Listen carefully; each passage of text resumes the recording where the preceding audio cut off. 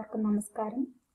കോഴിക്കോട് സർവകലാശാല വിദൂര വിദ്യാഭ്യാസ വിഭാഗത്തിൻ്റെ കമ്പാരിറ്റീവ് ഫിലോളജി എന്ന ഓൺലൈൻ ക്ലാസ്സിലേക്ക് എല്ലാവർക്കും സുസ്വാഗതം.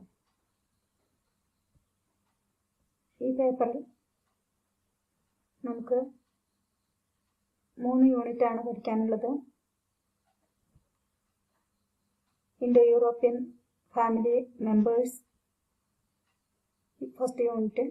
Second unit, analogy, main types and examples. Third unit, semantic changes.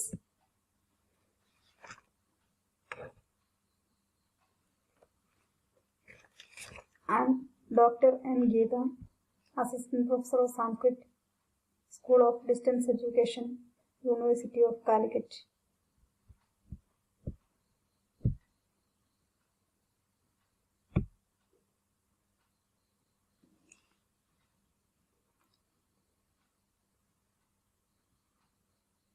Language introduction. Language is utmost effective means of communication. The term language is derived from the Latin word lingue, meaning tongue. Aristotle says that the speech is the representation of the experience of the mind. Language is a system of communication used by people living in the society. മനുഷ്യന് ആശയവിനിമയം നടത്താനുള്ള ഉപാധിയാണ് ഭാഷ. ഭാഷയുടെ ഉത്പത്തിയിൽ ഏറ്റവും പുരാതനമായ സിദ്ധാന്തങ്ങൾ അവതരിപ്പിച്ചത് ഗ്രീക്കുകാരാണ്.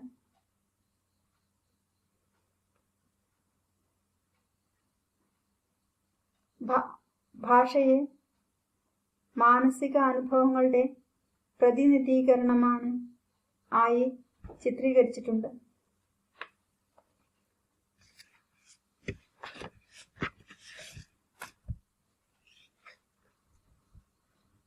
സംസ്കൃതം ഇൻഡോ യൂറോപ്യൻ വിഭാഗത്തിൽപ്പെട്ട ഒരു ഭാഷയാണ്. പ്രാചീന ഇറാനിയന്മാരുടെ വേദഭാഷയെ അവസ്ഥയോട് വളരെയധികം സാമ്യം ഉണ്ട്. ഇറാനിയൻ വേദഗ്രന്ഥമായ സെന്റ് അവസ്ഥയിലും ഋഗ്വേദ സൂക്തങ്ങളിലും കാണുന്ന ഐക്യരൂപം ഇതിന് തെളിവാണ്. ഋഗ്വേദത്തിലെ ആദ്യ മന്ത്രങ്ങളിലെ ഭാഷ വളരെ ലളിതമാണ്.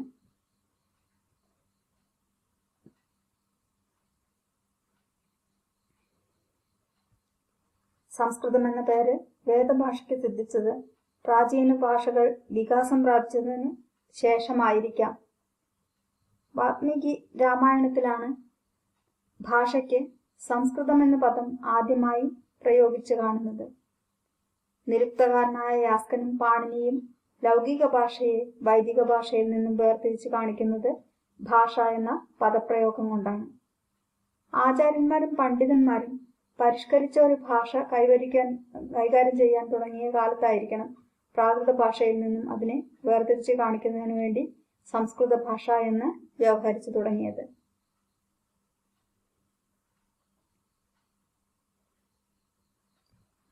ലിപി സമ്പ്രദായം. വൈദിക സാഹിത്യത്തിൽ പ്രാരംഭകാലത്ത് ഇന്ത്യയിൽ ലിപി സമ്പ്രദായം നടപ്പിലായിരുന്നില്ല. വേദഗ്രന്ഥങ്ങൾ കാണാതെ പഠിച്ചാണ് സംരക്ഷിച്ചു പോന്നിരുന്നത്. ആ സാഹിത്യ സമുച്ചയത്തിന് ശ്രുതി എന്ന പേര് ലഭിച്ചത് തന്നെ അതുകൊണ്ടാണ്. ഗുരുമുഖത്തു നിന്ന് കേട്ടുപഠിച്ച് ഹൃദയസ്ഥമാക്കി വെച്ചിരുന്ന സാഹിത്യ സമ്പത്താണ് ശ്രുതി. അനേകായിരം സൂക്തങ്ങൾ അടങ്ങിയ ആ സാഹിത്യം മുഴുവൻ കാണാതെ പഠിച്ച് സാധകം ചെയ്ത് ഉറപ്പിച്ചു വച്ചിരുന്ന ഒരു ജനസമുദായത്തിന്റെ പരിശ്രമശീലം അത്ഭുതകരമെന്ന് തന്നെ പറയേണ്ടിയിരിക്കുന്നു.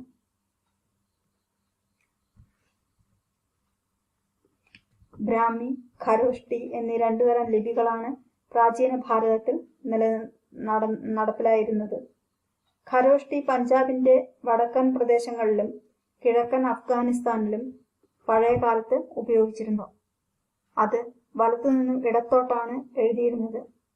ബ്രാഹ്മിയിൽ നിന്നാണ് ദേവനാഗരിയും പിന്നീടുള്ള ആര്യൻ ലിപികളും ഉരുത്തിരിഞ്ഞു വന്നത്. അതും ആദ്യമൊക്കെ വലതുനിന്ന് ഇടതോട്ട് എഴുതിയിരുന്നത് എന്ന് പഴയ നാണയങ്ങൾ പരിശോധിച്ചിട്ടുള്ള ചിലർ അഭിപ്രായപ്പെടുന്നുണ്ട്. കുറെ കാലം കഴിഞ്ഞാണ് ഇടത്തുനിന്നും വലത്തോട്ട് എഴുതി തുടങ്ങിയത്.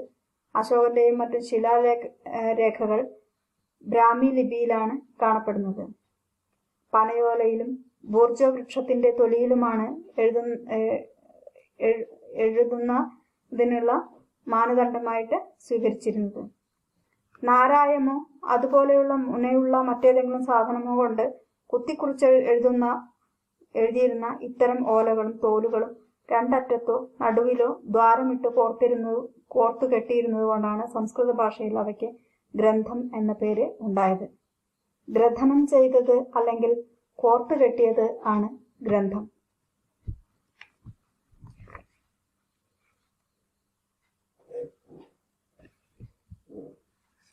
Philology. Philology is the science of language. The word philology should mean love of knowledge in Greek. The Greek word logia means knowledge, and the usual way that logia appears in English is the form of literary points of view. Derivation of the term philology. The term philology derived from two German words, philos and logos. Philos means love, logos means speech. Thus, philology means love of speech, and the term can be defined as the systematic study of speech or language. Shortly, it can be called as the science of language. Philology എന്ന് പറഞ്ഞാൽ ശബ്ദശാസ്ത്രം എന്നാണ് അറിയപ്പെടുന്നത്. Philology എന്നുള്ള വാക്ക് love of knowledge എന്നാണ്,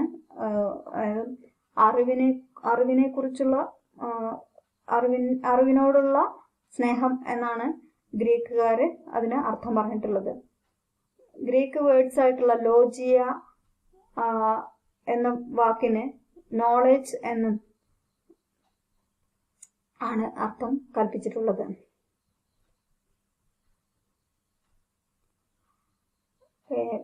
philology എന്നുള്ള വാക്ക് German വേർഡ്സിൽ നിന്ന് ഉരുത്തിരിഞ്ഞു വന്നതാണ്. ഫിലോസ്, ലോഗോസ് എന്നിവ നിന്നാണ് അവ ഉണ്ടായത്. ഫിലോസ് എന്ന വാക്കിന് ലവ് എന്നും ലോഗോസ് എന്ന വാക്കിന് സ്പീച്ച് എന്നും ആണ് അർത്ഥം കൽപ്പിച്ചിട്ടുള്ളത്. അങ്ങനെ ഫിലോളജി എന്ന വാക്കിന് സയൻസ് ഓഫ് ലാംഗ്വേജ് എന്നുള്ള അർത്ഥം സിദ്ധിച്ചു പോന്നു.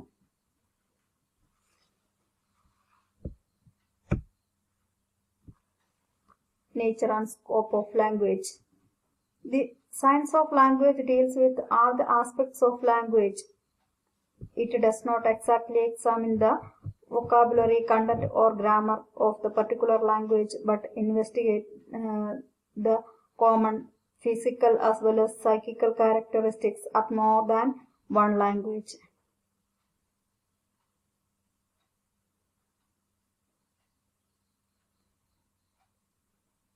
അതായത് സയൻസ് ഓഫ് ലാംഗ്വേജ് അഥവാ ശബ്ദശാസ്ത്രം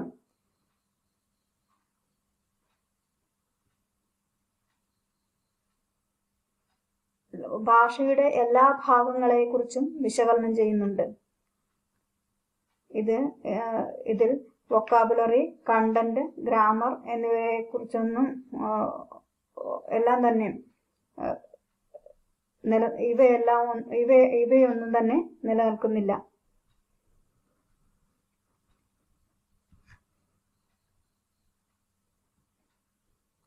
It aims at a careful examination of any internal and external semblances, differences, etc. that exist in a group of language belonging under a common parent speech. ഒരു common parent സ്പീച്ചിൽ നിന്നാണ് ഇതെല്ലാം തന്നെ ഉരുത്തിരിഞ്ഞു വന്നിട്ടുള്ളത്. There are 3 methods adopted in this science: descriptive, historical and comparative. 3 ശാഖകൾ ഇതിനു വേണ്ടി ഉണ്ടായിട്ടുണ്ട്. ഡിസ്ക്രിപ്റ്റീവ്, ഹിസ്റ്റോറിക്കൽ, കമ്പാരിറ്റീവ് എന്നിങ്ങനെ.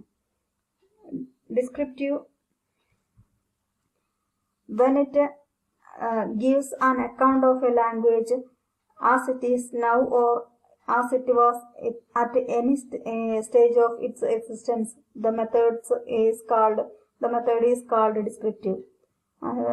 ഡിസ്ക്രിപ്റ്റീവ് എന്ന് പറഞ്ഞാൽ ഒരു ലാംഗ്വേജിനെ കുറിച്ചുള്ള, ഒരു ഭാഷയെ കുറിച്ചുള്ള വിവരണം അത് ഇപ്പോഴുള്ളതോ അല്ലെങ്കിൽ അത് മുമ്പ് നിലനിന്നിരുന്നോ ഏത് മെത്തേഡായാലും ആ മെത്തേഡിനെയാണ് ഡിസ്ക്രിപ്റ്റീവ് എന്ന്, അത് വിവരിച്ചു പറയുന്ന ആ ഒരു രീതി, പണ്ട് മുതൽ ഉണ്ടായിരുന്ന ആ രീതിയെയാണ് ഡിസ്ക്രിപ്റ്റീവ് എന്ന് പറയുന്നത്.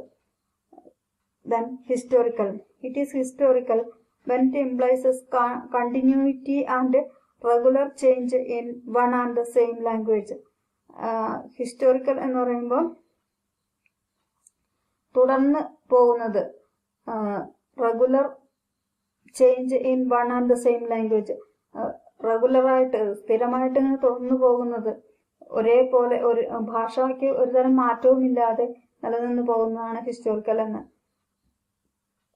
It is comparative when it brings together the common feature of different languages compared. Comparative എന്ന് വെച്ചിട്ടുണ്ടെങ്കിൽ കോമൺ ആയിട്ട്, സാധാരണമായിട്ട് ഒരേ ഫ്യൂച്ചർ ആയിട്ട് കാണുന്ന ഓഫ് ഡിഫറെന്റ് ലാംഗ്വേജ്, പല ഭാഷകൾക്കും ഒരുപോലെ സമാനതയിൽ കാണപ്പെടുന്നത് ഏതാ, അതിനെയാണ് കമ്പാരിറ്റീവ് എന്ന് പറയുന്നത്. In the science of language, historical and comparative lines of treatment go together. Hence it is known as the scientific methods of the historical comparison. In the science of language, the term language is used in the restricted sense. Taylor defines language is the expression of ideas by means of articulate sounds habitually allotted to those ideas. The first part of the definition excludes the inarticulate sounds of animals. The second part brings out the idea that the science is concerned only with the laws of language, with at least some recognized words used in the same particular meaning. The other words it is not concerned with the artificial code language. Tylor എന്നുള്ള പണ്ഡിതൻ ലാംഗ്വേജിനെ ഇപ്രകാരത്തിലാണ് define ചെയ്തിട്ടുള്ളത്.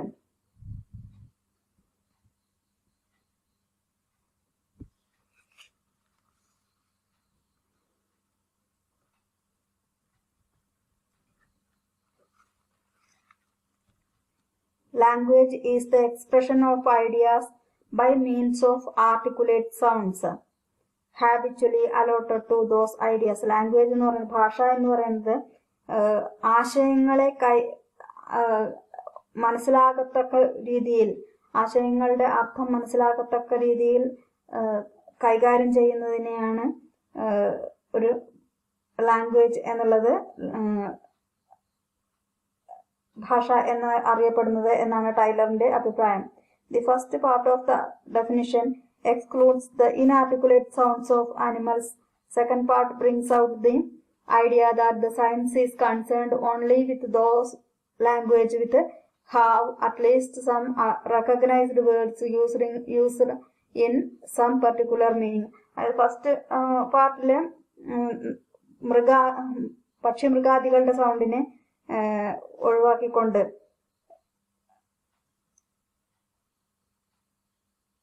ബാക്കിയുള്ള ശബ്ദങ്ങളെ സ്വീകരിക്കുന്നു എന്നുള്ളത്. Second പാർട്ടിൽ ആവട്ടെ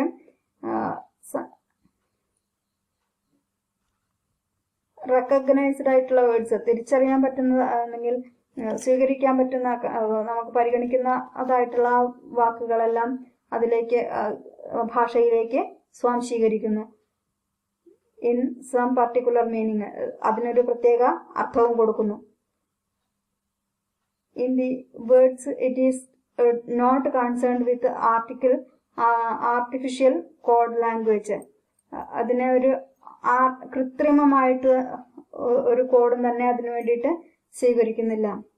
the study of linguistic science furnishes with a key to the rationalization of many linguistics problems. which cannot be otherwise expected. For instance, the word Patyuhu presents with a problem, like Hari, Padi also is Igarantam. The genitive singular of Hari is Harehe, so we expected the form Padehe in the genitive singular of Padi. This anomaly is explained by the linguistics principle analogy. The study of science make it possible from appraisal of the civilization of the rarely ancestors who spoke the parent speech. The science is given differently: the science of language, glottology, linguistics, comparative grammar, comparative philology. Of these, the last name is probably accepted from through the term philology. The term philology originally meant the study of literature and literary criticism. Later on, it fused synonymously the science of linguistics. Now the term linguistics has become popular. Linguistic സയൻസിനെ കുറിച്ച് നമുക്ക് അതിലേക്ക് ഇറങ്ങിച്ചെല്ലുമ്പോൾ പല വാക്കുകളും ഒരുപോലെയാണെങ്കിലും അതിൻ്റെ സിംഗുലറിലും പ്ലൂറലിലുമെല്ലാം വ്യത്യാസം വരുന്നതായിട്ട് കാണാൻ പറ്റും. പതി എന്നും ഹരി എന്നും ഒക്കെ ഇകാരാന്തങ്ങളായിട്ടുള്ള ശബ്ദങ്ങളാണ്. എങ്കിലും ഹരി എന്നതിൻ്റെ സിംഗുലർ ഹരി എന്നുള്ളത് ഹരേഹെ എന്നായി, ജനിറ്റീവ് സിംഗുലർ ഹരി എന്നുള്ളത് ഹരേഹെ എന്നായി മാറുമ്പോൾ പതി എന്നത് പദേഹെ എന്ന് നമ്മൾ എക്സ്പെക്ട് ചെയ്യുന്നുവെങ്കിലും പത്യുഹു എന്നായിട്ടാണ് വരുന്നത്. ഇതാണ് അനോളജി എന്ന് പറയുന്ന വ്യത്യാസം. അനോളജി എന്ന് വെച്ചാൽ സാദൃശ്യം എന്നാണ്. നമ്മൾ സദൃശ്യപ്പെടുത്തിയിട്ടാണ് ചിന്തിക്കുകയെങ്കിലും അതിലവിടെ എന്താണ് ഒരു വെറൈറ്റി ഫോമാണ് വരുന്നത്.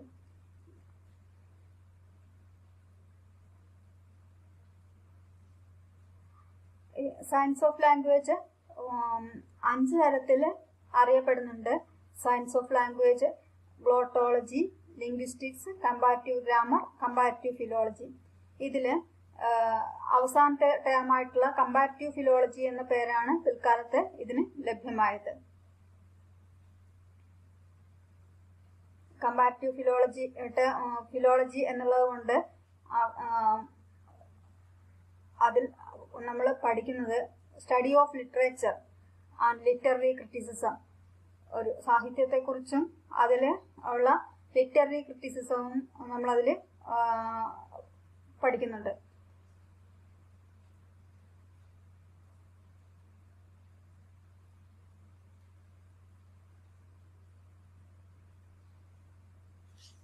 ഇപ്പം കമ്പാരിറ്റീവ് ലിംഗ്വിസ്റ്റിക്സ് എന്നുള്ളത് മാറി വെറും ലിംഗ്വിസ്റ്റിക്സ് എന്നൊരു ടേമായിട്ട് പരിണമിച്ചു വന്നിട്ടുണ്ട്. The main divisions of philology. The science of language is generally divided into 4 branches, namely phonology, morphology, semantics and syntax. Science of language 4 ആയിട്ട് ഡിവൈഡ് ചെയ്തിട്ടുണ്ട്: phonology, morphology, semantics and syntax.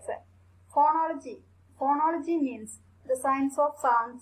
It deals with the elements of speech, the sound and their origin, the history of different sounds in a language, the changes that sounds undergone in the development of the language, the mode of articulation, etc. has studied under this division. It deals with the scientific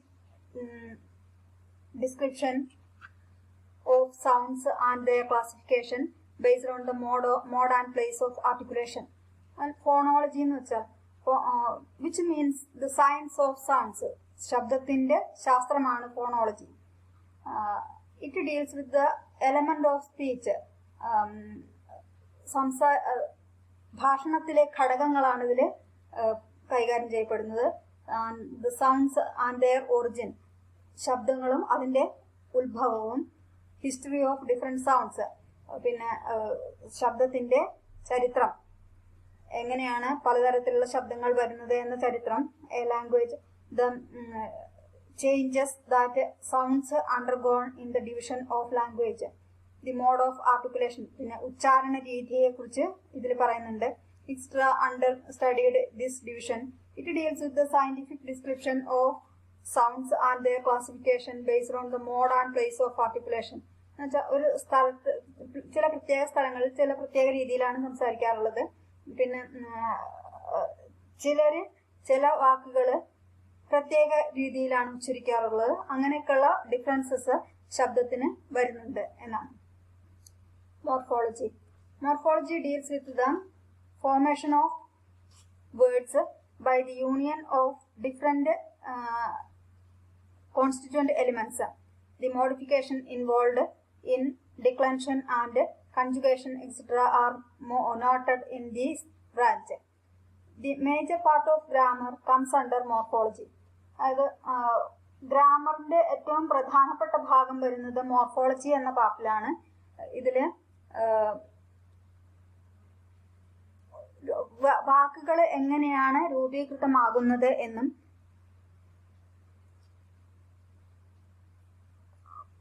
വ്യത്യസ്ത രീതിയിലുള്ള വിഭക്തി പ്രത്യയങ്ങൾ എങ്ങനെയാണ് ഉണ്ടാകുന്നത് എന്നും പിന്നെ വിഭക്തികൾ, ലകാരങ്ങൾ എന്നിവയെല്ലാം തന്നെ ഈ ബ്രാഞ്ചിലാണ് ശ്രദ്ധിക്കപ്പെടുന്നത്.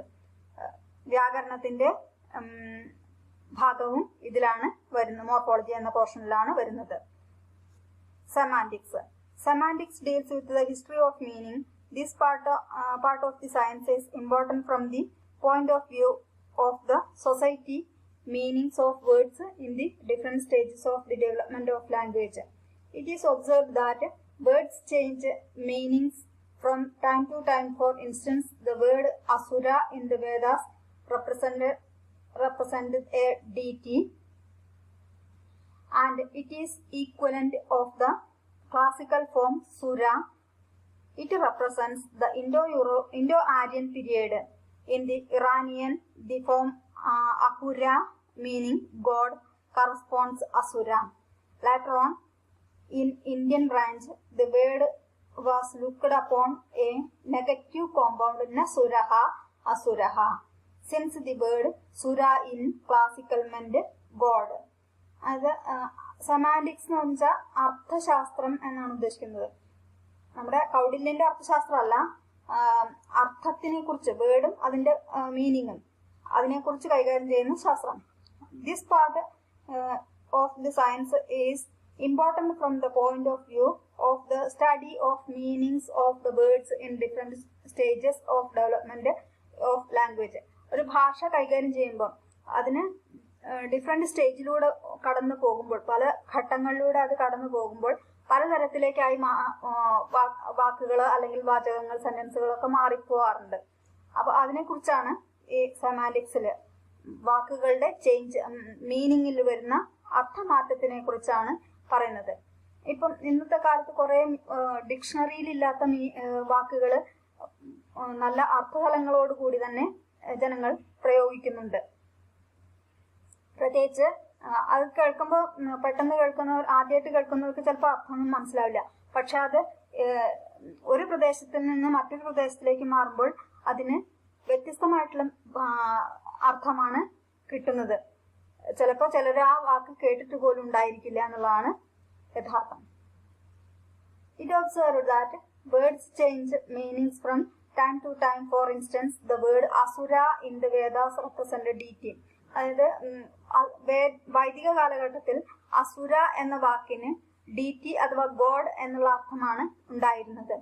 എന്നാൽ പിന്നീട് ആ മീനിങ് ചേഞ്ച് ചെയ്യുകയും അസുരൻ എന്ന് വെച്ചാൽ ദേവന്റെ ശത്രു എന്നുള്ള നസുരഹ അസുരഹ എന്നുള്ള അർത്ഥത്തിലേക്ക് മീനിങ് ചേഞ്ച് ചെയ്യുകയും ചെയ്തു.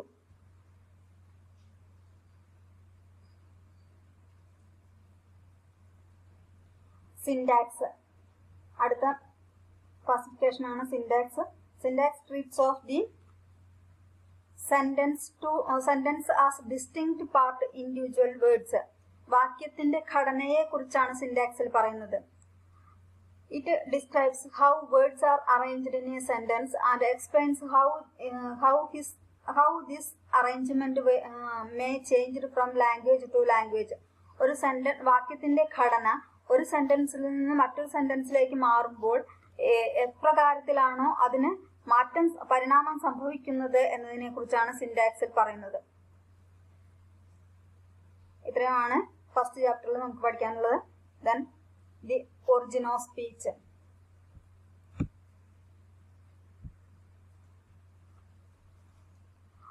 All ancient people believed that language was a gift of God. Sanskrit is called Devabhasha or Girvani. Modern philologists hold that, like everything in the world, languages are also the result of a perfectly ordered evolution due to psychological process going on ourselves. Different theories were advanced by philologists in the connection.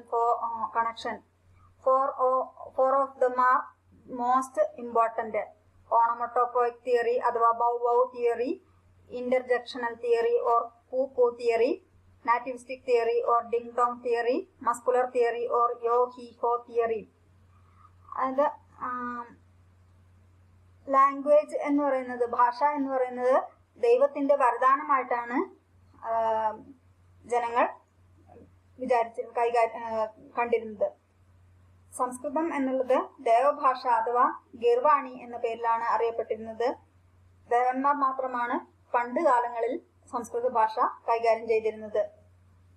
പിന്നീട് അത് ഒരു വരേണ്യവർഗത്തിന്റെ മാത്രം ഭാഷയായി മാറി. അതിനുശേഷം പിൽക്കാലത്ത് അതിന് മാറ്റം വരികയും സാർവത്രികമായി എല്ലാ ജനങ്ങളും ഉപയോഗിക്കുന്ന ഭാഷയായി മാറുകയും ചെയ്യുന്നു.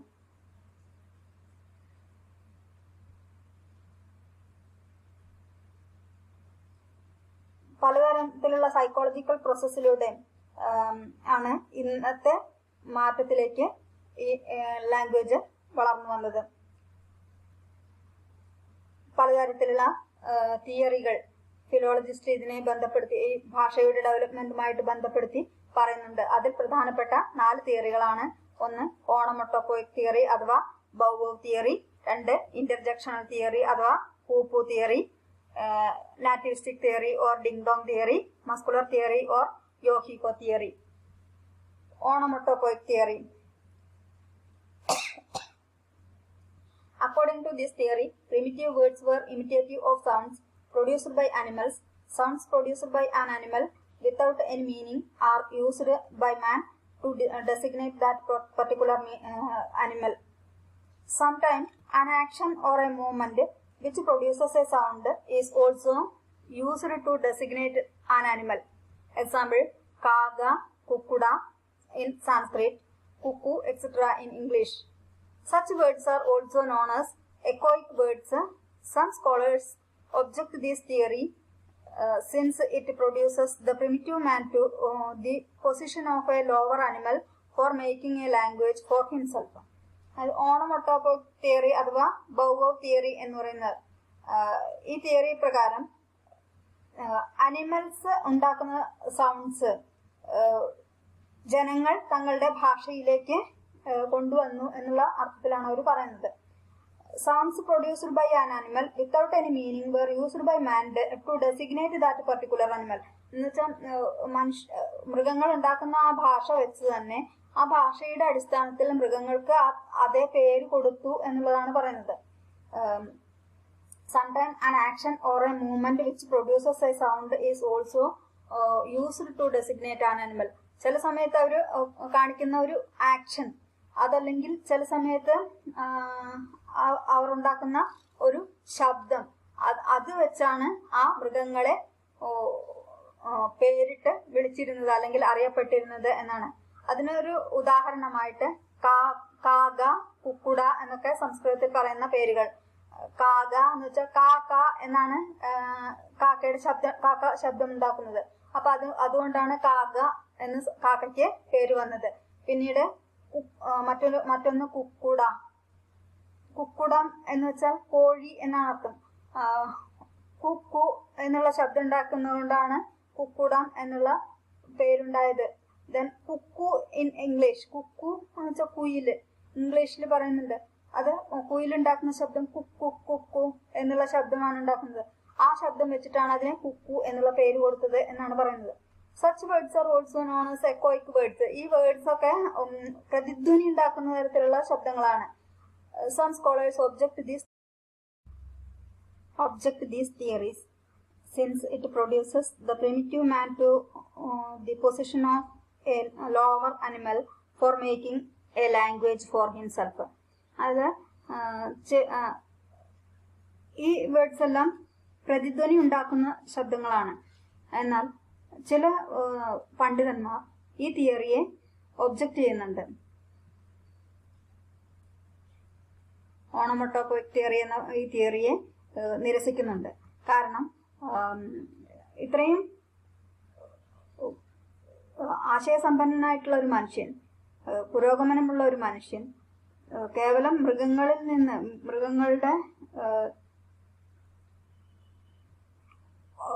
മൃഗങ്ങൾ ഉണ്ടാക്കുന്ന ശബ്ദങ്ങൾ ഒരു ഭാഷാ രൂപീകരണത്തിന് വേണ്ടി ഉപയോഗിച്ചു എന്ന് പറയുന്നത് ശരിയല്ല എന്നാണ് അവർ പറയുന്നത്. Next theory, interjectional theory or poo-poo theory. It is stated that language is derived from natural ejaculations called for by pain or intense feeling. There is an appropriate sound to express each such feelings. Examples, words like handa, bada, ha, aho, etc. in Sanskrit, alas, o, a, etc. in English. This theory explains only a limited number of words. Two major differences are pointed out in this theory. The sounds accompanied different emotions are not the same for all nations. Usual interjectional are abrupt expressions for certain sensations and emotions. Hence, they are isolated in relation to the speech material in a language. അടുത്ത theory ആയിട്ട് പറയുന്ന ഇന്റർജക്ഷണൽ theory അഥവാ പൂപ്പൂ തിയറിയാണ്. ഇത് ഉണ്ടാകുന്നത് ഇതിൽ നിന്ന് ഭാഷ ഉണ്ടാകുന്നത് എങ്ങനെയാണെന്ന് വെച്ചാൽ, സ്വാഭാവികമായിട്ടുണ്ടാകുന്ന ഒരു ശബ്ദം, അതായത് തീവ്രമായിട്ടുള്ള ഒരു വികാരം ഉണ്ടാകുമ്പോൾ, മനുഷ്യനിൽ തീവ്രമായിട്ടുള്ള ഒരു വികാരം ഉണ്ടാകുമ്പോൾ സ്വാഭാവികമായി എന്തെങ്കിലും ഒരു ശബ്ദം പുറപ്പെടുവിക്കും. അപ്പം there is an appropriate sound to express each such feelings.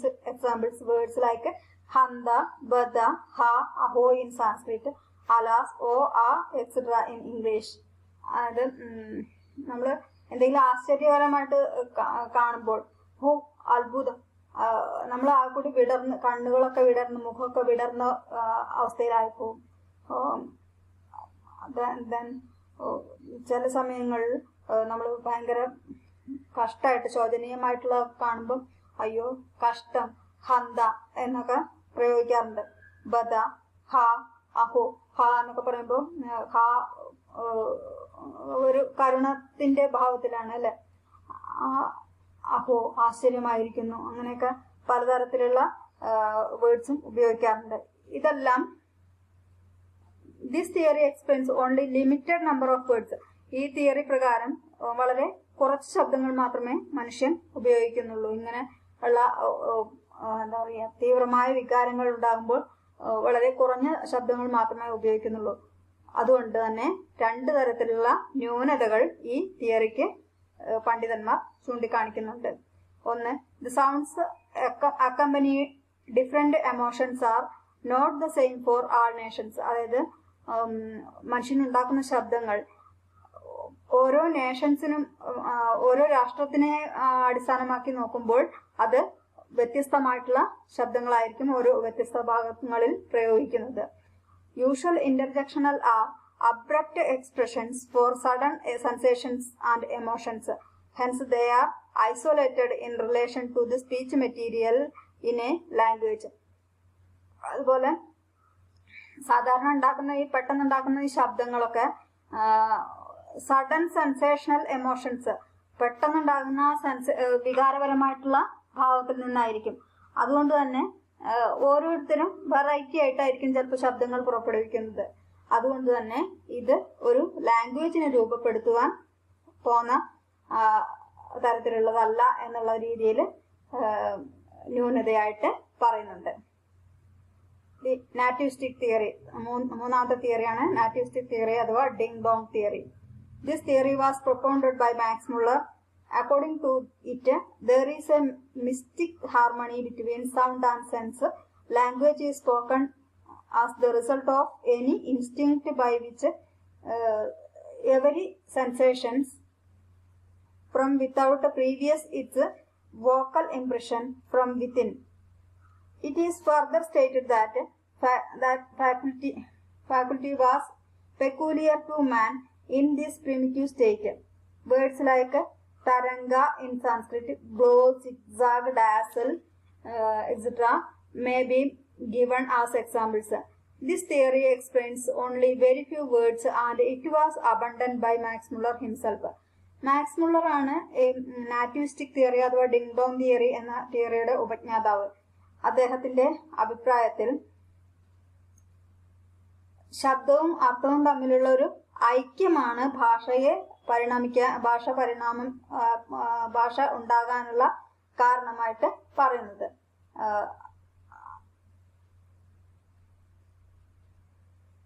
ഒരു വാചികമായിട്ടുള്ള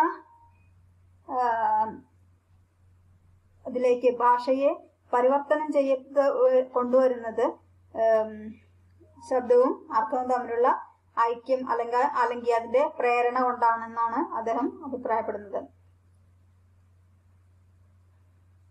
ആദ്യകാലങ്ങളിൽ ഇപ്രകാരത്തിലായിരിക്കണം ശബ്ദമെല്ലാം ഉണ്ടായിത്തീർന്നത്. കുറച്ച് ഉദാഹരണങ്ങൾ അദ്ദേഹം ചൂണ്ടിക്കാണിക്കുന്നുണ്ട്. തരംഗം എന്നുള്ള വാക്ക്, സംസ്കൃതത്തിൽ തരംഗം എന്ന് പറയുന്ന തരംഗം, അത് വരുമ്പോ തന്നെ നമുക്ക് ആ തിരമാല വരുന്നത് ആയിട്ടൊരു ഫീലിംഗ് ഉണ്ടാവും അല്ലെ. ഗ്ലോ, സിഗ്സാഗ്, ഡാസിൽ എന്നീ വാക്കുകളെല്ലാം തന്നെ ഈ തിയറിയുടെ ഭാഗമായിട്ട് അദ്ദേഹം കണ്ടുപിടിച്ചതാണ്. എന്നാൽ മേ ബി ഈ തിയറി അദ്ദേഹം തന്നെ പിൽക്കാലത്ത് ഉപേക്ഷിക്കുകയാണ് ചെയ്തത്. കാരണം ഇതിൽ വളരെ കുറഞ്ഞ വാക്കുകൾ മാത്രമേ ഇതിലൂടെ ഉപയോഗിക്കാൻ പറ്റുകയുള്ളൂ എന്നതുകൊണ്ട് ഈ തിയറിയും ഉപേക്ഷിക്കപ്പെട്ടു. നാലാമത്തെ തിയറി മസ്കുലർ തിയറി അഥവാ യോ ഹി ഹോ തിയറി ആണ്. മസ്കുലർ തിയറി എന്ന് വെച്ചാൽ കായിക അധ്വാനം ഉണ്ടാകുന്ന സമയത്ത് പ്രൊഡ്യൂസ് ചെയ്യുന്ന ശബ്ദങ്ങളാണ് മസ്കുലർ തിയറിയിൽ വരുന്നത്.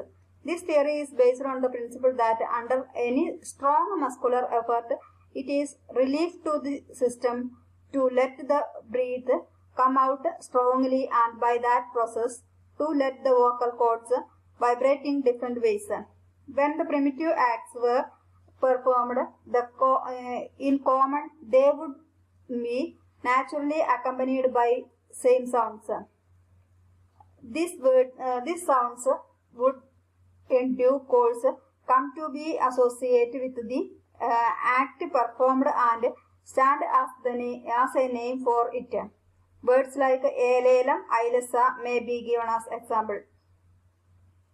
അതായത് ഈ തിയറി പ്രകാരം ഈ തിയറി ഉദ്ഭവിച്ചു വന്നത് കായിക അധ്വാനം ഉണ്ടാകുന്ന സമയത്ത് മനുഷ്യൻ ആശ്വാസത്തിന് വേണ്ടിയിട്ട്, ഒരു ആയാസത്തിന് വേണ്ടിയിട്ട് ഉണ്ടാക്കുന്ന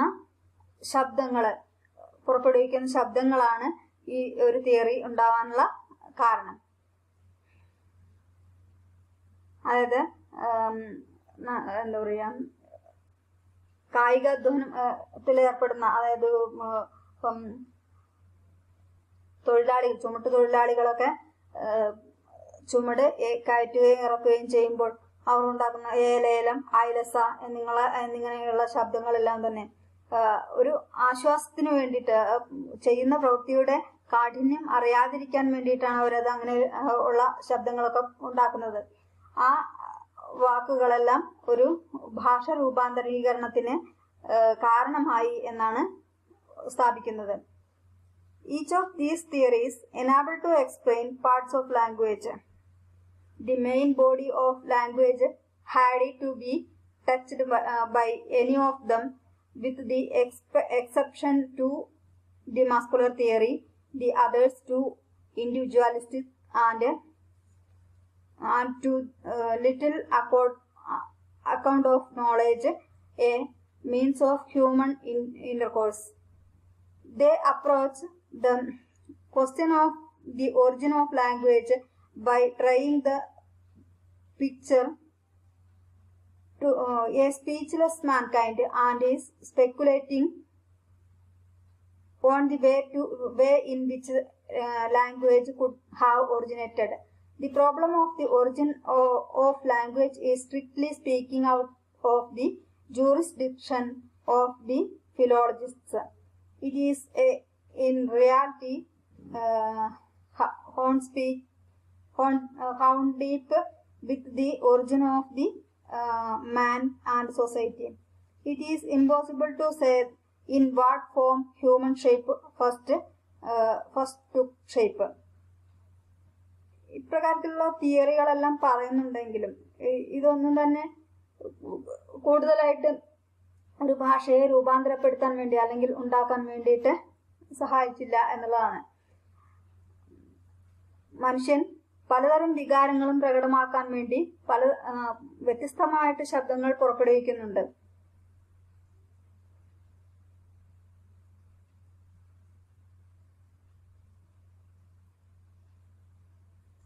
മനുഷ്യന്റെ ചിന്താധാരയിൽ നിന്നാണ് പലതരം ഭാഷകളും വളർന്നു വന്നത് എന്നാണ് പണ്ഡിതന്മാരുടെ അഭിപ്രായം.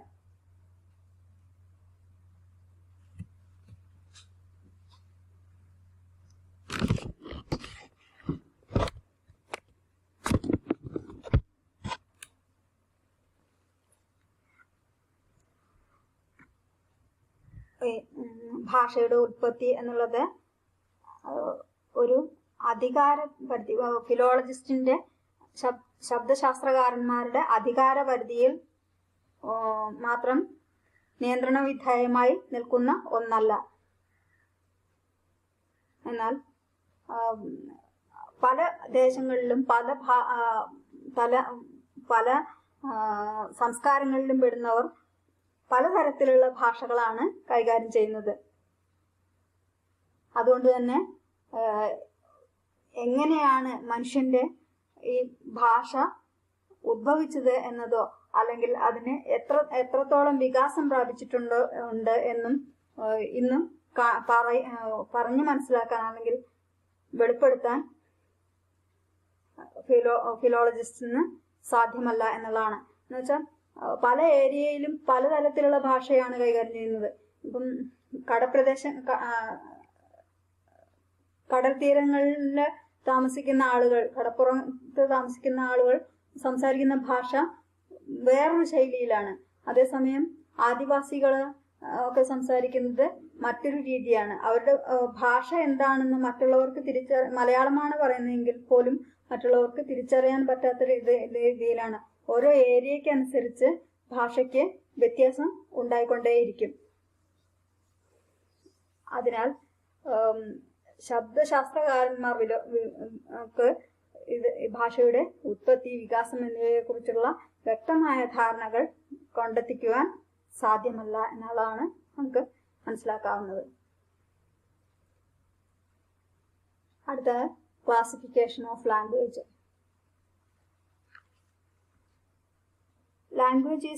Languages are classified into two different principles.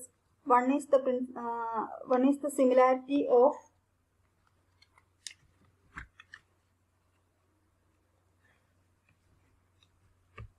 the grammatical forms in various languages. The other is the similarity in words representing fundamental ideas.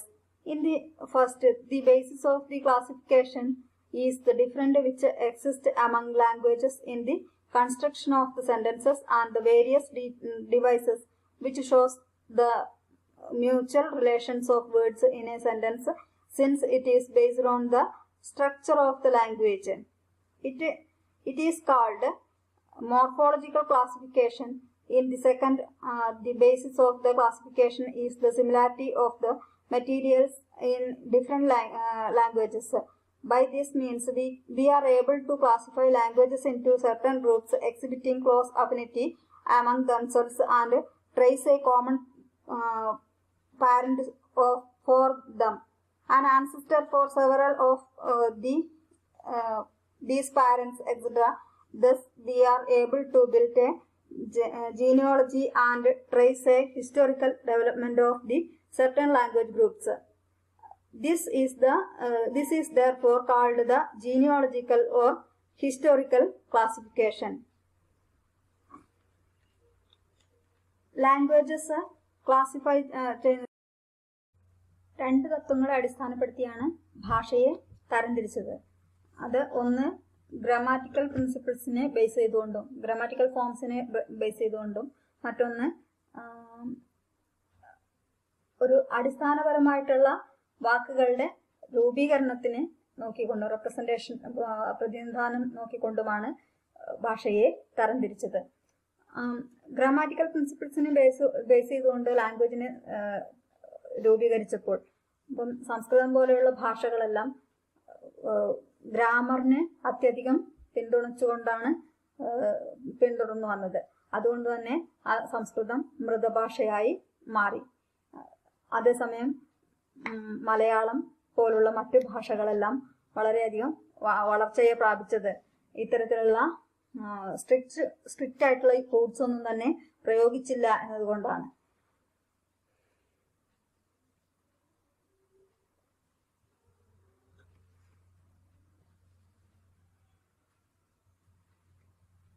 ഒരു ജീനിയോളജിക്കൽ ആയിട്ടുള്ള classification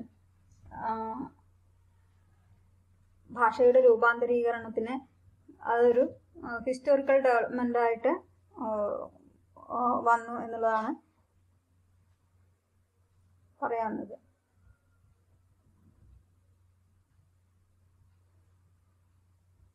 Morphologically, languages are classified into three main groups: isolating, agglutinating, and inflectional. In the isolating meaning, is the only thing indicated by sound, the relation of being suggested by the position of the words. The agglutinating, both relation and meaning are expressed by the sound, but the formal elements are visibly taken on one after another to the root, which remain invisible. In the inflectional, the elements of the meaning and relational are fused together or absorbed into a higher unity. The root mean susceptible of inward modification as well as of affixes to denote them. The morphological and morphologically languages are classified into three main groups. Morphologically languages മൂന്ന് ഗ്രൂപ്പായിട്ട് divide ചെയ്തിട്ടുണ്ട്.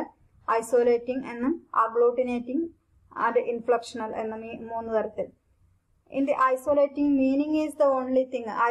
ഐസോലേറ്റിംഗിൽ അർത്ഥം മാത്രമാണ് ഒരു ഘടകം, indicating by sound. The relation being suggested the position of the words. അതായത് ഒരു വാക്കിന്റെ സ്ഥാനം എന്നുള്ളത് തീരുമാനിക്കുന്നത് അതിന്റെ മീനിങ് അഥവാ അർത്ഥം മാത്രമാണ്. In the agglutinating, both relation and meaning are expressed by the sound, but the formal elements are visibly tacked on one after another to the root, which remain invisible. അതായത് agglutinatingല് മീനിങ്ങിനും വേർഡ്സിനും ബോത്ത് റിലേഷൻ ആൻഡ് മീനിങ് ബന്ധവും അതിന്റെ അർത്ഥവും, ഒരു വാക്ക് ഉദ്ഭവിക്കുന്നത് അതിന്റെ ബന്ധം പിന്നെ അതിനോടുള്ള അർത്ഥം എല്ലാം കൂടി ചേർത്തിട്ടാണ് agglutinatingല് ഭാഷാ രൂപാന്തരീകരണത്തെ കുറിച്ച് അതിനെ കുറിച്ച് ചിന്തിച്ചത്.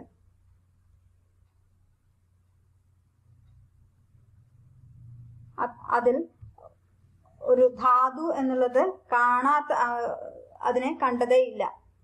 ഭാഷ രൂപീകരണത്തിൽ ധാതു എന്നുള്ള ഒരു സംഭവത്തെ കുറിച്ച് നോക്കിയതേയില്ല. In the inflection, the elements of the meaning and the relational are fused together or absorbed into higher unity. Inflectional എന്നുള്ള ക്ലാസിഫിക്കേഷനിൽ ആകട്ടെ മീനിങ്ങും അതിനെ കംപ്ലീറ്റ് ആയിട്ട് ആഗിരണം ചെയ്യുകയാണ് ചെയ്തത്. എന്നുവെച്ചാൽ അതിൻ്റെ അർത്ഥതലം ഏറ്റവും പ്രാധാന്യമായിട്ട് തന്നെ എടുത്തു എന്നുള്ളതാണ്. The root means susceptible of inward modification as well as of affixes to denote them. അതിന് ധാതുവും പ്രത്യയവും എല്ലാം തന്നെ ചേർത്ത് വെച്ചുകൊണ്ടാണ് ഇതിൽ ഭാഷ കൈകാര്യം ചെയ്തത് എന്നാണ്. Sulzer employs a mathematical formula to illustrate these three classes.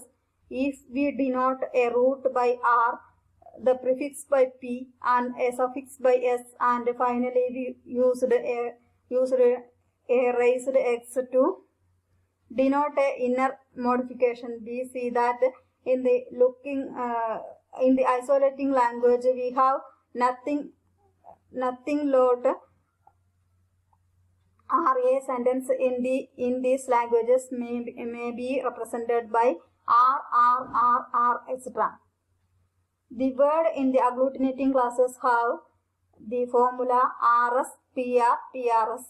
In the third class, we may have PRX, PR raised to X, RS raised to X, P raised to X, R raised to X, S raised to X. Sulzer ഒരു mathematical ഫോർമുലയിലാണ് ലാംഗ്വേജസിന്റെ ഡെവലപ്മെന്റിനെ കുറിച്ച് classify ചെയ്തത്. അദ്ദേഹത്തിന്റെ അഭിപ്രായത്തിൽ ഐസോലേറ്റിംഗ് ലാംഗ്വേജിന് ഒരേ അക്ഷരങ്ങൾ തന്നെ continue ചെയ്തു പോകുന്ന തരത്തിലും അഗ്ലൂട്ടിനേറ്റിംഗില് വ്യത്യസ്ത വാക്കുകൾ വ്യത്യസ്ത തരത്തിലുള്ള അക്ഷരങ്ങൾ മിങ്കിൾ ചെയ്തു പോകുന്നതായിട്ടും, തേർഡ് ടൈപ്പ് അഗ്ലൂട്ടിനേറ്റിംഗ് ടൈപ്പില് ഇത് ഇരട്ടിച്ചു വരുന്ന അക്ഷരങ്ങൾ അല്ലെങ്കിൽ വാക്കുകൾ ഇരട്ടിച്ചു വരുന്നതായിട്ടുമാണ് കാണിച്ചത്. അതുകൊണ്ടാണ് ഫസ്റ്റിന് ആർ എന്ന് കണ്ടിന്യൂ ചെയ്തു പോയതും സെക്കൻഡിന് അഗ്ലൂട്ടിനേറ്റിങ്ങിന് RS, PR, PRS എന്ന് മിങ്കിൾ ചെയ്തു വന്നതും, തേർഡ് ഫോർമുല ആയിട്ടുള്ള ഇൻഫ്ലക്ഷണലില് PR rise to X, XS, RS rise to X, P rise to X, R rise to X, S rise to X എന്ന് ഇരട്ടിപ്പ് വന്നത് agglutinating. In the first, each is the significatory unit. In the second, the root and affixes are joined together. In the third, the root and affixes are lacted together, that it is not easily to distinguish them. Chinese, Dravidian, and Sanskrit may be given respectively as the example of these three types of languages. For instance, the Bushman group of language in South Africa, which has represented the changes in the suffix agglutinating to the isolating.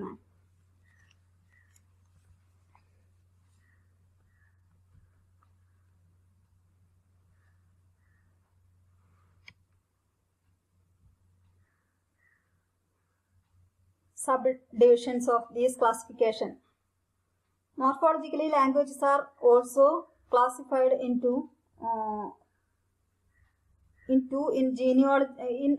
organic and organic.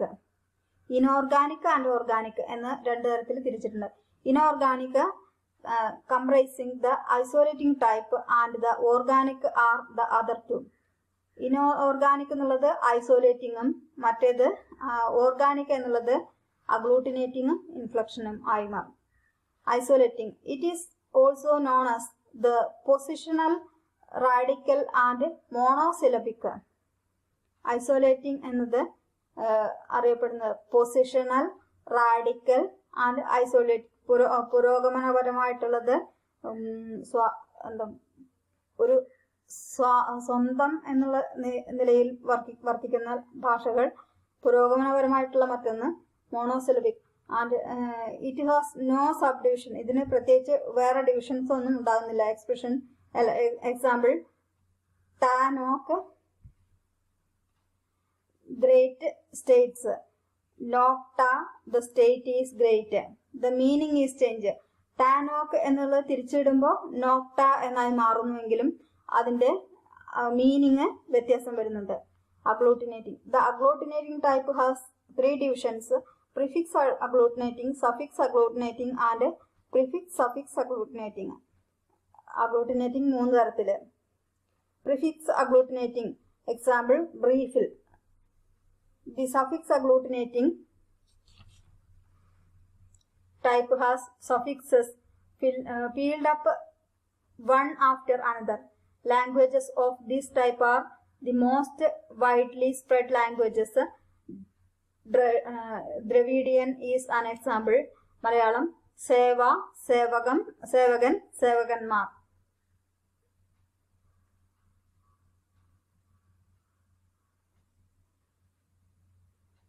The prefix suffix agglutinating type is found in the Pacific isolation, Pacific island region. Malayan and Malaysian are example. Inflectional languages. In the inflectional type of languages, suffix is an essential and integral part of the word and is amalgamated within the word. Therefore, this type is also called amalgamating. According to some philologists, the Schlosser of languages, isolating, agglutinating and inflectional represents the 3 stages of linguistic development. But this view is untenable due to several reasons. The vast majority of languages belong to the agglutinating type, and many of them do not show any advance towards inflection. There are instances of languages developing the opposite direction. അത് ഷെൽസർ ഈ ലാംഗ്വേജിന്റെ ചേഞ്ചിനെ കുറിച്ച് പറയുമ്പോൾ ഐസോലേറ്റിംഗ്, അഗ്ലൂട്ടിനേറ്റിംഗ് and inflectional എന്നിവ ഭാഷയുടെ 3 തരത്തിലുള്ള development വികാസങ്ങളായിട്ടാണ് പറയുന്നത്. പക്ഷെ ഈ വികാസങ്ങൾ പലതരത്തിലും വ്യത്യാസപ്പെട്ടിരിക്കുന്നു. The vast majority of languages belong to the agglutinating type. ഭാഷയിൽ അധിക ഭാഗവും അഗ്ലൂട്ടിനേറ്റിംഗ് ടൈപ്പിൽ പെട്ടതാണ്. And many of them do not show any advance towards inflection. പലതിനും ഇൻഫ്ലക്ഷൻ എന്ന ഭാഗത്തിലേക്ക് കാണുന്നതേയില്ല.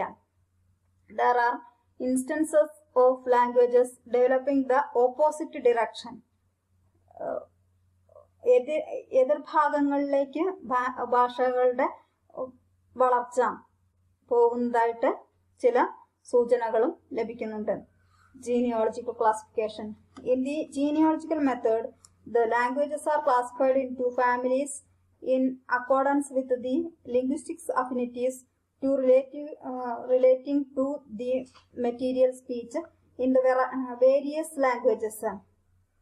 In the class of affinities among the materials relating to the fundamental ideas such as terms of relationship, domestic animals, ordinary actions, pronouns, numerals, etc. from the basis of the classification. The classifications therefore consists in the arrangement of languages into certain broad families and their subfamilies on the similarity of vocabulary, inflections and syntax. This enabled to reconstruct the common ancestor of the group of languages forming a peculiar family. For instance, the obvious similarity among the modern Indian languages, the Hindi, Bengali, Marathi, Punjabi, etc. points to their common ancestor, and this ancestors named the primitive Indian, which can be practically identified with Sanskrit languages. Similarly, English, German, Dutch, Danish are transferable to another ancestor, and this is called Germanic. Again, French, Italian and Spanish have their ancestry in Latin. വ്യത്യസ്ത ഭാഷകളിലും ഭാഷാപരമായിട്ടുള്ള സാരൂപ്യം ഉണ്ടാകുന്നത് വംശാവലിയിലൂടെ പകർന്നു കിട്ടുന്ന ആ ഭാഷയുടെ രൂപാന്തരീകരണത്തിൽ നിന്നാണ്.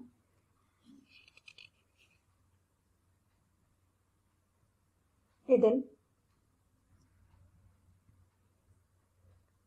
in the class of affinity among materials relating to the fundamental ideas such as the relationship, terms of relationship, അത് ബന്ധങ്ങളിലൂടെ വളർന്നു വരുന്ന ഡൊമസ്റ്റിക് ആനിമൽസിലൂടെ ഉണ്ടാകുന്ന ശബ്ദങ്ങളിലൂടെ വരുന്ന ഭാഷ, ഓർഡിനറി ആക്ഷൻസ് ഉണ്ടാകുന്ന സാധാരണമായിട്ടുള്ള ചില പ്രവൃത്തികളിൽ നിന്ന് മനുഷ്യൻ അല്ലെങ്കിൽ മൃഗങ്ങൾ പ്രൊഡ്യൂസ് ചെയ്യുന്ന ശബ്ദങ്ങൾ, പ്രൊനൗൺസ്, ന്യൂമറൽസ് എന്നിവയെല്ലാം അടിസ്ഥാനമാക്കിയാണ് ഇതിന്റെ തരംതിരിവ് ഉണ്ടാകുന്നത്.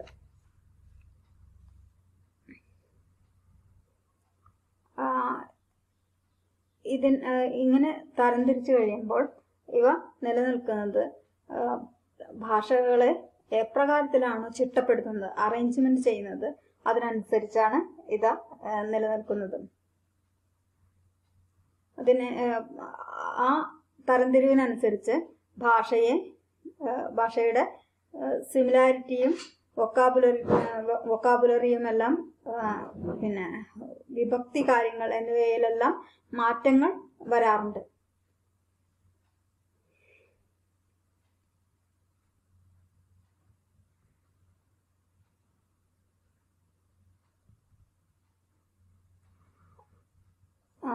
ഇംഗ്ലീഷ്, ജർമ്മൻ, ഡച്ച്, ഡാനിഷ് മുതലായ ഭാഷകളെല്ലാം തന്നെ അതിൻ്റെ പാരന്റ് സ്പീച്ചിൽ ഉറച്ചു നിൽക്കുന്നവയാണ്.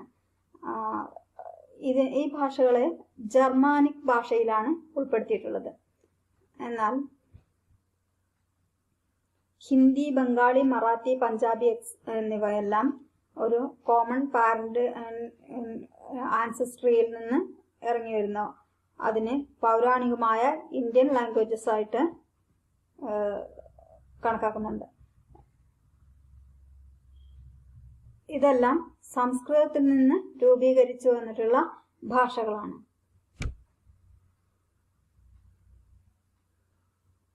Again, French, Italian and Spanish have their ancestry in Latin.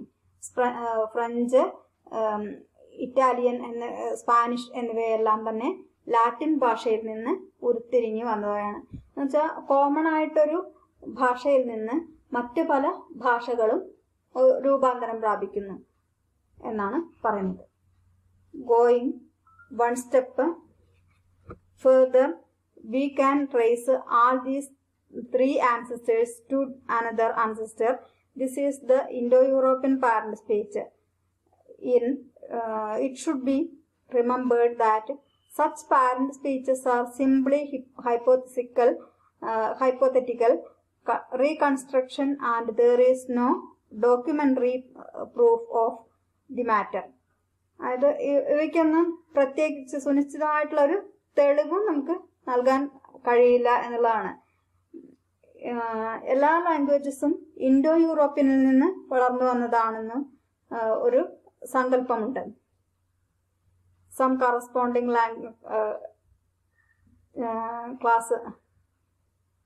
കറസ്പോണ്ടൻസസ് in speech sound, Sanskrit, Greek, Latin, English, Russian.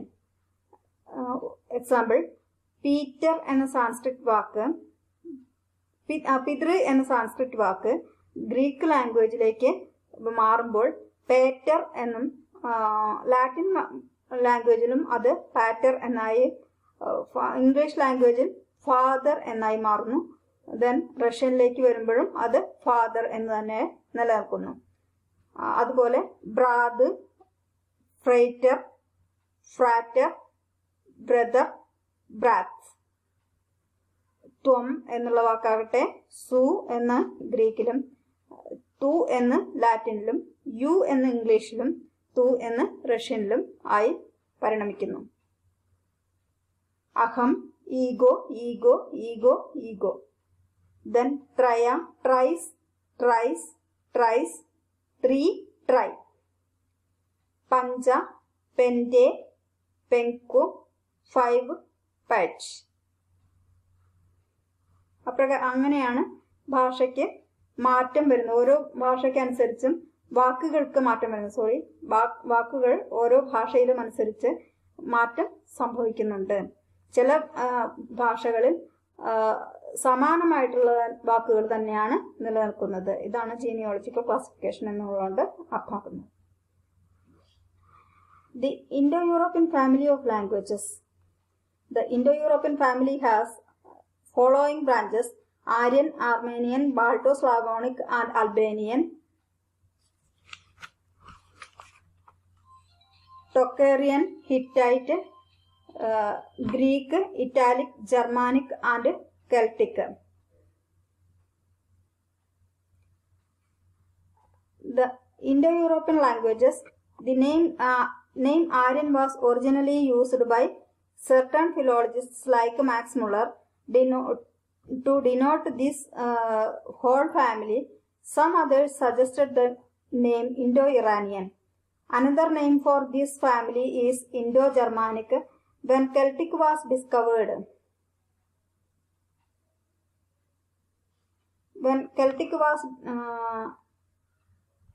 also suggested but the most popular name is Indo-European.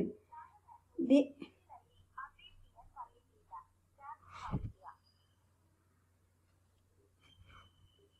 name might taken simply to suggest the two continents in which these languages are predominant.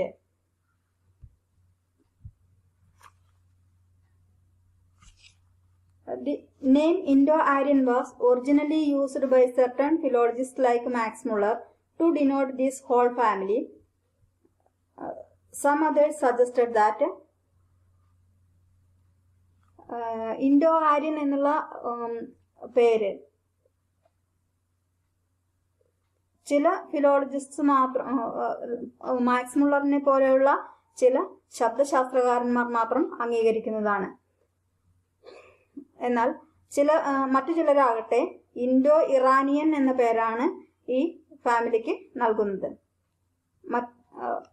മറ്റു ചില പണ്ഡിതന്മാരാകട്ടെ Indo Germanic എന്നും ചിലർ Indo കെൽട്ടിക് എന്നും ഈ ഫാമിലിക്ക് നാമകരണം ചെയ്യുന്നു. എന്നിരുന്നാലും ഈ ഫാമിലി മൊത്തത്തിൽ ഇൻഡോ കെൽട്ടിക് എന്നുള്ള എന്നുള്ളതിനെയാണ് സജസ്റ്റ് ചെയ്യുന്നത്. എന്നാൽ ഏറ്റവും പോപ്പുലറായിട്ട് ജനസമ്മതി നേടിയിട്ടുള്ളത് ഇൻഡോ യൂറോപ്യൻ എന്നതായതിനാൽ ഈ പേര് തന്നെ പിൽക്കാലത്ത് ലാംഗ്വേജിന് ഈ പേരിൽ തന്നെ ലാംഗ്വേജ് പിൽക്കാലത്ത് അറിയപ്പെട്ടു. ഇൻഡോ യൂറോപ്യൻ എന്ന പേര്.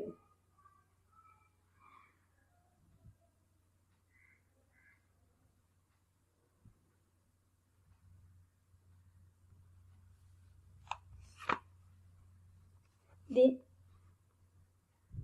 general characteristics of Indo-European languages.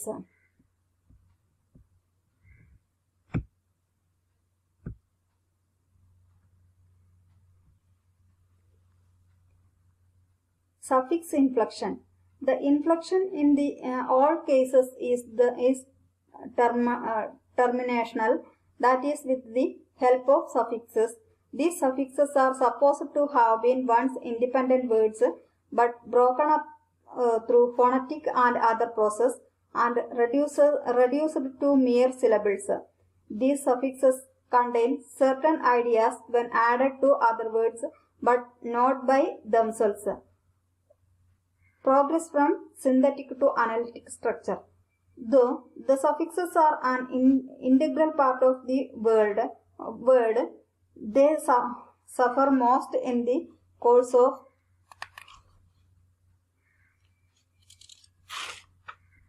development of the languages due to phonetic and other changes. These suffixes get confused and sometimes even entirely lost. In their place we get prepositions and adverbs. Thus the languages progress from synthetic to analytic type. The development of modern Persia, English and many of the new Indian languages have been in this direction. Suffix inflection, genealogical characteristics of the Indo-European languages എന്നാണ്.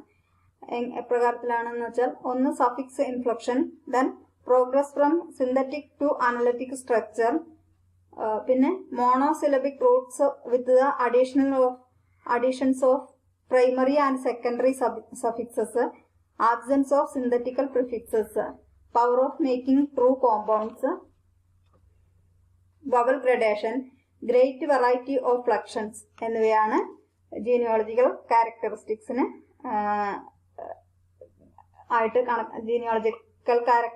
ആയിട്ട് കണക്കാക്കപ്പെടുന്നത്. First one is suffix inflection. വിഭക്തി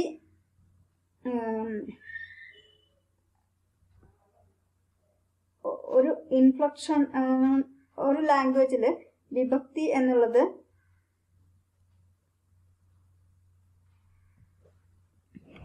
ഒരു പ്രത്യയത്തോട് കൂടി ചേർന്നാണ് വിഭക്തി ഉണ്ടാകുന്നത്. These suffixes are supposed to have been once independent word. ആദ്യം അത് ഒരു സ്വതന്ത്രമായിട്ടുള്ള ഒരു വാക്കായിരിക്കും, പിന്നീട് അതിനോട് കൂടിയിട്ട് ആ പ്രകൃതിയോട് കൂടി പ്രത്യയം കൂടി ചേരുമ്പോഴാണ് അത് ഒരു വാക്കായിട്ട് പരിണമിക്കുന്നത്.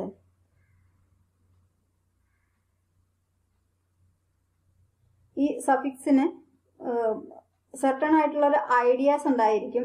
Added other words but not by themselves. അതിൽ കൂടെ വീണ്ടും എന്തൊക്കെയോ കൂട്ടിച്ചേർക്കലുകൾ ഉണ്ടാകുന്നുണ്ട്. Then progress from synthetic to analytic structure. Though the suffixes are an integral part of the word, they suffer most in the case of the development of the languages due to phonetic and other changes. ശബ്ദപരമായിട്ടും മറ്റുമുള്ള മാറ്റങ്ങൾ വരുമ്പോൾ ഒരു ഭാഷയ്ക്ക് ഒരു തരത്തിലുള്ള വളർച്ച കൈവരുന്നു.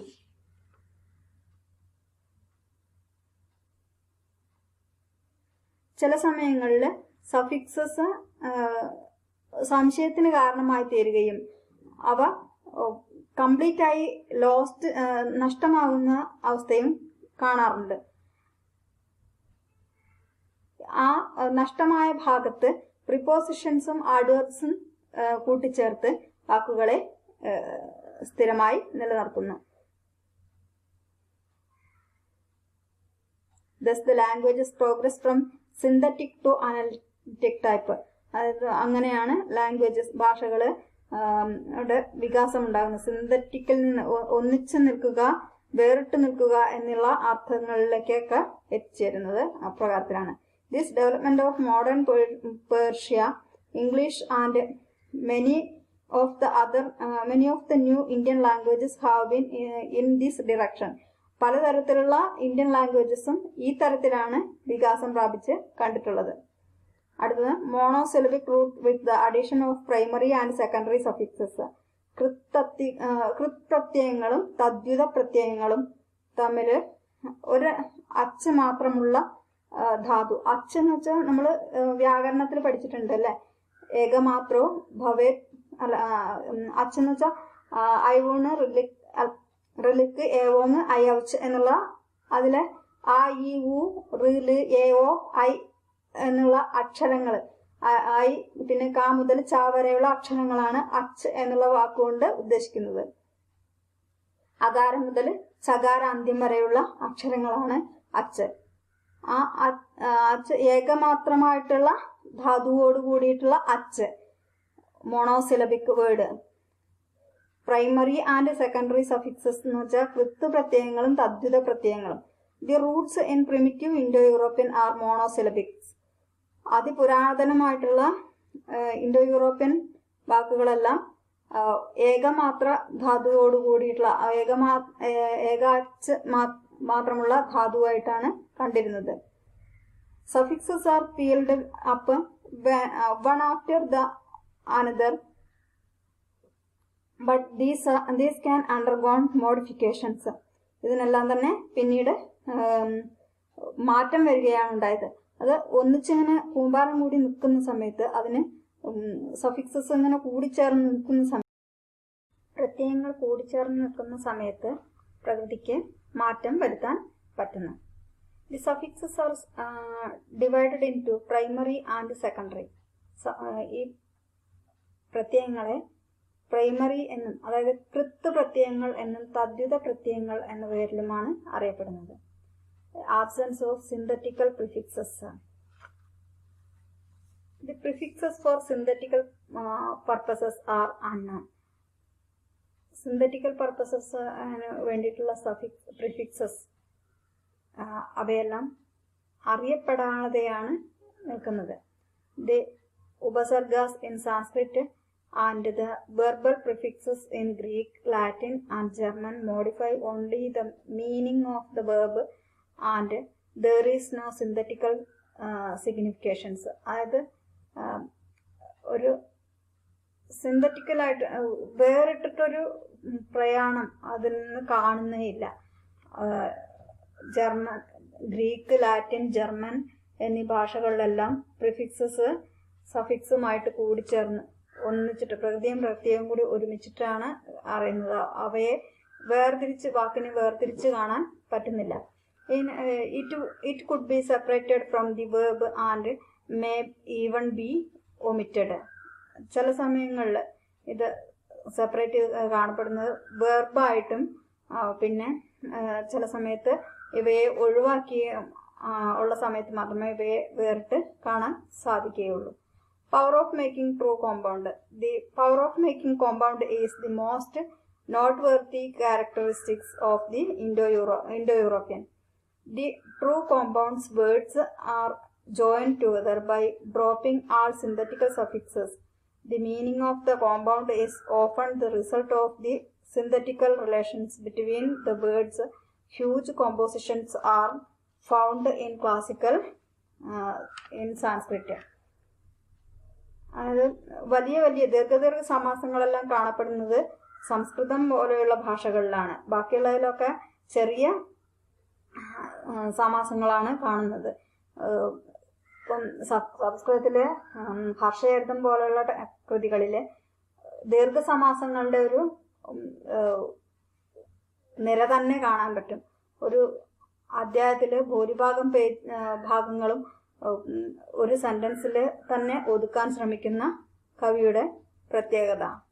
അത്രയധികം പ്രാധാന്യത്തോടു കൂടിയിട്ട് ഹർഷയർത്ഥത്തിലൊക്കെ കാണുന്നുണ്ട്. അത് എടുത്തു പറയാൻ തക്ക വിധത്തിലുള്ള പ്രാധാന്യമാണത്. വവൽ ഗ്രഡേഷൻ, സ്വരങ്ങളുടെ വർഗീകരണമാണ് അടുത്തത്. Another characteristic feature of the Indo-European language is the vowel gradation. This was originally the result of accent system of the Indo-European. Indo-European ഫാമിലിയിലെ ഉച്ചാരണ രീതിയെ കുറിച്ചാണ് ഈ സ്വരങ്ങളുടെ വർഗീകരണം കൊണ്ട് ഉദ്ദേശിക്കുന്നത്. സ്വരങ്ങളെ വർഗീകരിക്കുമ്പോൾ ഉച്ചാരണത്തിന്റെ രീതിക്ക് തന്നെ മാറ്റം സംഭവിക്കുന്നു. ദെൻ എക്സാമ്പിൾ, ആ എന്നത് സംസ്കൃതത്തിൽ ഉച്ചരിക്കുന്ന വാക്കിനെ ഇംഗ്ലീഷിലേക്ക് ആകുമ്പോൾ അത് എ എന്നായി മാറും. അപ്പോൾ ഉച്ചാരണത്തിലുള്ള വൈകല്യം. Great variety of flexions. There are separate of ഫ്ലക്ഷൻസ്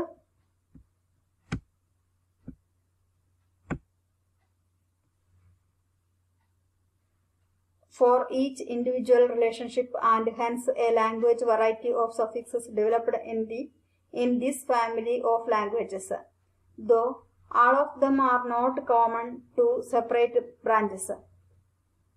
വിഭക്തിയുടെ കാര്യത്തിലും ചില വ്യക്തിപരമായിട്ടുള്ള ബന്ധമാണ് ഭാഷകളിൽ കാണപ്പെടുന്നത്. എല്ലാ ഭാഷകളിലും ഒരുപോലെയല്ല വിഭക്തികൾ പ്രയോഗിക്കുന്നത് എന്നതാണ്. അതിനാൽ തന്നെ ഇവ ഒരു സെപ്പറേറ്റ് ബ്രാഞ്ച് ആയിട്ട്, ഒരു പ്രത്യേക വിഭാഗം, ഒരു ശാഖയായി തന്നെ മാറുകയാണ് ചെയ്യുന്നത്. അടുത്തത് major members of Indo European languages. പ്രധാനപ്പെട്ട മെമ്പേഴ്സ്, ഫാമിലി മെമ്പേഴ്സ് ആരെല്ലാമാണെന്ന്. ഇൻഡോ യൂറോപ്യൻ ഫാമിലിയിലുള്ള മെമ്പേഴ്സാണ് Aryan, Armenian, Balto Slavonic, Albanian, Tocharian, Hittite, Greek, Italic, Germanic and കെൽട്ടിക്.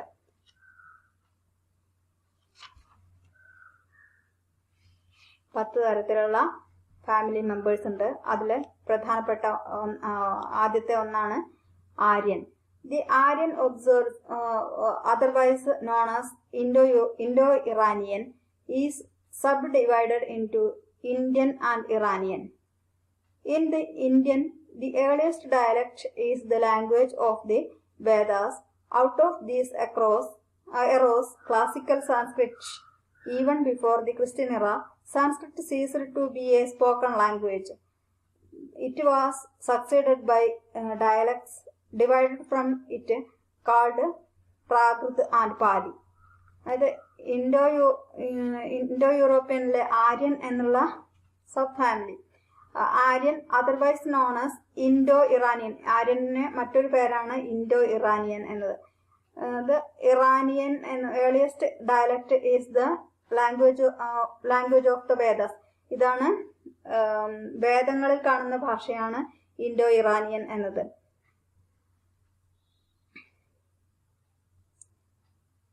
Christian എറയ്ക്ക് മുമ്പാണ് ഇത് സംസ്കൃതത്തിൽ കാണപ്പെടാൻ തുടങ്ങിയത്, സംസ്കൃതത്തിലെ സ്പോക്കൺ ലാംഗ്വേജ് ആയിട്ട് കാണപ്പെടാൻ തുടങ്ങിയത്. ഇത് പ്രാകൃത് എന്നും പാലി എന്നുമുള്ള രണ്ട് ഭാഷയായിട്ടാണ് ആദ്യകാലങ്ങളിൽ കാണപ്പെട്ടിരുന്നത്.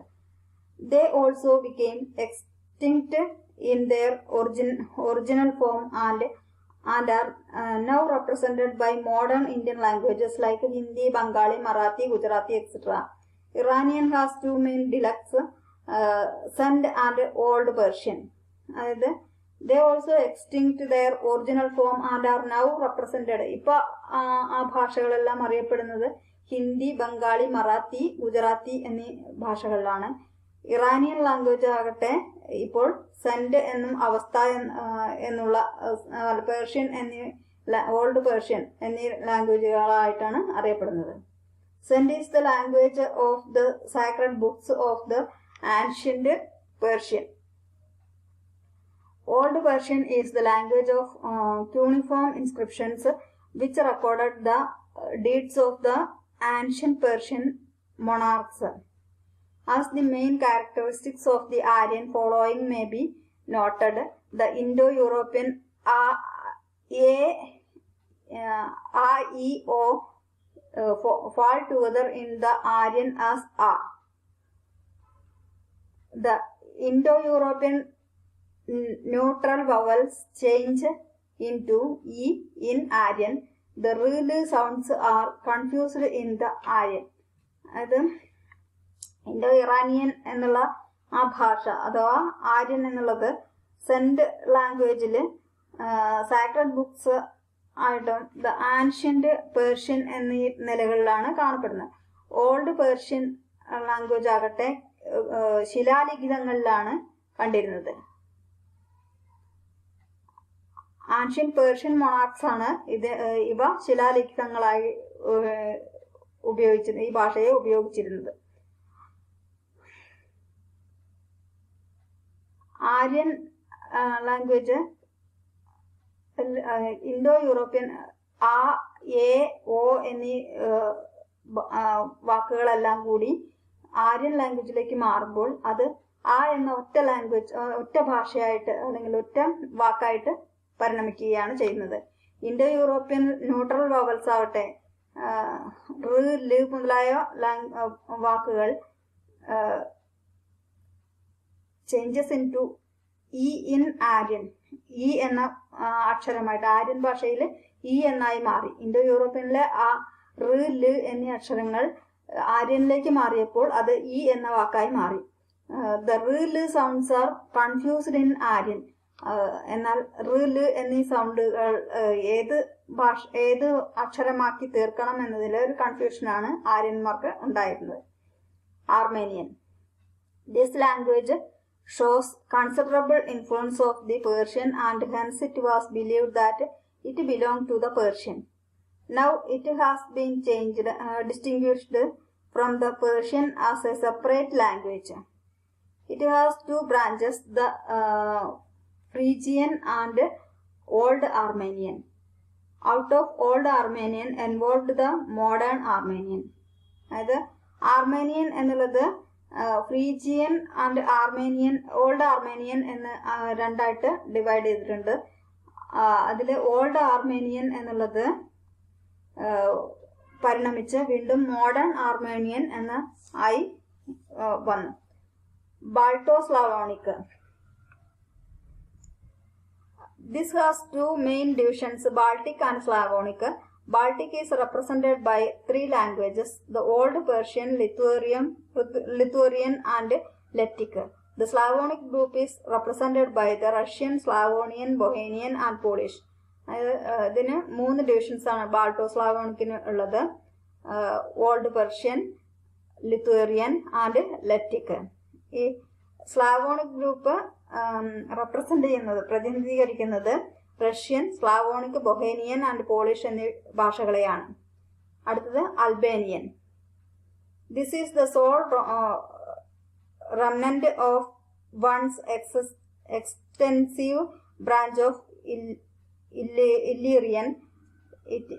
It has no literary monuments except for a few inscriptions. കുറച്ച് ശിലാലിഖിതങ്ങൾ ഒഴികെ ഈ അൽബേനിയൻ എന്നുള്ള ലാംഗ്വേജിന് മറ്റൊന്നും തന്നെ അവശേഷിപ്പിച്ചിട്ടില്ല.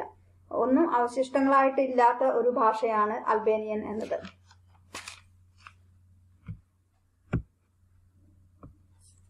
അടുത്ത ടൊക്കേറിയൻ.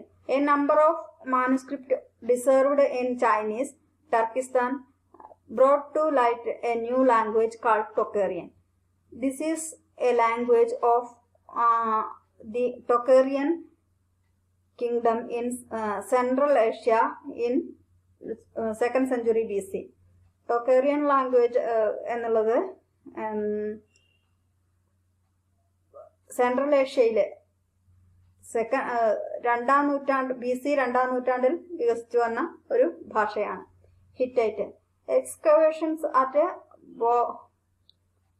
ബോഗസ്കുസി in Asia Minor where the Hittites had established their empire in the 16th or 14th century BC brought to light a number of inscriptions in a language called Hittite.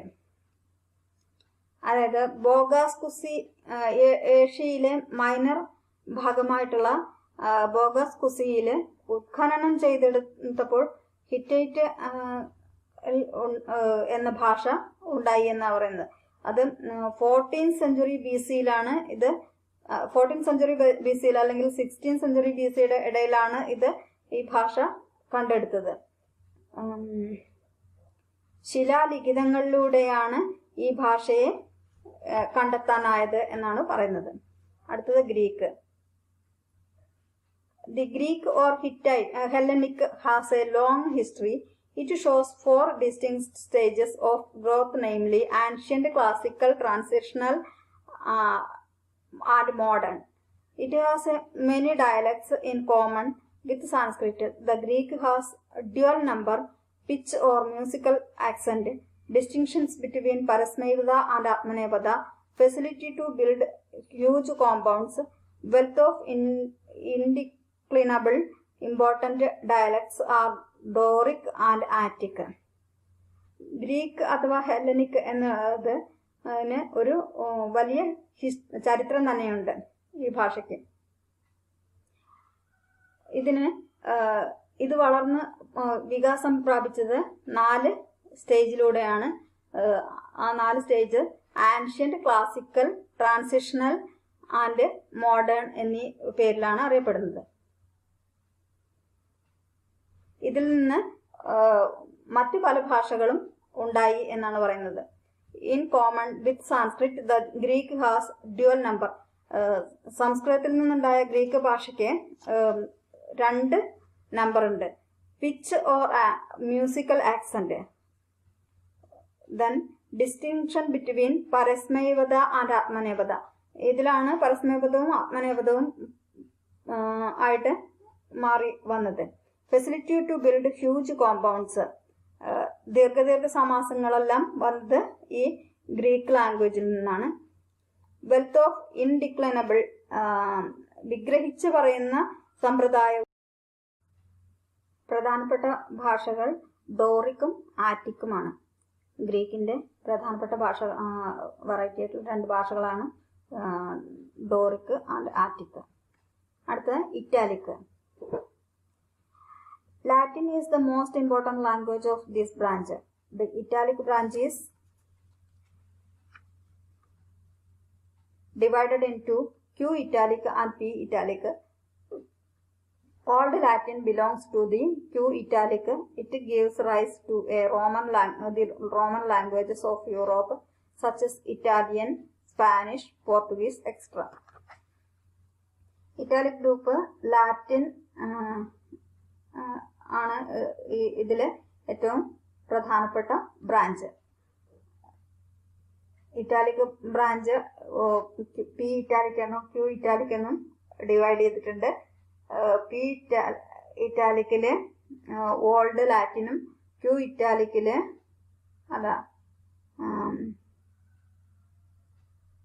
Old Latin belong to Q Italic. It gave rise to Roman languages. Roman languages ആണ് ഇതിൽ നിന്ന് ഉയർന്നു വന്നത് Roman language ആണ് of Europe, such as Italian, Spanish, Portuguese and French. Italian, Spanish, Portuguese, French എന്നീ Roman languages ആണ് italic ഭാഷയിൽ നിന്ന് വളർന്നു വന്നത്. Then Germanic.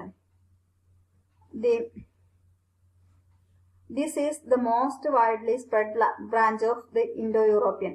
This is divided into East Germanic and West Germanic. The first includes Gothic and Scandinavian. The West Germanic is broadly divided into High German and Low German. From High German arose Modern German. Out of Low German arose Old Saxon, Old English.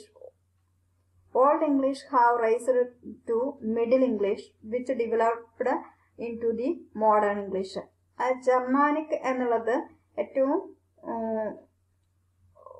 Widely spread branch of Indo European. യൂറോപ്യന്റെ ഏറ്റവും കൂടുതൽ വികാസം പ്രാപിച്ച ഒരു ഭാഷയാണ് Germanic എന്നത്. This is divided in to east Germanic എന്നും west ജർമാനിക്കും എന്ന് ഡിവൈഡ് ചെയ്തിട്ടുണ്ട്. ഗോതിക്, സ്കാൻഡിനേവിയൻ എന്നിവയാണ് ഈസ്റ്റ് ജർമാനിക്കിൽ പെടുന്നത്. വെസ്റ്റ് ജർമാനിക്കിലാകട്ടെ ജർമ്മൻ, ഹൈ ജർമ്മനും ലോ ജർമ്മനുമാണ് ഉണ്ടായത്. ഹൈ ജർമ്മനിൽ നിന്ന് മോഡേൺ ജർമ്മൻ ഉണ്ടായി. ലോ ജർമ്മനിൽ നിന്നാകട്ടെ ഓൾഡ് സാക്സോൺ, ഓൾഡ് ഇംഗ്ലീഷ് എന്നിവയെല്ലാം വളർന്ന് വികാസം പ്രാപിച്ചു. ഓൾഡ് ഇംഗ്ലീഷ് ആകട്ടെ വീണ്ടും മിഡിൽ ഇംഗ്ലീഷ് എന്ന പേരിൽ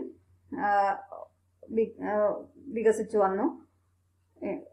അത് തന്നെയാണ് മിഡിൽ ഇംഗ്ലീഷ് തന്നെയാണ് മോഡേൺ ഇംഗ്ലീഷ് ആയിട്ട് പരിവർത്തനം ചെയ്യപ്പെട്ടത്. Celtic. This shows much similarity with the Italic group of languages. Irish and Welsh belong to this branch. Celtic എന്നുള്ളത് ഇറ്റാലിക് ഗ്രൂപ്പുമായിട്ട് ഏറ്റവും കൂടുതൽ സിമിലാരിറ്റി, താരതമ്യമുള്ള ഒരു ബന്ധമുള്ള ഒരു ഭാഷയാണ്. ഐറിഷ്, വെൽഷ് എന്നിവയാണ് ഇതിന്റെ ബ്രാഞ്ചായിട്ട് ഉണ്ടായത്.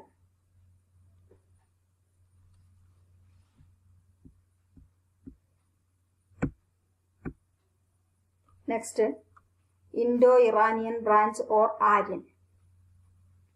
The two main groups of the Aryan branch, Indian and Iranian, are the most closely connected among the Indo-European languages. The Iranian language has had an extensive religious literature, the greater portion of which was lost. This group possesses literary records which are older than any other Indo-European tongue. The remnants is now preserved are known as Avastha or Sand or the sacred books of the Zoroastrians. The oldest record of the Indian group are the Vedas, which represent the oldest literature of the Indo-European family. Aryan ബ്രാഞ്ചിന്റെ രണ്ട് ഗ്രൂപ്പുകൾ Indian and Iranian എന്ന പേരിൽ തരംതിരിഞ്ഞു വന്നു. Indo European languages Indian and Iranian എന്ന ആയി തരംതിരിഞ്ഞു വന്ന് ഈ ഇറാനിയൻ ലാംഗ്വേജ് അതിന്റെ പ്രധാനപ്പെട്ട കുറെ പോർഷൻസ് ഇപ്പോൾ നഷ്ടമായതിലാണ് കണക്കാക്കപ്പെടുന്നത്. This group possesses literary records which are older than any other Indo-European languages. അതായത് ഈ ഗ്രൂപ്പ്, അതായത് ഇറാനിയൻ എന്നുള്ള ഗ്രൂപ്പ് ഏറ്റവും പഴക്കമേറിയ ഒരു ഭാഷയായിട്ടാണ് കണക്കാക്കപ്പെടുന്നത്. അവശേഷിച്ച ഭാഗം ഇന്ത്യൻ ആൻഡ് ഇറാനിയൻ എന്നല്ലേ, ഇന്ത്യൻ ഭാഷ known as Avastha or Sand on the sacred books of the Zoroastrians. Zoroastrians അവസ്ഥ അല്ലെങ്കിൽ സെൻഡ് എന്ന ഭാഷകളിൽ അറിയപ്പെടുന്നതാണ് അവശിഷ്ട ഭാഗം. The oldest record of the Indian group are Vedas, which represents the oldest literature of the Indo-European family. അതായത് ഏറ്റവും പഴക്കമേറിയ റെക്കോർഡുകൾ Indian ഗ്രൂപ്പിൽ കാണുന്നത് വേദങ്ങളാണ്. അത് ഇൻഡോ യൂറോപ്യൻ ഫാമിലിയിലാണ് കാണപ്പെടുന്നത്. Iranian languages. Old Persian and Avesta are the ancient Iranian languages. Old Persian is known through a series of cuneiform inscriptions. Avastha bears close resemblances with Rigvedic languages. These resemblances of these two old languages makes clear that they were sister languages. And the old Persian അവസ്ഥ എന്നിങ്ങനെയാണ് Iranian languages അറിയപ്പെടുന്നത്. Old Persian പരമ്പരാഗതമായി ശിലാലിഖിതങ്ങളിലാണ് കാണപ്പെട്ടിരുന്നത്.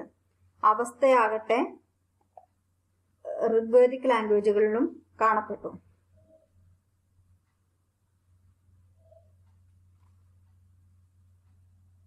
ഇവ sister language എന്ന പേരിലാണ്, സഹോദര ഭാഷ എന്ന രീതിയിലാണ് ഓൾഡ് പെർഷ്യൻ, അവസ്ഥ എന്നിവ അറിയപ്പെട്ടിരുന്നത്. The most important of the middle Iranian language is Pallavi. Among the modern Indian languages, Persian or Irani is the most important. Afghan and Kurdistan are other important languages of this branch. The relationship of these above three stages of Iranian languages to one another is as the relationship of the Vedic Sanskrit, Pali and Prakrit and the modern Indian languages. ഏറ്റവും പ്രധാനപ്പെട്ട middle Iranian language പല്ലവി ആണ്. Modern Iranian ലാംഗ്വേജിൽ പ്രധാനപ്പെട്ടത് Persian അല്ലെങ്കിൽ ഇറാനിയാണ്. Afghan and Kurdistan എന്നിവയാണ് പ്രധാനപ്പെട്ട ഭാഷകളായിട്ട് ഇവയുടെ ബ്രാഞ്ചായിട്ട് വളർന്നു വന്നത്. The relationship of the above three stages of Iranian language to one another is same as the relationship of the Vedic Sanskrit, Pali and Prakrit and the modern Indian languages. Modern Indian languages ഒക്കെ എന്തിലാണ് എന്താ പറയുക ഋഗ്വേദിക് സ്റ്റേജിൽ Vedic സാൻസ്ക്രിറ്റിലാണ് കാണപ്പെട്ടത്. അവ പ്രാകൃത്, പാലി എന്നീ ഭാഷകളിലൂടെയാണ് വേദിക് സംസ്കൃതത്തിൽ ഉൾപ്പെട്ടിരുന്നത്. Aryan languages of Indian Vedic or classification Vedic or classical languages. Vedic Sanskrit is the oldest dialect of the Aryan branch in India. It has preserved some of the old features of the original Indo-European languages. Its consonant system is almost the same as the old Indo-European system. Vedic Sanskrit is distinguished from classical Sanskrit by its more verbal forms, difference in the vocabulary and phonetics. Vedic സംസ്കൃതം Aryan ബ്രാഞ്ചിൽ ഏറ്റവും പ്രധാനപ്പെട്ട ഒരു Aryan branch ആര്യന്മാർ സംസാരിച്ചിരുന്ന ഭാഷയാണ് Vedic സംസ്കൃതത്തിൽ ഉടനീളം കാണപ്പെട്ടിരുന്ന ഏറ്റവും പഴയ ഭാഷ. It has preserved some of the old features of the original Indo European languages. ഇതാണ് ഏറ്റവും പഴക്കമേറിയ ഇൻഡോ യൂറോപ്യൻ ഭാഷയായിട്ട് കണക്കാക്കപ്പെടുന്നത്. Its consonant system is almost the same as the old Indo European system. പണ്ടത്തെ ഇൻഡോ യൂറോപ്യൻ സിസ്റ്റത്തിൽ അറിയപ്പെടുന്ന വ്യഞ്ജനങ്ങൾ തന്നെയാണ് ഇപ്പോഴും ഇതിൽ നിലനിൽക്കുന്നത്. The Vedic Sanskrit is distinguished from classical Sanskrit by its more verbal forms, difference in vocabulary and phonetics. Vocabulary ഉച്ചാരണത്തിലും ശബ്ദത്തിലും ഒക്കെ വ്യത്യാസം വന്നിട്ടുണ്ടെങ്കിലും ഇതിൽ ഉപയോഗിക്കുന്ന വ്യഞ്ജനാക്ഷരങ്ങളെല്ലാം സമാനം തന്നെയാണ്. പണ്ടത്തെ ഭാഷയിൽ ഉപയോഗിച്ചിരുന്ന അതേപോലെ തന്നെയാണ് ഇന്നും കാണപ്പെടുന്നത്. The classical Sanskrit we find the loss of many Vedic words and forms and also the use of long compounds rarely found in Vedas of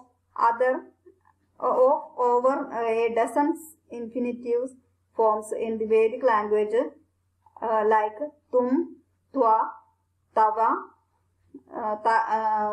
toho, eis,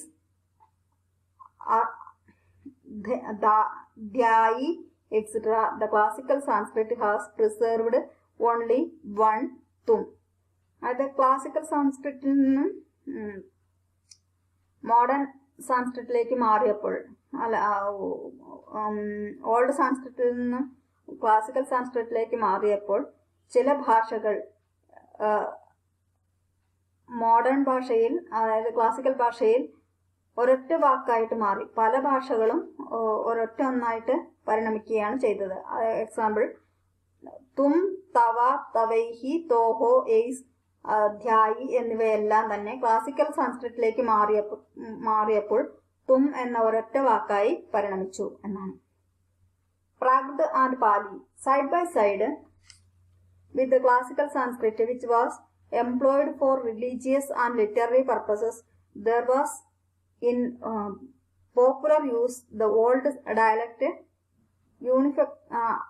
unfettered by the grammar. It is quite natural with a literary language to limit the number of forms.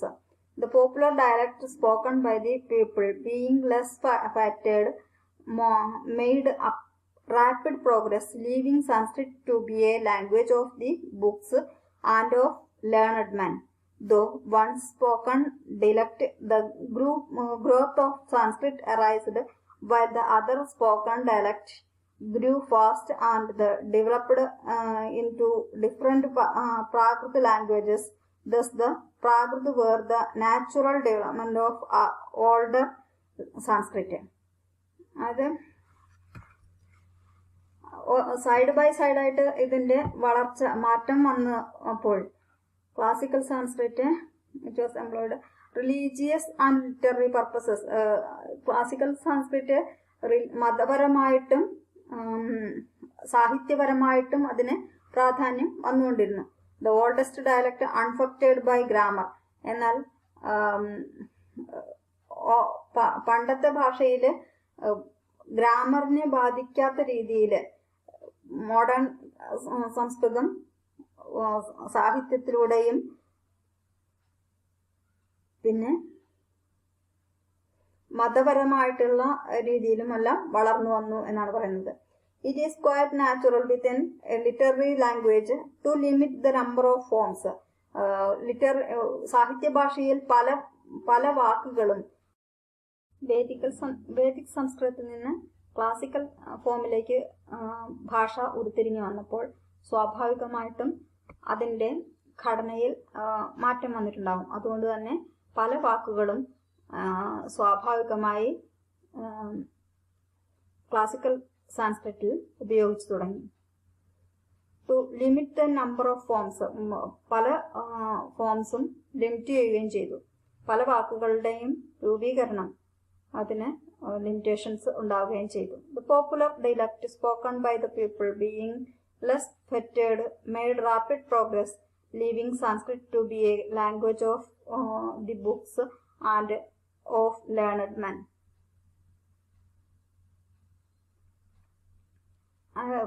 ഈ സംസ്കൃത ഭാഷ സംസാരിക്കുന്നവരായിട്ട് വളരെ കുറഞ്ഞ പേരാണ് ആദ്യം ഉണ്ടായിരുന്നത് എങ്കിലും പിന്നീട് അതിന് ഒരു പുരോഗതി ഉണ്ടാവുകയും ആദ്യകാലങ്ങളിൽ കുറെ പേര് സംസാരിച്ചിരുന്നു. പിന്നീട് അതിന് സംസ്കൃതം സംസാരിക്കുന്നതിൽ നിന്ന് ആളുകൾ വിമുഖത കാണിക്കുകയും ബുക്കുകളിലൂടെ മാത്രം അല്ലെങ്കിൽ ഭാഷ വളർന്നു വരികയും ചെയ്തു. അല്ലെങ്കിൽ കൂടുതൽ വിദ്യാസമ്പന്നരായിട്ടുള്ള ജനങ്ങൾ മാത്രം സംസാരിക്കുന്ന ഒരുതരം വരേണ്യവർഗത്തിന്റെ ഭാഷയായി സംസ്കൃതം നിലനിന്നു എന്നതാണ്. Though once as spoken dialect the growth of Sanskrit arrested while the other spoken dialect few fast and developed into different Prakrit languages. Thus the Prakrit were the natural development of the old Sanskrit. പ്രാകൃത language എന്ന സംസാരിക്കാൻ ഭയങ്കര കട്ടുകട്ടിയായിട്ടുള്ള ഒരു പറഞ്ഞാൽ മനസ്സിലാവാത്ത രീതിയിൽ, സാധാരണ ജനങ്ങൾക്ക് മനസ്സിലാവാത്ത രീതിയിലുള്ള ഒരു ഭാഷയായിരുന്നു Prakrit. Thus Prakrit was natural development. ഒരു സ്വാഭാവികമായിട്ടുള്ളൊരു വളർച്ച ഇതിനുണ്ടായി.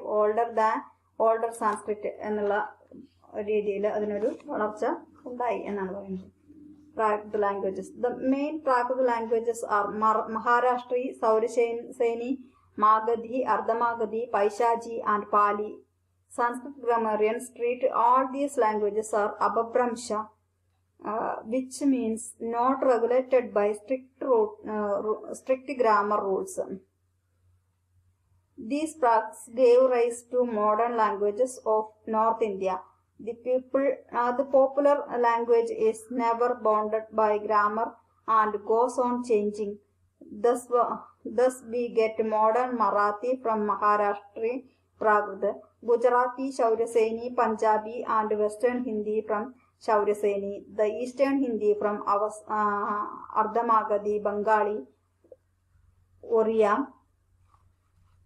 Bihari and Assamese from Magadhi and Kashmiri from Paishaji Prakrit, Nepali and many Himalayan dialects may also be treated to have been derived from Paishaji. Paishaji Prakrit എന്നതിൽ നിന്ന് main Prakrit languages are Maharashtri, Shauraseni, Magadhi, Ardhamagadhi, Paishachi and Pali എന്നിവയാണ്. ഇവയിൽ നിന്ന് Sanskrit grammarians treat all these languages as Apabhramsha. സംസ്കൃത വ്യാകരണ പണ്ഡിതന്മാർ ഇതിനെ അപഭ്രംശ എന്ന രീതിയിലാണ് പെടുത്തിയിരുന്നത്. അപഭ്രംശ എന്ന് പറഞ്ഞാൽ not regulated by strict roots of grammar. അതായത് ഇതിനൊരു ഗ്രാമറിന്റെ ചട്ടക്കൂടിൽ ഒതുങ്ങിയതായിരുന്നില്ല ഈ ഭാഷ എന്നുള്ളതാണ് കണക്കാക്കിയിരുന്നത്. Which means not regulated by strict rules of grammar. These Prakrits gave rise to modern languages of North India. ഇവ നോർത്ത് ഇന്ത്യയിലെ മോഡേൺ ലാംഗ്വേജസ് ആയിട്ട് പരിണാമം സിദ്ധിച്ചു. The popular languages is never bound by grammar and goes on changing. സാധാരണ ഭാഷയിൽ ഗ്രാമറിന് വലിയ പ്രാധാന്യമൊന്നുമില്ലാതായി, അങ്ങനെ മാറ്റങ്ങൾ കണ്ടു തുടങ്ങി എന്നുള്ളതാണ്. Thus we get modern Marathi from Maharashtri Prakrit, Gujarati Shauraseni, Punjabi and Western Hindi from Shauraseni. അതായത് മഹാരാഷ്ട്രി പ്രാകൃതിൽ നിന്ന് മറാത്തിയും ശൗരസേനിയിൽ നിന്ന് ഗുജറാത്തി, രാജസ്ഥാനി, പഞ്ചാബി, വെസ്റ്റേൺ ഹിന്ദി എന്നിവയും ഉരുത്തിരിഞ്ഞു വന്നു. The eastern Hindi from Ardhamagadhi, eastern Hindi അർദ്ധമാഗധിയിൽ നിന്നും ബംഗാളി, ഒറിയ, ബീഹാറി, ആസാമീസ് എന്നിവ മാഗധിയിൽ നിന്നും തിരിഞ്ഞുണ്ടായതാണ്. ആൻഡ് കാശ്മീരി ഫ്രം പൈശാചി പ്രാകൃത്, കാശ്മീരി ഭാഷ പൈശാചി പ്രാകൃതിൽ നിന്ന് ഉണ്ടായതാണ്. Nepali and many Himalayan dialects may also be treated to have been derived from Paishachi, പൈശാചിയിൽ നിന്നാണ് നേപ്പാളി, ഹിമാലയൻ മുതലായ ഭാഷകൾ, ഹിമാലയത്തിൽ സംസാരിക്കുന്നതായ ഭാഷകളെല്ലാം ഉരുത്തിരിഞ്ഞു വന്നത്. Some characteristics of Prakrit languages. Prakrit shows certain peculiarities in contrast to Sanskrit. The large number of cases and the wealth of verbal forms tend to disappear in Prakrit. The latter Prakrit, the noun has only 2 or 3 case endings, and the verb has little more than 1 tense. The phonetic conjunct consonants are assimilated as chakka for chakra, atta for atman.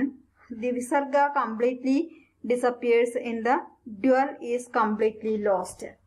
അത് ചില പ്രാകൃത ഭാഷയുടെ പ്രധാനപ്പെട്ട സ്വഭാവ സവിശേഷതകൾ എന്ന് പറയുന്നത് large number of cases and wealth of verbal forms tend to disappear in Prakrit. പ്രാകൃതത്തിലത്തെ ദീർഘസമാസങ്ങളും വിഭക്തികളും വെർബുകളെല്ലാം കാണപ്പെടാതെയായി, അതായത് അതെല്ലാം നഷ്ടമായി എന്നുള്ളതാണ്. സംസാര ഭാഷയിൽ അവയ്ക്കൊന്നും പ്രാധാന്യമില്ലാതായി തീർന്നു എന്നാണ് പ്രത്യേകത. പിന്നീടാകട്ടെ ചിലതിൽ 1-2 കേസ് മാത്രമാണ്, വിഭക്തികൾ മാത്രമാണ് നിലനിന്നിരുന്നത്. And verb has little more than 1 tense. In phonetic conjunct consonants are assimilated as ചക്ക ഫോർ ചക്ര, അക്ത ഫോർ ആത്മൻ. ചില വാക്കുകളിൽ ഉദാഹരണമായിട്ട് ചക്ക എന്നുള്ള വാക്ക് ചക്രം എന്നുള്ളതായി മാറി, അവിടെ കൺസോണൻസ് ഇല്ലാതായി തീരുകയാണ് ചെയ്തത് എന്നാണ്. അത്ത ഫോർ ആത്മൻ, അത്ത എന്നുള്ള വാക്ക് ആത്മൻ എന്നായി പരിണമിച്ചു. ദി വിസർഗ കംപ്ലീറ്റ്ലി ഡിസപ്പിയർഡ്, വിസർഗം പൂർണ്ണമായിട്ടും ഇല്ലാതായി, കാണപ്പെടാതെയായി. And the dual is completely lost, പോരാത്തതിന് ദ്വിവചനം അവസാനിക്കുകയും ചെയ്തു. ദ്വിവചനം എന്നുള്ളത് സംസാര ഭാഷയിൽ കാണപ്പെടാതെയായി. Origin of Prakrit. While Sanskrit grammarians consider Prakrit as originated from Sanskritam, some go to the extent of saying that Prakrit was the original dialect spoken by the people from which Sanskrit was developed. Prakritam Nayam. Philologist says that the Prakrita, Pali, etc. from a continuous chain of development along with the Vedic Sanskrit. The following points shows the connection of the Prakrit to the Vedic language. As in the Vedic language, looseness of Sandhi rules and Swara Bhakti are very common in Prakrit. Example, Vedic Varenyam for Varenyam, Prakrit Bharya for Bharya. Swara Bhakti. Prakrit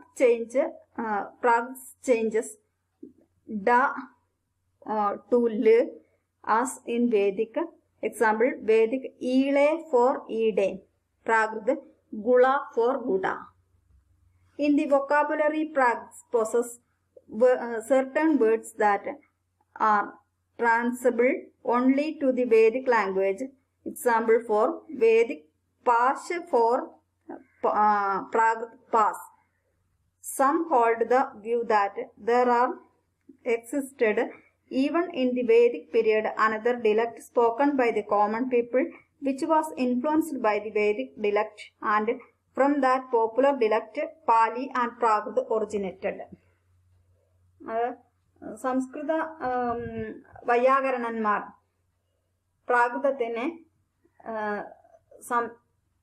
സംസ്കൃതത്തിൽ നിന്ന് ഉദ്ഭവിച്ചതാണെന്ന് പറയുന്നു. പ്രാകൃതം സംസ്കൃതത്തിൽ നിന്നാണ് ഉദ്ഭവിച്ചതെന്ന് പറയുന്നു. എന്നാൽ മറ്റു ചിലരാകട്ടെ പറയുന്നത് പ്രാകൃതം സംസ്കൃതത്തിൽ നിന്നുണ്ടായതല്ല, സംസ്കൃതമാണ് പ്രാകൃതത്തിൽ നിന്നുണ്ടായത് എന്നാണ്. ഏതായാലും പ്രാകൃതം എന്ന വാക്കിന് പ്രാകൃതം ന്യായം എന്ന ഡെഫിനിഷനാണ് കിട്ടുന്നത്. ഫിലോളജിസ്റ്റ് പറയുന്നത് പ്രാകൃത, പാലി എന്നിവയെല്ലാം തന്നെ വേദിക് സംസ്കൃതത്തിൽ നിന്ന് ഉരുത്തിരിഞ്ഞു വന്നതാണ്.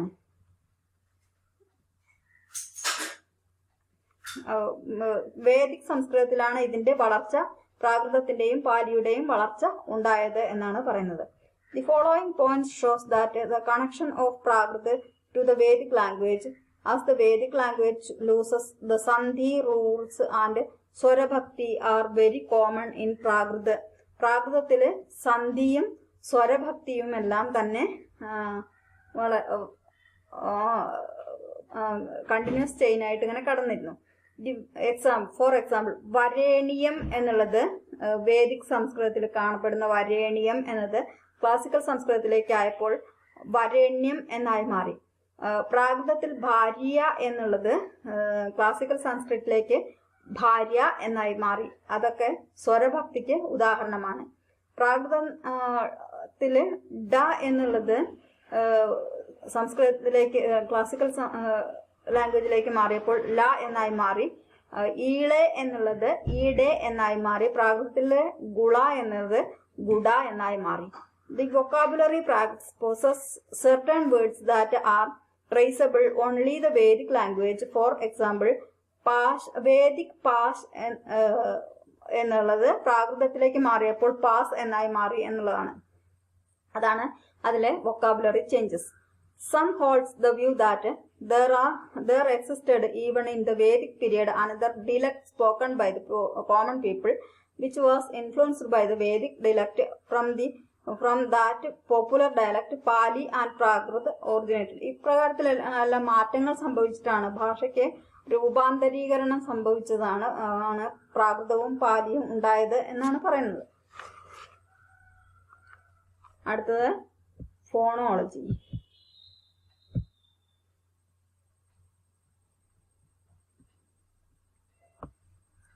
Phonology is one of the main divisions of the science of language. It deals with the science of sound, of speech and their formation in each language, with special references to their parent speech for a proper understanding of the production of sounds and their changes. It is necessary to have a clear idea of the mechanism of speech sound.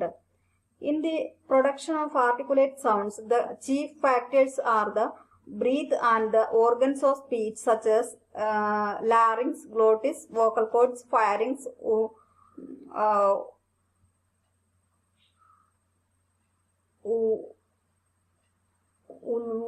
ulva, palate, tongue, teeth, lips and nose.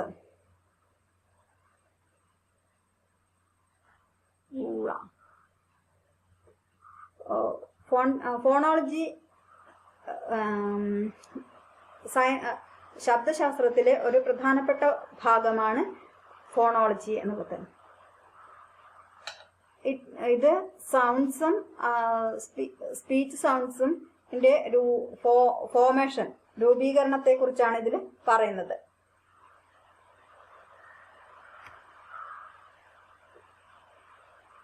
ഉച്ചരിക്കപ്പെടുന്ന ശബ്ദം അതിൻ്റെ മുഖ്യമായ ഘടകം ശ്വാസവും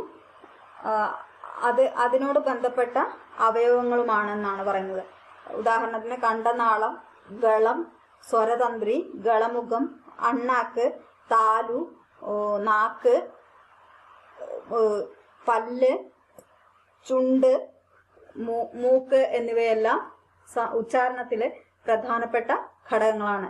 ഇവയെല്ലാം ഭാഷയുടെ രൂപാന്തരീകരണത്തിന് വളരെയധികം പ്രാധാന്യം നൽകുന്നുണ്ട് എന്നാണ് മനസ്സിലാവുന്നത്. Production of speech sound. Mechanism of speech. In the throat there is a slight bulging in the windpipe. This is the larynx, where the chief vocal mechanism called the vocal cords is situated. It consists of two thin but strong elastic bonds joined in the front but not at the back. During ordinary breathing, the two bonds remain separated, through which the breath could pass without any obstruction. The same air interfered with on its way by the vocal cords and the muscles of the throat, mouth, etc., when it is converted into speech sound. When air passes through the glottis, the vocal cords may be drawn towards each other by muscular tension, and the breath passes may become quite narrow. Then the breath rushing out of the narrow passage causes the vocal cords to vibrate, and the vibration is heard as a distinct sound which is technically called voiced or ghosha. When the passage is wide open, the air passes without being obstructed in the larynx, but produces audible being obstructed somewhere in the mouth, and thus we get the unvoiced sound or aghosha. The obstruction in the mouth may be partial or complete. When it is partial, the breath stream passing through a narrow passage, and thus we get the spirants and or ushmana. When the obstruction in the mouth is complete, the breath stops for a while and then being released sounds like an explosion, and thus we get the explosives. Thus we got 4 varieties of sounds: voiced stops, unvoiced stops, voiced spirants, unvoiced spirants. When the contact is made in the mouth, we get nasal sounds. These are called nasals. Sound ഉണ്ടാക്കാൻ ശരീരത്തിൻ്റെ ചില ഭാഗങ്ങൾ നമ്മൾ ഉപയോഗിക്കുന്നു എന്ന് നേരത്തെ പറഞ്ഞിരുന്നല്ലോ, mechanism of speech. അപ്പം എന്തെല്ലാമാണ് നമ്മൾ ഉപയോഗിക്കുന്ന അവയവങ്ങൾ, ശബ്ദമുണ്ടാക്കാൻ വേണ്ടി നമ്മൾ ഉപയോഗിക്കുന്ന അവയവങ്ങൾ എന്തെല്ലാമാണെന്നാണ് പറയുന്നത്. In the throat there is a slight bulging in the windpipe. തൊണ്ടയുടെ ഇടയിൽ ഒരു വിൻഡ് പൈപ്പ് അഥവാ ശ്വാസനാളം വീർത്ത് നിൽക്കുന്ന ഒരു ഭാഗമുണ്ട്. അതിന് ശ്വാസനാളം എന്നാണ് പറയുന്നത്. This is the larynx where the chief vocal mechanism called the vocal cords is situated. അവിടെയാണ് വോക്കൽ കോഡ്സ് എന്ന് പറയുന്ന ശബ്ദം പ്രൊഡ്യൂസ് ചെയ്യുന്ന ഭാഗം അവിടെയാണ് സ്ഥിതി ചെയ്യുന്നത്. വോക്കൽ കോഡ്സിന് എന്തെങ്കിലും പരിക്കുകൾ സംഭവിച്ചാൽ അല്ലെങ്കിൽ എന്തെങ്കിലും അസുഖം ബാധിച്ചിട്ടുണ്ടെങ്കിൽ അത് നമുക്ക് ശബ്ദത്തിന് ഭയങ്കര പ്രശ്നങ്ങൾ ഉണ്ടാകാറുണ്ട്. It consists of 2 thin but strong elastic bonds joined in the front but not at the back. അവിടെ 2 സ്ട്രോങ് ആയിട്ടുള്ള ഇലാസ്റ്റിക് ബാൻഡ്സ് പോലെ ഒരു ജോയിന്റ് അവിടെ കിടക്കുന്നുണ്ട്. അത് വലിയുകയും ചുരുങ്ങുകയും നീളുകയും ചുരുങ്ങുകയും ചെയ്യുന്ന വികസിക്കുന്ന തരത്തിലുള്ളതാണ്. ഇലാസ്റ്റികത ഉള്ള ഒരു സംഭവമാണ്. അത് ഫ്രണ്ടിലാണ് കിടക്കുന്നത്, ബാക്കിലല്ല. During ordinary breathing, the two bands remaining separated through which the breath could pass without any obstruction. ശ്വാസം എടുക്കുന്ന സമയത്ത് അത് രണ്ടായി തിരികെയും ശ്വാസത്തിന് തടസ്സമുണ്ടാകാതെ നീങ്ങി നിൽക്കുകയും ചെയ്യുന്നു. This same air is interfered with on its way by the vocal cords and the muscles of the throat, mouth, etc. when it is converted into speech sound. നമ്മൾ സംസാരിക്കുമ്പോൾ ഉണ്ടാക്കുന്ന ശബ്ദം ഈ വോക്കൽ കോഡിൽ തട്ടി അതിൻ്റെ മസിലുകളെല്ലാം വികസിച്ച് തൊണ്ടയിൽ തട്ടിക്കൊണ്ട് മൗത്തിൽ നിന്ന് തൊണ്ടയിലേക്ക് എത്തി ഇത് ഒരു ശബ്ദമായി പരിണമിക്കുന്നു. When air passes throat, the glottis, the vocal cords may drawn towards such other by muscular tension, and the breath passes may become quite narrow. ആ സമയത്ത് ശ്വാസം പോകുന്നത് വളരെ തിന്നായ ഭാഗങ്ങളിലൂടെയാണ്. നിങ്ങൾ ശബ്ദശാസ്ത്രം, അതായത് കമ്പാരിറ്റീവ് ഫിലോളജിയിൽ ടെക്സ്റ്റിൽ ഇതിൻ്റെ പിക്ചർ കൊടുത്തിട്ടുണ്ട്. അത് നോക്കി നിങ്ങൾക്ക് വളരെ കറക്റ്റായിട്ട് മനസ്സിലാവും. Then the breath rushing out of the narrow passage causes the vocal cords to vibrate, and the vibration is heard as a distinct sound which technically called voiced or ഘോഷ. അതായത് ഇതിലൂടെ പോകുന്ന ഈ വോക്കൽ കോഡിലൂടെ പാസ് ചെയ്യുന്ന ശബ്ദം vibrate ചെയ്ത് ആ vibration ഒരു പ്രത്യേക ശബ്ദമായി മാറുന്നു. ആ ശബ്ദത്തിനെയാണ് ഘോഷം അഥവാ വോയിസ്ഡ് സൗണ്ട് എന്ന് പറയുന്നത്. ക്വസ്റ്റ്യൻസ് വരാറുണ്ട്, what is voiced sound or ഘോഷ? When the passage is wide open, the air passes without being obstructed in the larynx, but produces audible being obstructed somewhere in the mouth, and thus we get the unvoiced sound or aghosha. അതിനുശേഷം പിന്നീട് ലാറിങ്സിലൂടെ produce ചെയ്യുന്ന ശബ്ദം അൺവോയിസ്ഡ് sound അഥവാ അഘോഷം എന്ന പേരിൽ അറിയപ്പെടുന്നു. ശബ്ദമില്ലാത്ത അങ്ങനെ ഘോഷം ശബ്ദത്തോട്. ചില വാക്കുകൾ നമ്മൾ വ്യാകരണത്തിൽ പഠിച്ചിട്ടുണ്ട്. ഘോഷം, അഘോഷം, അല്പപ്രാണം, മഹാപ്രാണം എന്നൊക്കെ പറഞ്ഞിട്ട് നമ്മൾ കുറെ സെപ്പറേഷൻസ് പഠിച്ചിട്ടുണ്ട്. അതിൽ എടുത്തടിച്ച് പറയുന്ന തരത്തിലുള്ള ഇങ്ങനെ ഘോഷിച്ച് പറയുന്ന ഘ എന്നൊക്കെ പറയുമ്പോൾ ഉള്ള ആ ശബ്ദം അത് തന്നെയാണ് ഘോഷം എന്നുള്ള പേരിൽ അറിയപ്പെടുന്നത്. അഘോഷം എന്നാവുമ്പോൾ അതിൻ്റെ ആ എന്തെന്നാ പറയുക, ഘനം കുറഞ്ഞു പോകും. The obstruction in the mouth may be partial or complete. It is when it is partial, the breath stream passing through a narrow passage, and thus we get the spirence, ushmana. When the obstruction in the mouth is complete, or the breath stops for a while and then being released, sound like an explosion, and thus we get the explosives. അടുത്ത വർഗ പഞ്ചമം ആയിട്ടുള്ള ഊഷ്മാക്കൾ എന്തൊക്കെയാണ്? ഘോഷം, അഘോഷം, ഊഷ്മണം എന്നിവയെല്ലാം ആയി മാറുന്നു. Sounds like explosion and thus we get explosive. Sounds ഒന്ന് കുറഞ്ഞ് then വർഗപഞ്ചമമായിട്ടുള്ള ശബ്ദങ്ങളായി വരുന്നു. Thus we get 4 varieties of sounds: voiced stops, unvoiced stops, voiced spirants, unvoiced spirants. When the contact is made in the mouth, we get nasal sounds.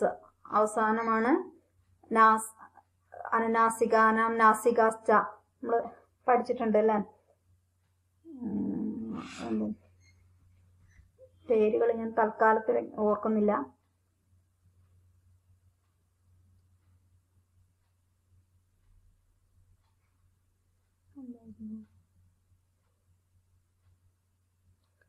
When the contact is made in the mouth, we get nasal sounds. അനുനാസികങ്ങളാണ് അനുനാസികാനാം നാസികാശ്ച എന്നാണ്. അഗുഹ വിസർജനീയാന ഇങ്ങനെയാണ് പറയുന്നത്. അഗുഹ വിസർജനീയാനാം കണ്ഠഃ ഇജു യശാനാം താലു ലഡുലസാനാം മൂർധ ലഡുലസാനാം ദന്ത ഏതൈദോഹ കണ്ഠതാലു ഓദോദോഹ കണ്ഠോഷ്ടം ജിഹ്വാമൂലീയസ്യ ജിഹ്വാമൂലം ജിഹ്വാമൂലം വങ്കാരസ്യ ദന്തോഷ്ടം നാസിക അനുസ്വാരശ്ച എന്നാണ് പറയുന്നത്. Nasal അത് നിങ്ങൾ വ്യാകരണം നോക്കിയിട്ട് ഒന്നുകൂടി വ്യക്തമായിട്ട് മനസ്സിലാക്കി പഠിക്കുക. Sonants and consonants. The sonants altered in the human speech can be divided into sonants and consonants. A vowel is a voiced sound in the production of speech. The breath has free passage through the mouth and the nose without producing any audible friction. All other sounds are called consonants. A consonant is a speech sound produced by the complete or partial obstruction of the breath in such a way as to give rise to explosion, audible friction, or rolling in any passage from larynx upwards. These sounds may be accompanied or unaccompanied by voice. Sonants and consonants. സ്വരങ്ങളും വ്യഞ്ജനങ്ങളും. Sonants altered in human speech can be divided into sonants and consonants. A vowel is a voiced sound. Vowel A E I O U.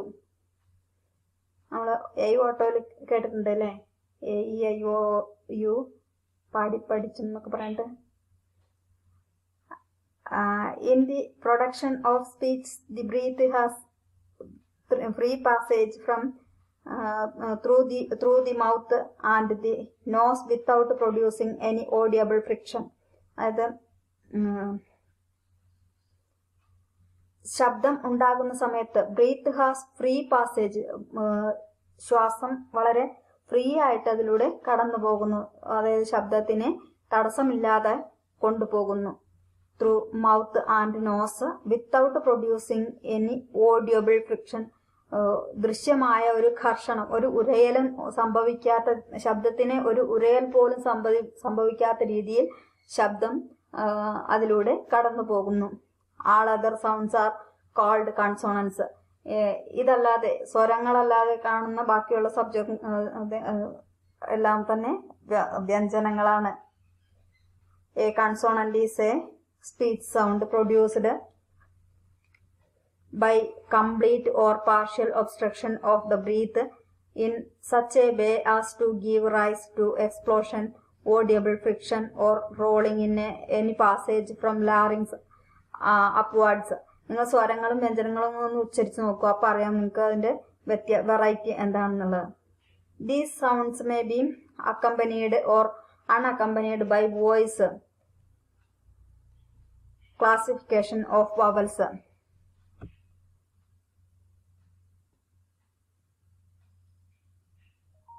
Or production of language, production of tongue. The first determining factor of the class into which we put a vowel is the part of the tongue by means of which the breath stream is so modified as to produce the characteristic sound. If the front of the tongue is the biggest part in the production of a vowel, it is called a front vowel. For example, E and A. The first determining factor of the class into which we put a vowel is the part of the tongue by means of which the breath stream is to modify as the production of characteristic sound. ശബ്ദത്തിന്റെ ഉച്ചാരണം അതിൽ vowel എന്ന് പറയുന്ന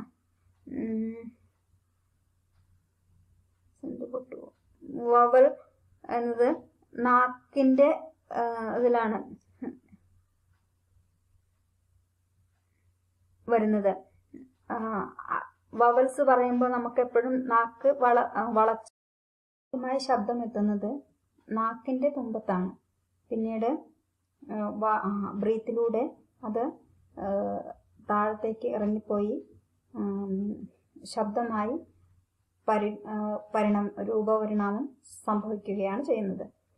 If the front of the tongue is the highest part in the production of the vowel, it is called front vowel. അതില് front ഭാഗത്ത് നിന്നുണ്ടാകുന്ന ശബ്ദത്തിന് front vowel എന്നും. For example E and A. E എന്നും A എന്നും ഉച്ചരിക്കുമ്പോൾ നാക്കിന്റെ ആദ്യ ഭാഗത്തു നിന്നാണത് പ്രൊഡ്യൂസ് ചെയ്യുന്നത്. If the back of the tongue is the highest articulating division, the vowel is called back vowel. Example, U, O. ബാക്കിൽ നിന്നാണ് ശബ്ദം വരുന്നതെങ്കിൽ അതിനെയാണ് ബാക്ക് വവൽ എന്ന് പറയുന്നത്. അതിന് എക്സാമ്പിൾ ആണ് E and O.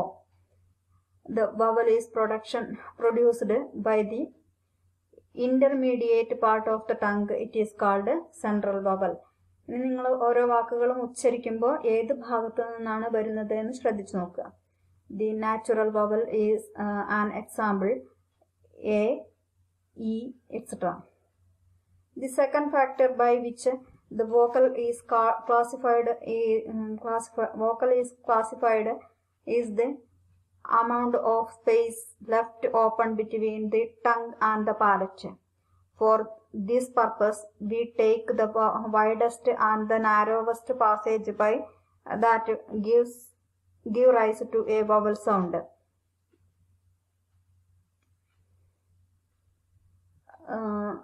രണ്ടാമതായത് space of open between tongue and palate. അതായത് നാക്കിനും അണ്ണാക്കിനും ഇടയ്ക്ക് ഒരു സ്പേസ് ഒഴിഞ്ഞു കിടക്കുന്നുണ്ട്. ഫോർ ദിസ് പർപ്പസ്, അതിലൂടെ നമ്മുടെ ശബ്ദം ഇങ്ങനെ കടന്നു പോകുമ്പോൾ vowels classified is the amount of space left. അവിടെ ഒരു സ്പേസ്, വവൽസിന് ഒരു സ്പേസ് ലെഫ്റ്റ് ആയി പോകുന്നുണ്ട്. For this purpose we take the widest and narrowest passage that give rise to vocal sound. അവിടെ നിന്നാണ് നമുക്കതിനെ വൈഡ് ആക്കണോ അല്ലെങ്കിൽ നാരോ ആക്കണോ എന്നുള്ളത് തീരുമാനിക്കുന്നത്. ചില ശബ്ദങ്ങൾ തുറന്ന ശബ്ദങ്ങളാണ് അല്ലെ, ചിലതാണെങ്കിൽ ചിലത് അടഞ്ഞ ശബ്ദങ്ങളായിട്ടാണ് വരിക.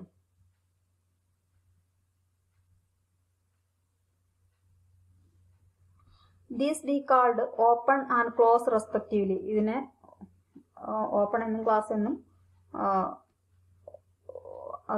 സൗകര്യമനുസരിച്ച് വിളിക്കുന്നു. The third classification is based on the position of the lips. പിന്നീട് ലിപ്സിൽ നിന്ന് വരുന്ന, ലിപ്സ് എന്ന് പറയുമ്പോൾ തന്നെ നമുക്ക് മനസ്സിലാവും അല്ലെ, ലിപ് എന്ന് പറയുമ്പോൾ ചുണ്ടുകൾ തന്നെയാണ് അതിന്റെ തുടക്കം വരുന്നത്. In the production of certain vowel sound, the lips are rounded. Example, U, O, etc.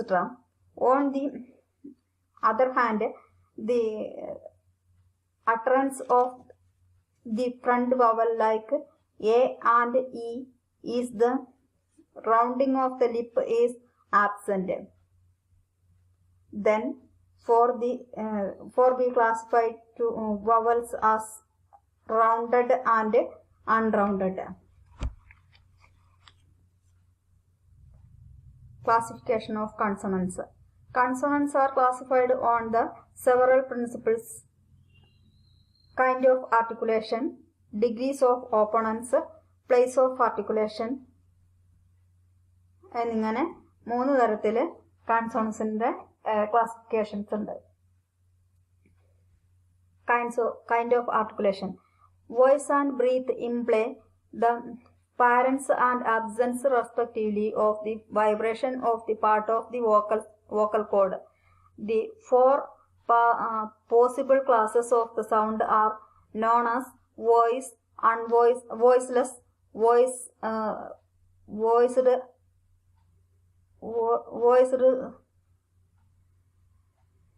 aspirant and unvoiced aspirate, voiced aspirate, unvoiced aspirate, voiced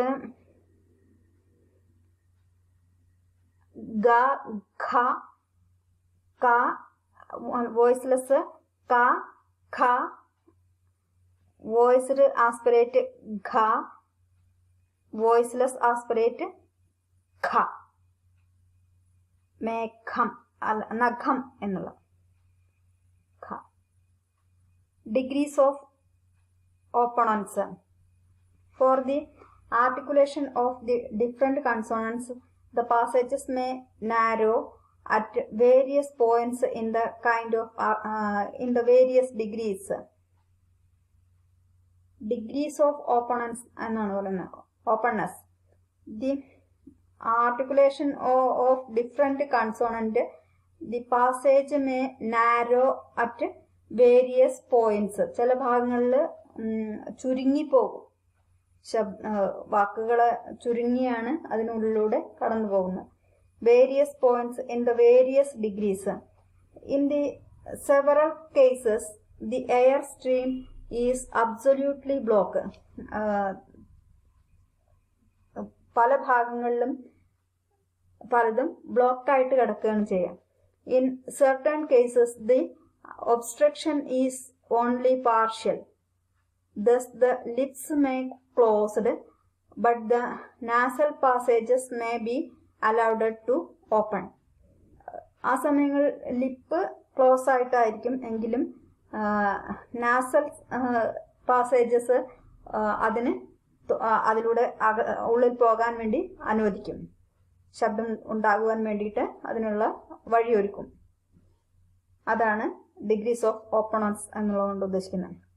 place of articulation. The point at which the closing of the narrowing may take place in the mouth passage are the soft palate, the meeting place between the hard palate and the soft palate. Hard palate, teeth or gum, and the lips. Sound produced at these points are respectively known as velars or gutturals, cerebrals, palatals, dentals, labials. അതായത് ശബ്ദങ്ങൾ പല ഭാഗങ്ങളിൽ തട്ടിയിട്ട് പല ഭാഗങ്ങളിൽ നിന്നാണ് produce ചെയ്യുന്നതെന്ന് പറഞ്ഞു. അത് സോഫ്റ്റ് പാലറ്റ്. പാലറ്റ് എന്ന് വെച്ചാൽ അണ്ണാക്കിന്റെ സോഫ്റ്റ് ആയിട്ടുള്ള ഭാഗത്താണ് തട്ടുന്നതെങ്കിൽ അതിനെ വേലാൾസ് അഥവാ ഗട്ടറൽസ് എന്നാണ് അറിയപ്പെടുന്നത്. അതല്ല, the meeting place between the hard palate and the soft palate. അത് കഠിനമായിട്ടുള്ള അണ്ണാക്കിന്റെ ഭാഗത്തുനിന്നും സോഫ്റ്റ് ആയിട്ടുള്ള ഭാഗത്തും തട്ടിയാണ് പോകുന്നതെങ്കിൽ അതിനെ സെറിബ്രൽസ് എന്നാണ് പറയുന്നത്. ഹാർഡ് പാലറ്റ് അതിൽ മാത്രം തട്ടിപ്പോകുന്നതിനെ പാലറ്റൽസ് എന്നും, ടീത്ത് ഓർ ഗമ്മിന്റെ ഇടയിലാണ് ശബ്ദങ്ങൾ പ്രൊഡ്യൂസ് ചെയ്യുന്നതെങ്കിൽ അതിനെ പാലറ്റൽസ് എന്നും, ഗം ആൻഡ് ലിപ്സിലാണ് ശബ്ദം പ്രൊഡ്യൂസ് ചെയ്യുന്നതെങ്കിൽ അതിനെ ഡെന്റൽസ് എന്നും, ടീത്ത് ആൻഡ് ഗം ആണെങ്കിൽ ഡെന്റൽസ് എന്നും, ലിപ്സ് ആൻഡ് ഗം ആണെങ്കിൽ അതിനെ ലേബിയൽസ് എന്നും പറയുന്നു. Paninian classification of vowels and consonants. എങ്ങനെയാണ് പാണിനി വവൽസിനെയും കൺസോണൻസിനെയും സ്വരങ്ങളെയും വ്യഞ്ജനങ്ങളെയും ക്ലാസിഫൈ ചെയ്തിട്ടുള്ളതെന്ന്. An examination of the classification of speech sound in Sanskrit attempted by the ancient Indian grammarian would reveal their scientific knowledge of the organ of speech and the method of actual production of sounds. The sounds are classified swaras and vyanjanas corresponding to the modern terms vowels and consonants. സ്വരങ്ങൾ എന്നും വ്യഞ്ജനങ്ങൾ എന്നും ശബ്ദത്തിന് രണ്ടായിട്ട് അക്ഷരങ്ങളെ തിരിച്ചിട്ടുണ്ട്. They are also classified both the point of view of the place of articulation and the mode of articulation. ഉൽപാദന രീതി അനുസരിച്ചും ഉൽപാദനത്തിന്റെ സ്ഥലം അനുസരിച്ചും ശബ്ദങ്ങളെ പ്രത്യേക രീതിയിൽ തരംതിരിച്ചിട്ടുണ്ട്. പ്രൈമറി ലേസ്ഡ് ഓൺ അഗുഹ വിസർജനീയാനാം കണ്ഠഃ ആ എന്നും കവർഗങ്ങളും കവർഗം കാഖ ഹ വിസർഗം എന്നിവയ്ക്കെല്ലാം കൂടി അങ്ങനെയുള്ള അക്ഷരങ്ങളെല്ലാം ചേർന്ന് അതിന് പറയുന്ന പേര് കണ്ഠം എന്നാണ്. ഇചു യശാനാം താലു ഈ എന്നും ചവർഗങ്ങളും ചവർഗം ച ഛ ജ ഝ ഞ യ ശ എന്നിവയ്ക്കെല്ലാം താലു ആണ് ഉപയോഗിക്കുന്നത്. ഋടുരക്ഷാനാം മൂർധ ലഘുലസാനാം ദന്ത ഉപൂപമാനീയാനാം ഓഷ്ടൗ ഏതൈദോഹോ കണ്ടതാലു ഓദൗദോഹോ കണ്ടോഷ്ടം ജിഹ്വാമൂലിയസ് ജിഹ്വാമൂലം ബംഗാരസ് ദന്തോഷ്ടം എന്നിങ്ങനെ കുറെ പറയുന്നുണ്ട്. Respectively giving the sound produced from the velum and palate, cerebrals, teeth and lips. The nasals he gives the nose also besides respective place of articulation.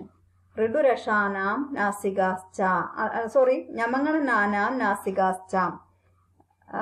നിങ്ങൾ രാമായണത്തിലത്തെ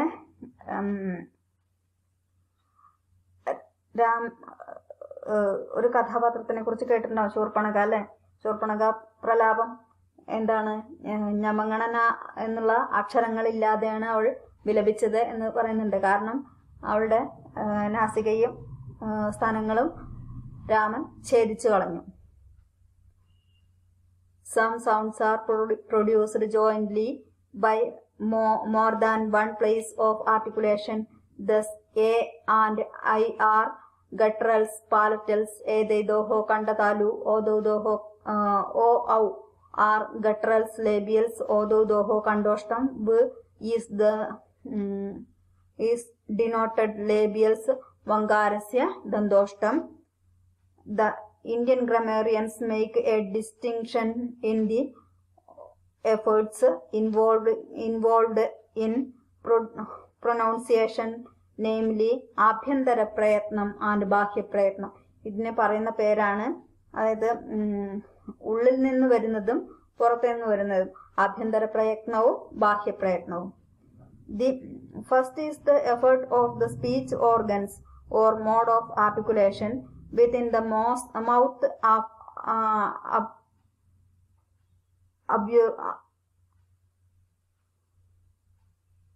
obtutive.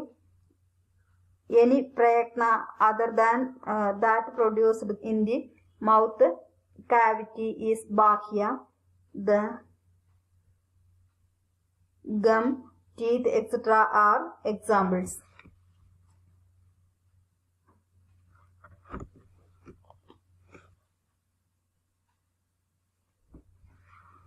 The mode of articulation are spashtam, ishaspashtam, vivridam and സംവൃതം. സ്പഷ്ടം പ്രയതനം സ്പർശാനം. സ്പഷ്ടം സ്പർശിക്കുന്നത്, ഈശസ്പഷ്ടം കുറച്ച് മാത്രം സ്പർശിക്കുന്നത്. അപ്പൊ അക്ഷരങ്ങളുടെ കാര്യമാണ് കേട്ടോ പറയുന്നത്. ഓരോ അക്ഷരങ്ങളും ചില ഭാഗങ്ങളിൽ തട്ടിയാണ് പ്രതിധ്വനിക്കുന്നത്, ചിലത് തീരെ തന്നെ തട്ടുന്നില്ല, ചിലത് കുറച്ച് മാത്രം തട്ടുന്നു, ചിലത് വളരെ തുറന്നതായിട്ടാണ് കിടക്കുന്നത്, ചിലത് അടഞ്ഞാണ് കിടക്കുന്നത്. ആൻഡ് വിവൃതം തുറന്നത്, സംവൃതം അടഞ്ഞത്. സ്പഷ്ടം പ്രേതനം സ്പർശാനം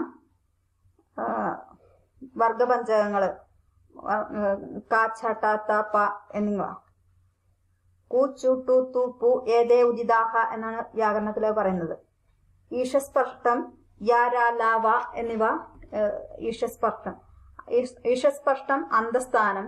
വിവൃതം എന്ന് വെച്ചാൽ വവൽസ്.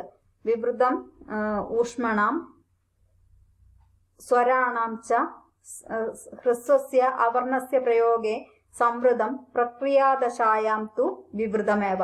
പ്രക്രിയാദശ ആ മുതലായ അക്ഷരങ്ങളാണ് വിവൃതത്തിൽ വരുന്നത്. അതായത് തുറന്നു കടന്ന് സംസാരിക്കുമ്പോൾ തുറന്നു വരുന്ന അക്ഷരങ്ങൾ. There are 11 ബാഹ്യ പ്രയത്നാസ് വിവാര സംവാര ശ്വാസ. There are 11 ബാഹ്യ പ്രയത്നാസ് വിവാര സംവാര ശ്വാസ നാദ ഘോഷ അഘോഷ അല്പപ്രാണ മഹാപ്രാണ ഉദാത്ത അനുദാത്ത സ്വരിതശ്ച. 11 തരത്തിലാണ് ബാഹ്യപ്രയത്നങ്ങൾ ഉള്ളത്. അവയാണ് വിവാരം, സംവാരം, ശ്വാസം, നാദം, ഘോഷം, അഘോഷം, അല്പപ്രാണം, മഹാപ്രാണം, ഉദാത്തം, അനുദാത്തം, സ്വരിതം എന്നിവ. From the above observation, it can be known that the classification of the speech sound by the Indian grammarian is very scientific. It takes into account not only the principles adopted by the modern philologists, but certain other principles also. Certain differences can be noted in this classification from the modern classification. In the Paninian system, the nasals also included in stops. Modern philologists consider nasals as a separate class.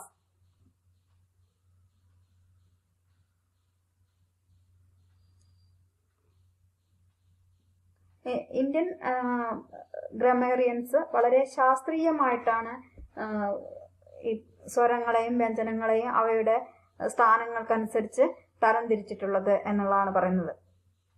അതിനെ follow ചെയ്തിട്ടാണ് മറ്റ് തിയറികളെല്ലാം വന്നത്.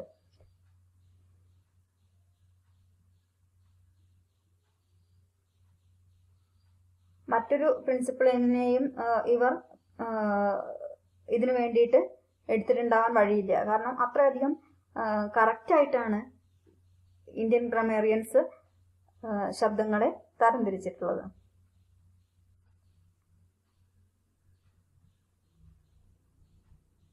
Paninian system അനുസരിച്ച് നാസൽസ് വർഗ അക്ഷരം ആയിട്ട് കണക്കാക്കുന്നുണ്ട്. Modern philologist ആകട്ടെ നാസൽസിനെ ഒരു സെപ്പറേറ്റ് ക്ലാസ് ആയിട്ട് തന്നെയാണ് തിരിച്ചിരിക്കുന്നത്. ഞമ്മങ്ങണന എന്നുള്ളതാണ് നാസൽസ്.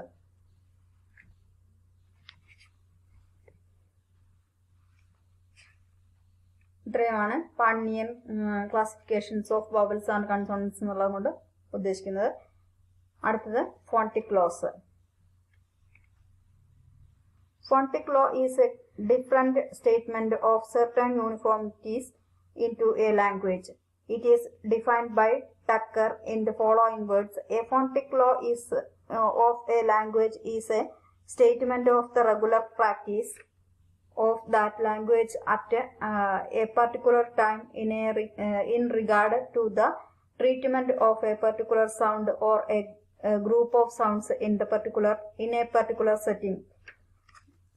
Phonetic law is a different statement of certain uniformities in a language. ഒരേപോലുള്ള ഒരു യൂണിഫോമിറ്റീസ് ഉള്ള ലാംഗ്വേജിനെ കുറിച്ചാണ് ഫോണിറ്റിക് ലോയിൽ പറയുന്നത്.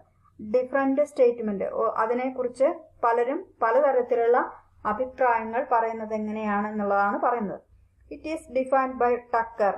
ടക്കറാണ് ഈ ഫോണിറ്റിക് ലോയിനെ കുറിച്ച് ഡെഫിനിഷൻ കൊടുത്തിട്ടുള്ളത്. A phonetic law of a language is a statement. Phonetic law എന്ന് പറയുന്ന ലാംഗ്വേജിന്റെ ഒരു സ്റ്റേറ്റ്മെന്റ് ഇങ്ങനെയാണ്: of regular practice that of language at the particular time regarded to a treatment of particular sound or a group of sounds in a particular setting. ഒരു പ്രത്യേക പശ്ചാത്തലത്തിൽ പ്രത്യേക ശബ്ദം പ്രത്യേക ഗ്രൂപ്പുകൾ ഉണ്ടാക്കുന്ന അതിനെക്കുറിച്ച് പറയുന്നത് തന്നെയാണ് ഈ ഫോണറ്റിക് ലോ എന്നുകൊണ്ട് ഉദ്ദേശിക്കുന്നത് എന്നാണ് ടക്കർ പറയുന്നത്. Law of പാർട്ടിലൈസേഷൻ.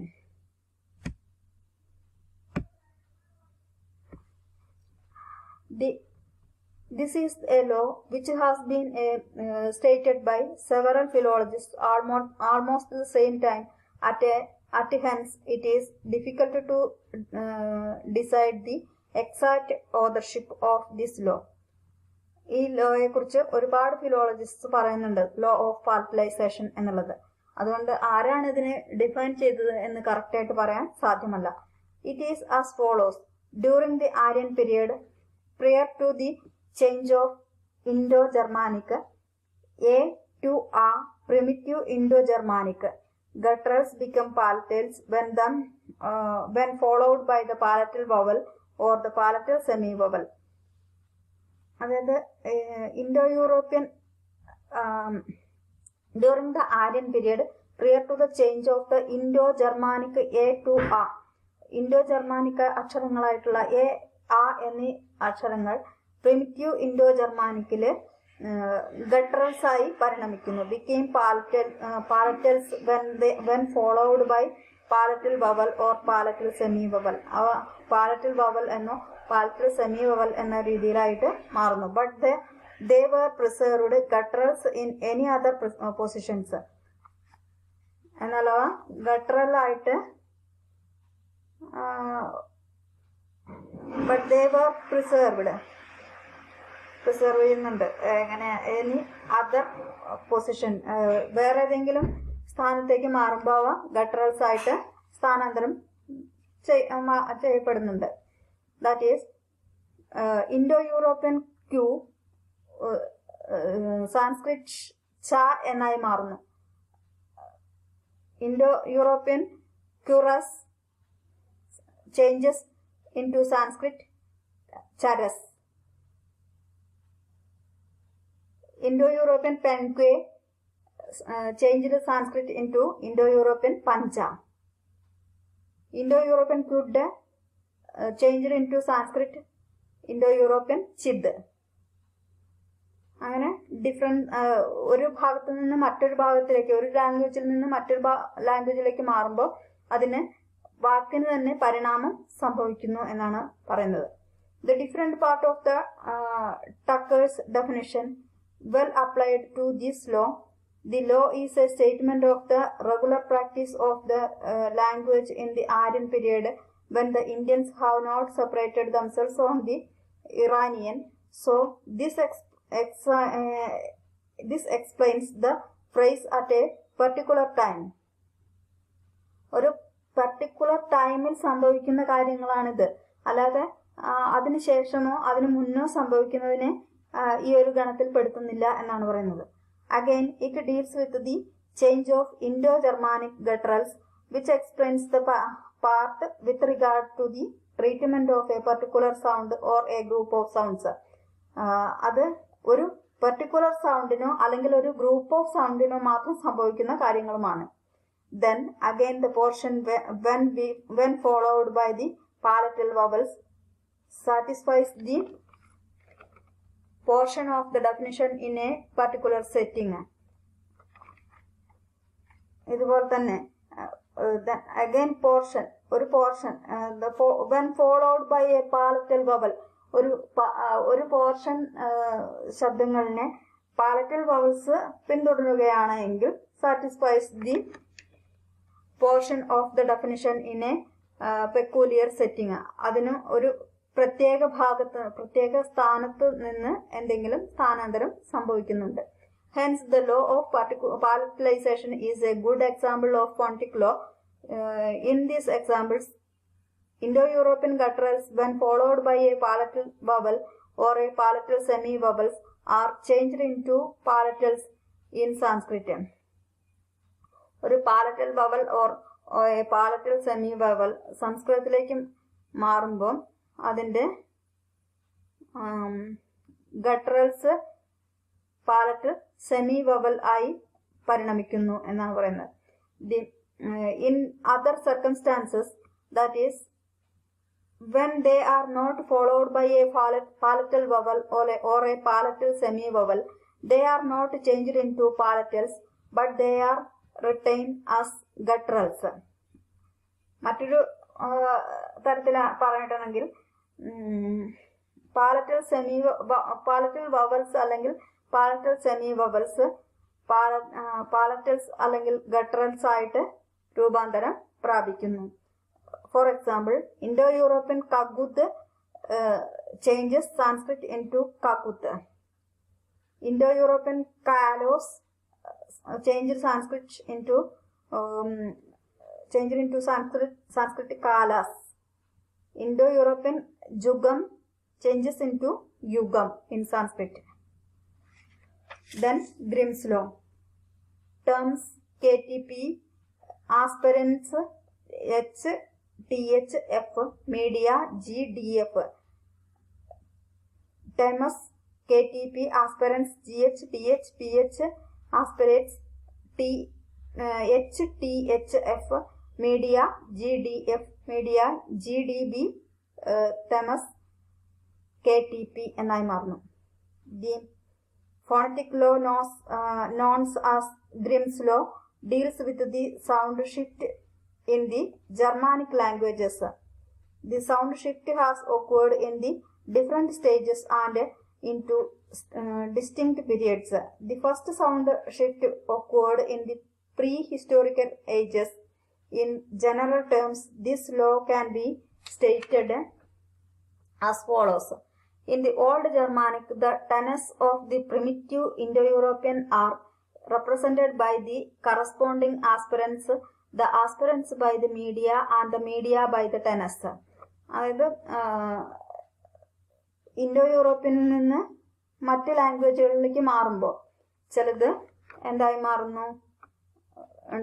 ടെനസ് എന്നുള്ളത് ഇതിൽ primitive Indo European represented the correspondent aspirants in the aspirants by the media എന്നായി മാറുന്നു. ടെനസിലായി മാറുന്നു.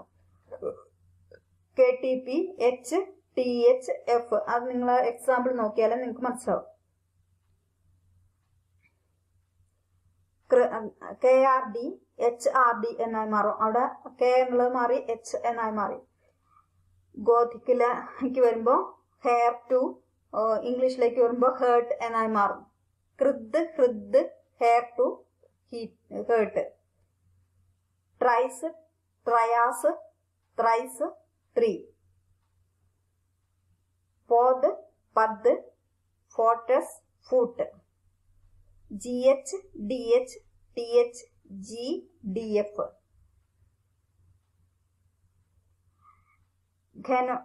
ഖെൻസോ, ഹംസ, ഗാൻസ്, ഗ്രോസ്. അത് Indo European, Sanskrit, Gothic, English. Indo യൂറോപ്യനിൽ ഖെൻസോ എന്നാണെങ്കിൽ അത് സംസ്കൃതത്തിലേക്ക് വരുമ്പോൾ ഹംസ എന്നായി മാറും. ഗോധിക്കിലേക്ക് വരുമ്പോൾ ഗൻസ് എന്നായി മാറും. ഇംഗ്ലീഷിലാവുമ്പോൾ ഗ്രോസ് എന്നായി മാറും. എന്തൊരു മാറ്റാണ് നോക്കി നോക്കൂ. ദെൻ മദ്രാസ്, മദാസ്, മിഡ്ജിസ്, മിഡിൽ. മദ്രസ് എന്നുള്ളതാണ് മിഡിൽ എന്ന് ഇംഗ്ലീഷിലേക്ക് പരിവർത്തനം ചെയ്തു വന്നത്. ബീസ്, ബിയോമി, ഫ്യൂറോ, ഫെയർ. GDF എന്നുള്ളത് KTP എന്നായി മാറും. AGPS, അജ്റാസ്, അക്രോസ്, ഏക്കർ. ഡെക്കം, ദശ, തൈഹം, 10.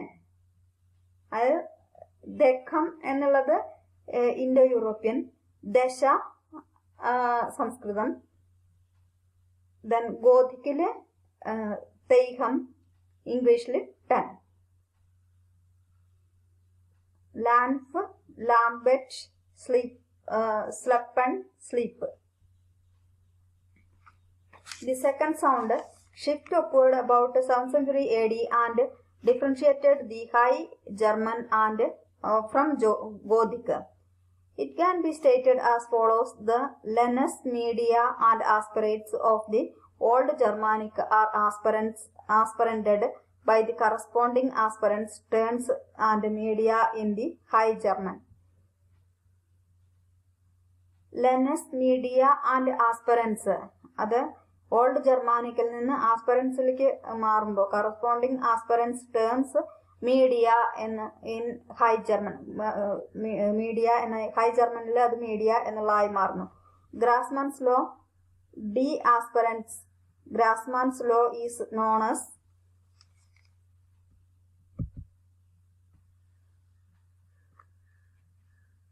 the law of de-aspiration. It states in the primitive Indo-European roots, if two consecutive syllables are aspirates, one of them, generally the first law, it is its aspiration in Sanskrit and Greek. Example പറയുമ്പോൾ മനസ്സിലാവും എന്താണ് മാറ്റം വരുന്നതെന്ന്. Indo European Sanskrit, Indo European വ്യൂധോ changes into Sanskrit bodhami. Indo-European didhemi changes into Sanskrit dadhami. Indo-European jikhona changes into Sanskrit jaghana. In this example, both Sanskrit and Bodhik have the media instead of tense in the latter. മീഡിയയ്ക്ക് പകരം അവിടെ ടെനസ് ആണ് വരുന്നത് എന്നാണ്. The Fortunatos rule. This rule deals with the Indo-European sources of the cerebral sounds in Sanskrit. It states that the primitive Indo-European dentals, when preceded by l, became the corresponding cerebrals in Sanskrit with a dropping of l, but when preceded by r, this change did not take place. R plus dentals became cerebrals in Sanskrit. R plus dentals has no change in Sanskrit. Indo-European paltas changes into Sanskrit padas. Indo-European panis changes into Sanskrit Indo-European panis. Indo-European kut changes into Sanskrit kudharas. Indo-European lals changes into Sanskrit lashami.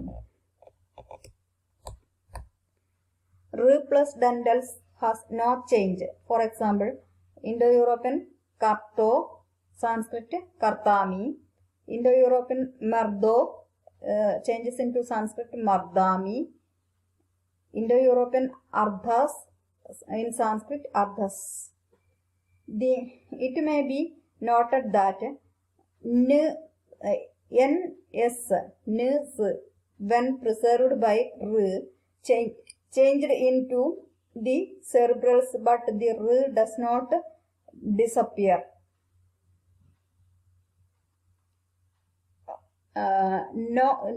ns എന്നിവ വരുന്ന സമയത്ത് preserved by റ് അതിനെ പിന്തുടർന്നുകൊണ്ട് റ് എന്ന് വരുമ്പോൾ ഇത് സെറിബ്രൽസ് എന്തായി മാറുന്നു?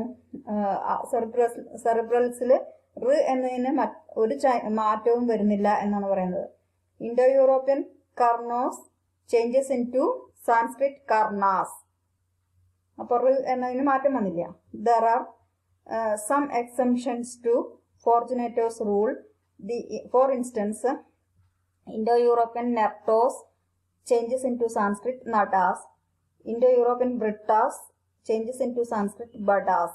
Indo-European kortas changes into Sanskrit kathas.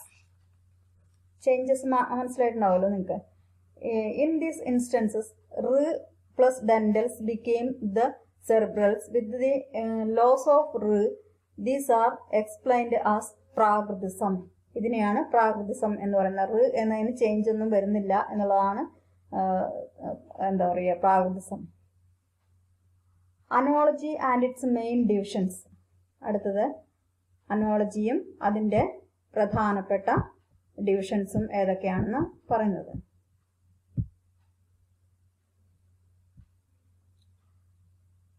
Analogy is an important principle working in languages. It has been accepted as working in contemporary spoken languages by all people. However, there has been controversy regarding the historical function of analogy.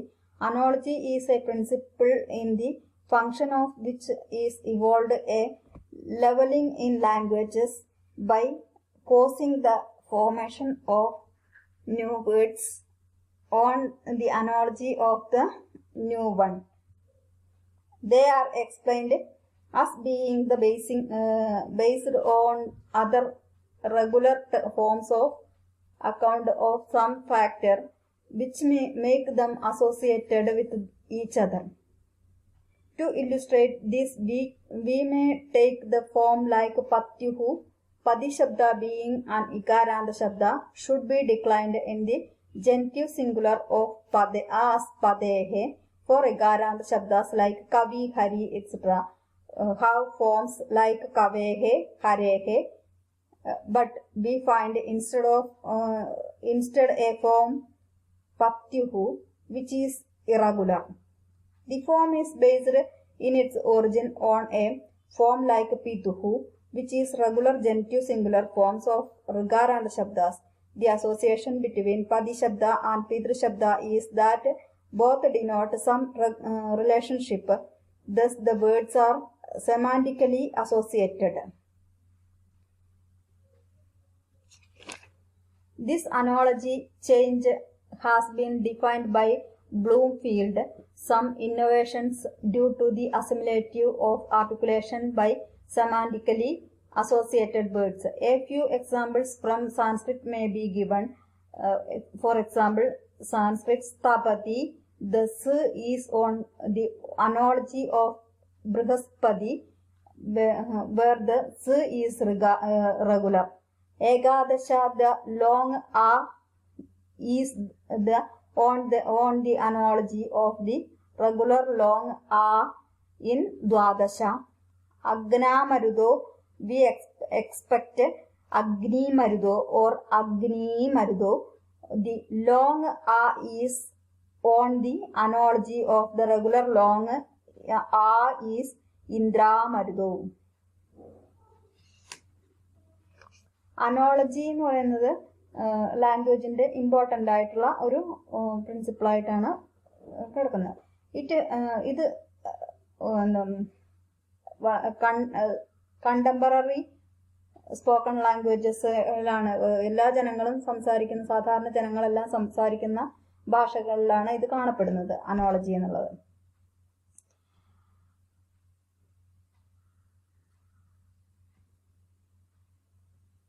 എന്താണ് ഇതിന്റെ historical function എന്ന് നോക്കാം.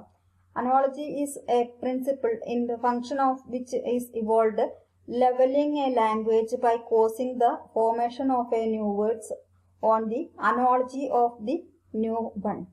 അതായത് എങ്ങനെയാണ് പുതിയതായിട്ടുള്ള ഒരു വാക്കിൽ രൂപാന്തരം വരുന്നത് എന്നതിനെ കുറിച്ചാണ് പറയുന്നത്. They are explained as being based on the other regular forms of on account of the some factor that which makes them associated with each other. പരസ്പരം എങ്ങനെയാണ് മാറ്റങ്ങൾ വരുന്നത്. To illustrate this, we may take the form like patyuhu. Padi shabda being an ikaranta shabda should be declined in the genitive singular as padehe. അതായത് ഏകവചനത്തിൽ പതി എന്നുള്ളതിന് പദേഹെ എന്ന് നമ്മൾ പ്രതീക്ഷിക്കുന്നുണ്ടെങ്കിലും എന്താണ് വരുന്നത്, പത്യുഹു എന്നായിട്ടാണ് പ്ലൂറലിൽ അത് വരുന്നത്. ദി ഇകാരാന്ത ശബ്ദാസ് ലൈക്ക് കവി, ഹരി etcetera we have forms like കവേഹെ, ഹരേഹെ. കവി, ഹരി എന്നീ ശബ്ദങ്ങളെല്ലാം തന്നെ ഇകാരാന്തത്തിൽ അവസാനിക്കുന്നതാണ്. അതുപോലെ തന്നെയാണ് പതി ശബ്ദവും ഇകാരത്തിലാണ് അവസാനിക്കുന്നത്. അപ്പൊ നമ്മൾ സ്വാഭാവികമായിട്ടും പതി എന്നുള്ളതിന്റെ പ്ലൂറലായിട്ട് പദേഹെ എന്ന് പ്രയോഗിക്കാം എന്ന് വിചാരിക്കും. പക്ഷെ അത് വരുന്നത് പത്യുഹു എന്നാണ്. അതിന്റെ പ്ലൂറൽ ഫോം വരുന്നത് പത്യുഹു എന്നതാണ്. ഫോർ എക്സാമ്പിൾ, ഇകാരാന്ത ശബ്ദാസ് ലൈക്ക് കവി, ഹരി എക്സെട്ര ഹാവ് ഫോംസ് ലൈക്ക് കവേഹെ, ഹരേഹെ but we find instead a form patyuhu which is irregular. Regular ആയിട്ട് വരുന്നതല്ല, irregular ആയിട്ടാണ് വരുന്നത്. The form is based in its origin on a form like piduhu, which is regular genitive singular form of the ഋകാരാന്ത ശബ്ദാസ്. ഋകാരാന്ത ശബ്ദങ്ങളിലെല്ലാം തന്നെ ജനിറ്റീവ് singular പിദുഹു, മാതുഹു, പ്രാതുഹു എന്നിങ്ങനെയാണ് വരുന്നത്. The association between പതി ശബ്ദ and പിതൃ ശബ്ദ is that both denote some relationship. എല്ലാത്തിനും തന്നെ ഇത്തരത്തിലുള്ള ഋകാരാന്ത ശബ്ദങ്ങൾ തമ്മിലൊരു റിലേഷൻഷിപ്പ്, അതായത് രക്തബന്ധം എന്നൊക്കെ പറയുന്നത്, അത് തന്നെയാണ് അവിടെ ഇങ്ങനെ സംഭവിക്കുന്നത്. thus the words are semantically associated. അതുകൊണ്ട് അർത്ഥസംബന്ധമായിട്ടും അവ എന്താ പറയുക, തമ്മിൽ യോജിച്ച് കിടക്കുന്നതാണ്. This analogy change has been defined by Bloomfield. Some innovations due to the assimilative of the articulation by semantically associated words. A few examples from Sanskrit may be given. അതായത് Bloomfield ഇതിനെക്കുറിച്ച് പറയുന്ന ഇപ്രകാരമാണ്. സം ഇന്നോവേഷൻസ്, കുറച്ച് മാറ്റങ്ങൾ, ചില രീതികൾക്കെല്ലാം ചില മാറ്റങ്ങൾ വരുന്നത് എന്താണ്? Due to the assimilative of articulation by semantically associated words. ശബ്ദശാസ്ത്രപരമായിട്ട് വംശീകരിച്ച് നിൽക്കുന്ന അല്ലെങ്കിൽ ബന്ധമുള്ള ചില വേർഡ്സ് ആണ് ഇങ്ങനെ അർത്ഥപരമായിട്ടും ഒരുപോലെ നിൽക്കുന്ന, അല്ലെങ്കിൽ അതിന്റെ സിംഗുലറിലും പ്ലൂറലിലും ഒരുപോലെയായിട്ട് വരുന്നത് എന്നതാണ്. A few examples from Sanskrit may be given. For example, Sanskrit രഥസ്പതി. The S is on the analogy of ബൃഹസ്പതി. രഥസ്പതി എന്നതിന് സമാനമായിട്ടുള്ള മറ്റൊരു വേർഡാണ് ബൃഹസ്പതി എന്നുള്ളത്. സമാനമല്ല, മീനിങ് വ്യത്യാസമുണ്ട്. Where the s is regular. അവിടെ സ് എന്നുള്ള അക്ഷരം രണ്ട് ഭാഗത്തും റെഗുലർ ആയിട്ടാണ് കാണുന്നത്. ഏകാദശ the long a is on analogy of the regular long a in ദ്വാദശ. ഏകാദശ, ദ്വാദശ എന്നിവയെല്ലാം അവിടെ ആ എന്നുള്ളത് റെഗുലർ ആയിട്ടാണ് വരുന്നത്. അഗ്നാമരുതോ, വി എക്സ്പെക്ട് അഗ്നിമരുതോ ഓർ അഗ്നിമരുതോ. അഗ്നാമരുതോ എന്ന വാക്ക് നമ്മൾ അഗ്നിമരുതോ എന്നോ അല്ലെങ്കിൽ അഗ്നിമരുതോ എന്ന ദീർഘസമത്തിലോ ആണ് നമ്മൾ പ്രതീക്ഷിക്കുന്നത് എങ്കിലും the long A is on the analogy of the regular long a in ഇന്ദ്രാമരുതോ. ഇന്ദ്രാമരുതോ എന്ന പോലെ ആയി മാറുകയാണ് ചെയ്യുന്നത്. അഗ്നിമരുതോ എന്നോ അഗ്നിമരുതോ എന്നോ ആയി മാറുന്നില്ല എന്നാണ് പറയുന്നത്. Classification of analogy. Formal analogy.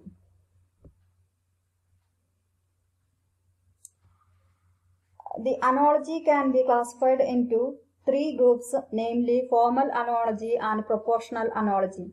The formal analogy forms of one word are influenced by forms of another word which belong to the different classes. Analogy can be classified in the three groups, namely മൂന്ന് തരത്തിലാണ് analogy വരുന്നത്. അവ മൂന്ന് ഗ്രൂപ്പായിട്ട് പറയുന്നുണ്ട്. Formal analogy എന്നും, forms of one word are influenced by the forms of another word which belong to a different class. അതിനെയാണ് formal analogy എന്ന് പറയുന്നത്. അതായത് ഒരു ഫോം ഓഫ് വേർഡ് അതിനുമായിട്ട് ഇൻഫ്ലുവൻസ് ചെയ്യുന്നത് എങ്ങനെയാ? ഫോംസ് ഓഫ് അനദർ വേർഡ്, മറ്റൊരു വേർഡുമായിട്ട് യോജിക്കുന്നു. Which belongs to the different classes, അത് വ്യത്യസ്ത ക്ലാസ്സിലുള്ളവയാണ് തമ്മിൽ യോജിക്കുന്നത്. The genitive and oblative singular of the word padi, namely patyuhu, is an example. Padi is an ikaranta like hari, so we expect the genitive and oblative singular forms of padehe like harehe. Instead we get the form patyuhu. This is due to the fact that the word padi indicates a sort of human relation like pida, brada, mada, etc. All these are stems and their oblative and genitive singular forms could end in uhu, On either analogy, the form patyuhu is gotten. Another example may be taken from English. The form books may be given as example. In Old English, book and the food belong to the same class of philology. Both of them are plural by change of vowels, but thus we have the forms beak and feet. However, the form beak has been replaced by the forms books. Book എന്നും foot എന്നും ഒരുപോലെ ആയിരിക്കുമെന്ന് നമ്മൾ വിചാരിക്കുന്നുണ്ട് എങ്കിലും book എന്നത് ഒരിക്കലും beak എന്ന് ആയി മാറുന്നില്ല. പകരം ബുക്ക് എന്ന് തന്നെ വരുന്നുള്ളൂ. അതേസമയം ഫൂട്ട് എന്നുള്ളത് ഫീറ്റ് എന്നാണ് വരുന്നത്.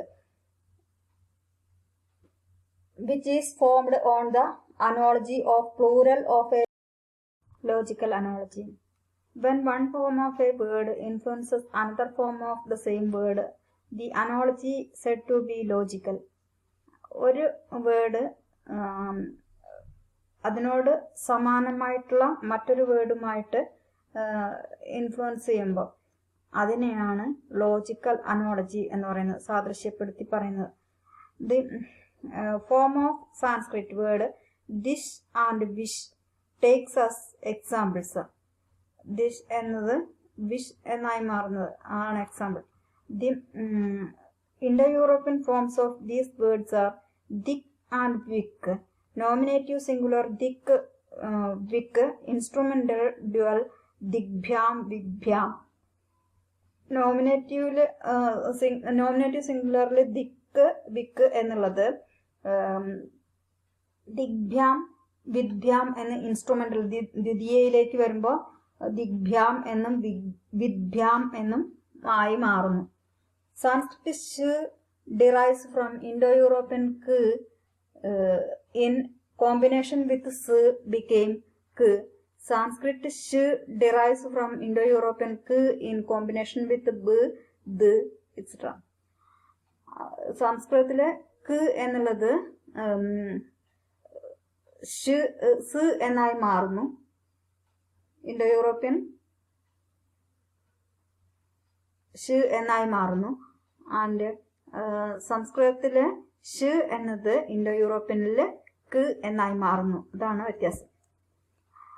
Therefore, the case of this, the nominative singular should be dick and the instrumental dual dick, this, bh, digbhyam, but we actually get the forms dick plus digbhyam. This is because the nominative form influences the instrumental form and makes digbhyam on its analogy. Similarly, in this case of which we should get the nominative singular to be wick, the instrumental dual to be vidbhyam, but we actually get the form with vidbhyam. Here the instrumental form vidbhyam is taken to be correct form on its analogy. The nominative is formed as with digbhyam. വിദ്ഭ്യാം എന്നുള്ളത് വിത്ത് എന്നാണ് നോമിനേറ്റീവിൽ വരുന്നത് എന്നാണ് പറയുന്നത്. അതുപോലെ ദിക്ക് എന്നുള്ളത് ദിക്ക് plus ദിഗ്ഭ്യാം എന്ന് ദിശ് plus ബ് ദിഗ്ഭ്യാം എന്ന് വരുന്നത് എങ്ങനെയാണോ അതുപോലെ തന്നെയാണ് ദിശ് എന്നത് ദിക്ക് എന്നായി പരിവർത്തനം ചെയ്യുന്നത്. Proportional analogy. The same time analogical formation may be represented as proportional. ആനുപാതികമായിട്ടാണ് ചിലതില് അനോളജിക്കൽ ഫോർമേഷൻസ് ഉണ്ടാകുന്ന റെപ്രസെന്റ് ചെയ്യുന്നത്. And it is called proportional analogy. For instance, the German pronoun meaning I has got the form മിച്ച് in the accusative and മിർ in the dative. ദ്വിതീയയില് അക്യൂസേറ്റീവില് മിച്ച് എന്നാവുന്നത്, അതായത് ഐ എന്നത് മിച്ച് എന്നായി മാറും അക്യൂസേറ്റീവില്, ആൻഡ് മിർ എന്നത് ഡാറ്റീവിലേക്ക് മാറും. ദ്വിതീയയില് മിച്ച് ഐ അല്ല പ്രഥമയില് ഐ എന്നുള്ളത് ദ്വിതീയയിലേക്ക് വരുമ്പോൾ മിച്ച് എന്നായി മാറും. അത് തൃതീയയിലേക്ക് വരുമ്പോൾ മിർ എന്നായി മാറുന്നു എന്നാണ് പറയുന്നത്. The pronoun you got the form ditch in the accusative, dir in the dative, but the pronoun meaning he has got sich in both cases. But on the analogy of mir and dir, the form sir is also sometimes used. I mich mir, you ditch dir, he sich sir or sir.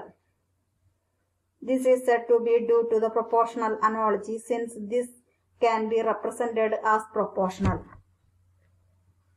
Next, phonetic changes and its causes and classification. Change is the life of language and it makes for its progress. It is of two kinds, namely phonetic changes and semantic change. When the change affects the sound, it is called phonetic change, and when it affects the sense, it is called semantic change.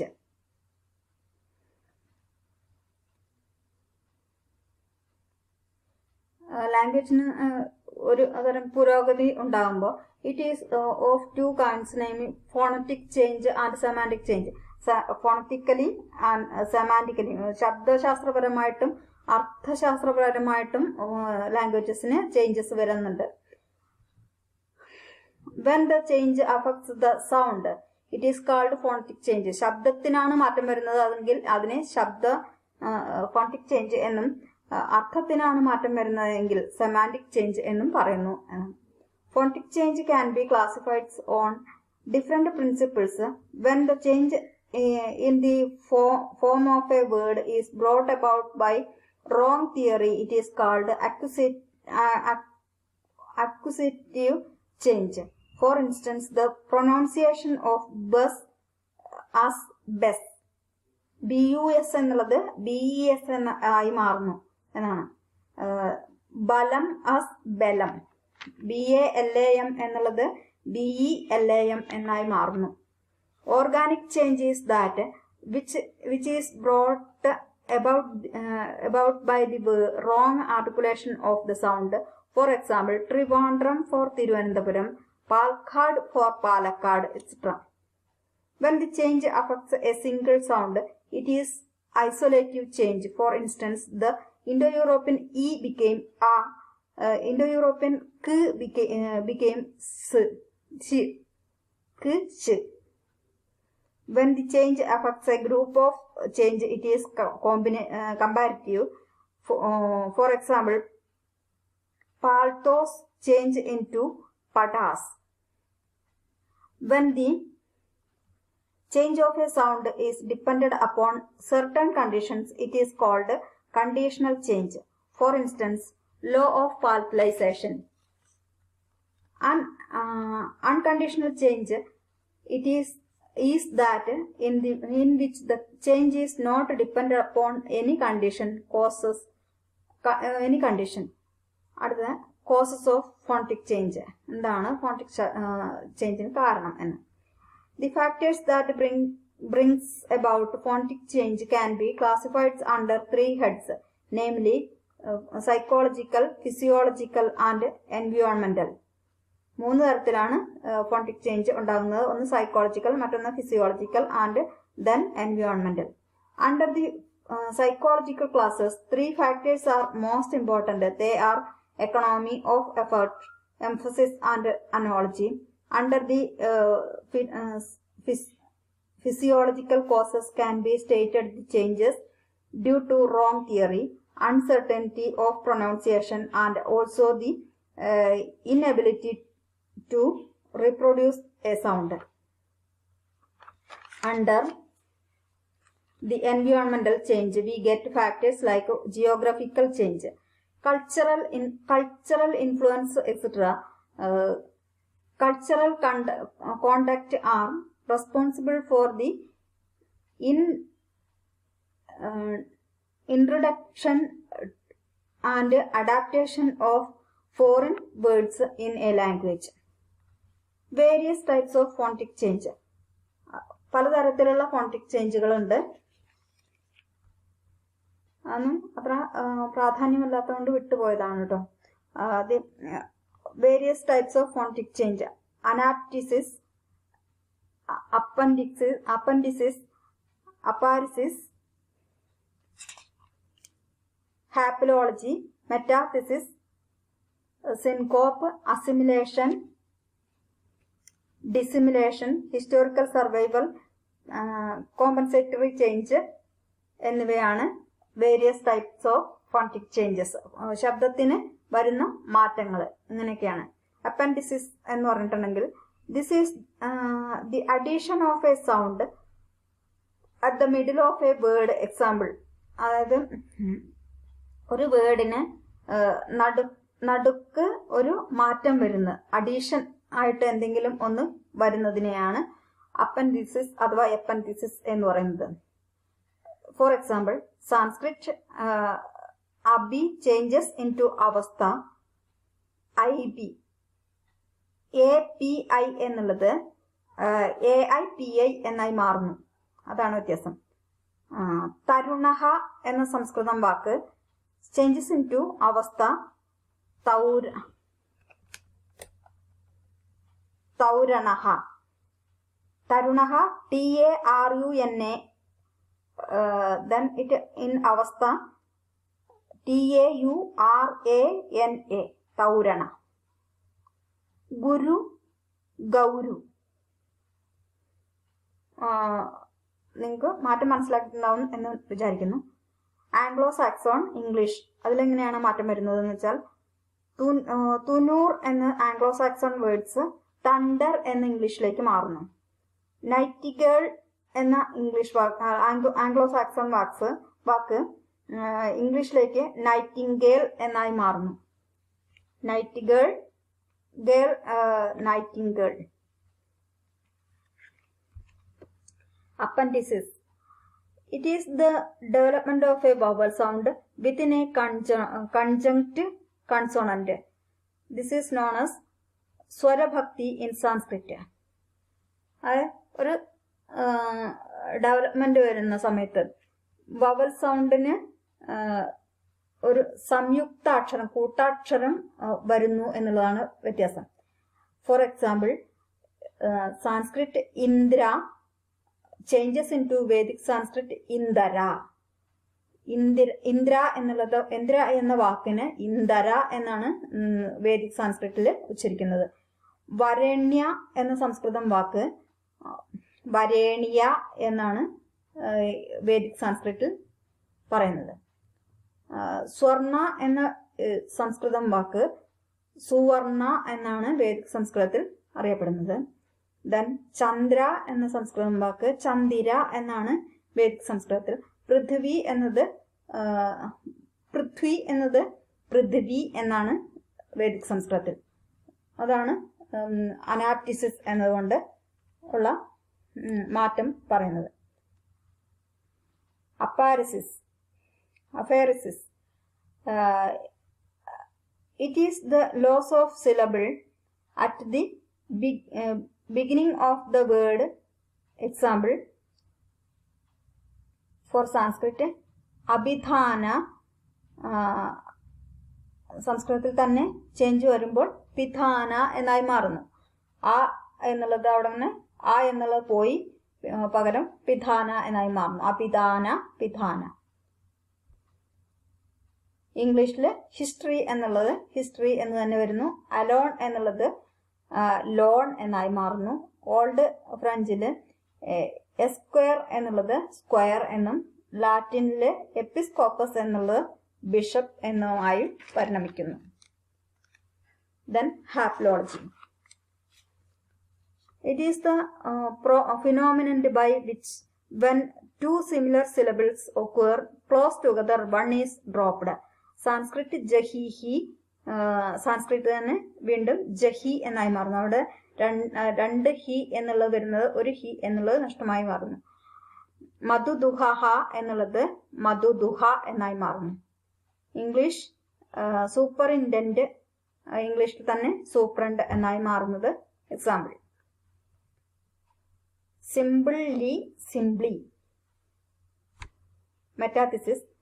This is the interchange of two syllables in a word. ഒരേ വേർഡിൽ തന്നെ interchange syllables അക്ഷരങ്ങൾക്ക് interchange വരുന്നത്. നാരികേല in Sanskrit changes into നാളികേര in Sanskrit. കരേണുഹു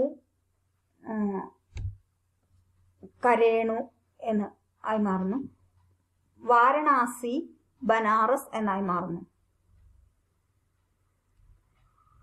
മരകഥ for മരതക, ഹിംസ for സിംഹ, old German ഹോഴ്സ് for English, old German ഹോഴ്സ് for in English horse, old German pashyaka changes into English kashyapa, pashyaka kashyapa. Syncope, it is the loss of a syllable. Syncope, it is the loss of a syllable in the middle of a word. For example, Sanskrit Rajan A, Sanskrit Rajna, then Mahiman A changed into Mahimna, Bhuman A, Bhumna. English word fortnight, 14 night changed into fortnight. Assimilation.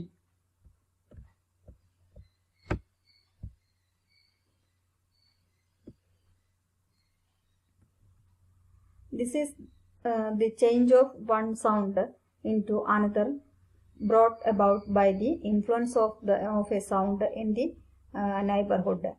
In such a manner as it make it similar to the sound which produces the change. This is called Savarna Vigara in Sanskrit.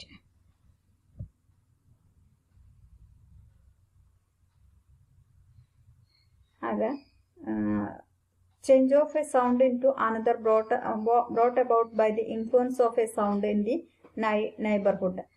അടുത്തിരിക്കുന്ന ഒരു ശബ്ദവുമായിട്ട് മറ്റേ ശബ്ദത്തിന് ഉണ്ടാകുന്ന മാറ്റം, അതിനെയാണ് assimilation എന്ന് പറയുന്നത്.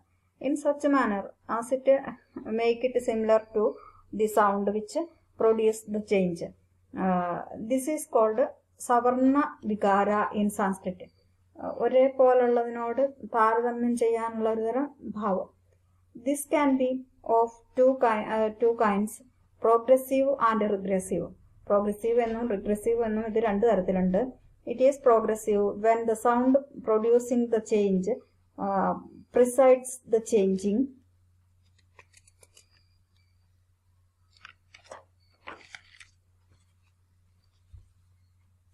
sound. For example പറയുമ്പോൾ നിങ്ങൾക്ക് മനസ്സിലാവും. For Sanskrit chakra changes into Prakrit ചക്ക, ചക്ര for ചക്ക, അതാണ് മാറ്റം വരുന്നത്. വജ്ര for വജ്ജ, മുക്ക for മുക്ത for മുക്ക, പുരുഷ for പുരുഷ. മലയാളം ചന്ദന for Chandana. It is regressive when the sound producing the change follows the changing sound. For example, Sanskrit tad cha സാൻസ്ക്രിറ്റിലേക്ക് തന്നെ ചേഞ്ച് ചെയ്യുമ്പോൾ തച്ച എന്നായി മാറുന്നു. ചിത് ന ചിന്ന എന്നായി മാറുന്നു. തത് ന തന്ന. ഇംഗ്ലീഷിൽ ഗോഡ്ഷിപ്പ് എന്നുള്ളത് ഗോസിപ്പ് എന്നായി മാറുന്നു. ഇതാണ് തമ്മിലുള്ള വ്യത്യാസം.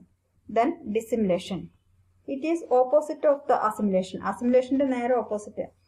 Sometimes when two similar sounds occur near each other, one of them is changed. This is called dissimulation. This is also of two kinds, progressive and regressive. ഇതും പ്രോഗ്രസീവും റിഗ്രസീവുമായിട്ട് ഉണ്ട്. The progressive old English change into English marble, marble, purple, purple, turtle, turtle. റിഗ്രസീവില് സാൻസ്ക്രിറ്റിലേക്ക് തന്നെ വശ്യത്, വശ്യതി, Vatsyati. Dyudyude, dyudyude. Dyudyade. Dyudyude എന്നുള്ളത് ദ്യുദ്യതെ എന്നായി മാറുന്നു. ആരം കൃത അലം കൃത എന്നായി മാറും. Historical survival.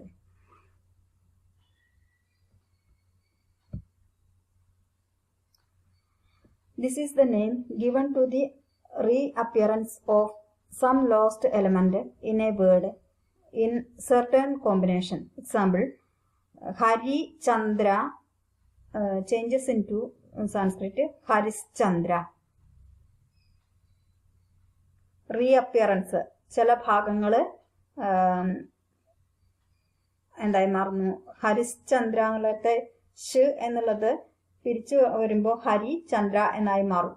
അതാണ് റീഅപ്പിയറൻസ്. അതിനെയാണ് ഹിസ്റ്റോറിക്കൽ സർവൈവൽ എന്ന് പറയുന്നത്. Compensatory change. It is the addition of a new element to a new word in order to compensate for the loss of a sound due to some cases.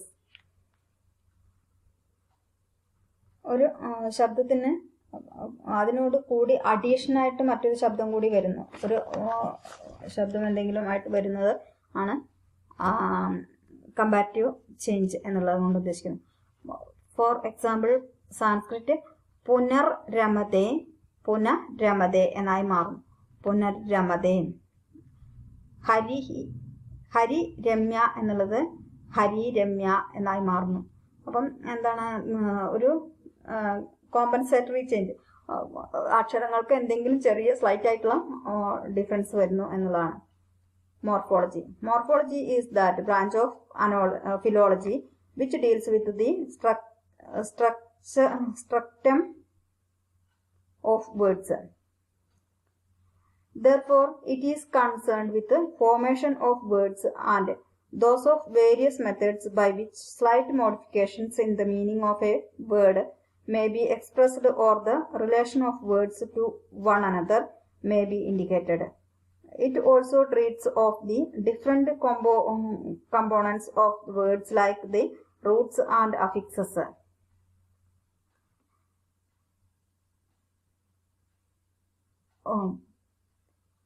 പ്രിഫിക്സസും സഫിക്സസും ചേർന്നതിനാണ് അഫിക്സസ് എന്ന് പറയുന്നത്. അതായത്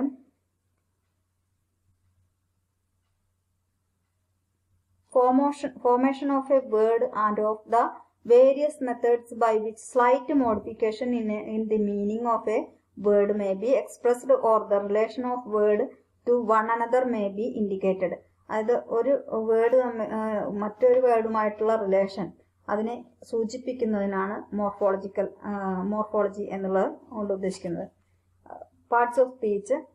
under the head parts of speech, philologist takes into account nouns, pronouns, adjective, verbs and other separate particles apart from the suffixes.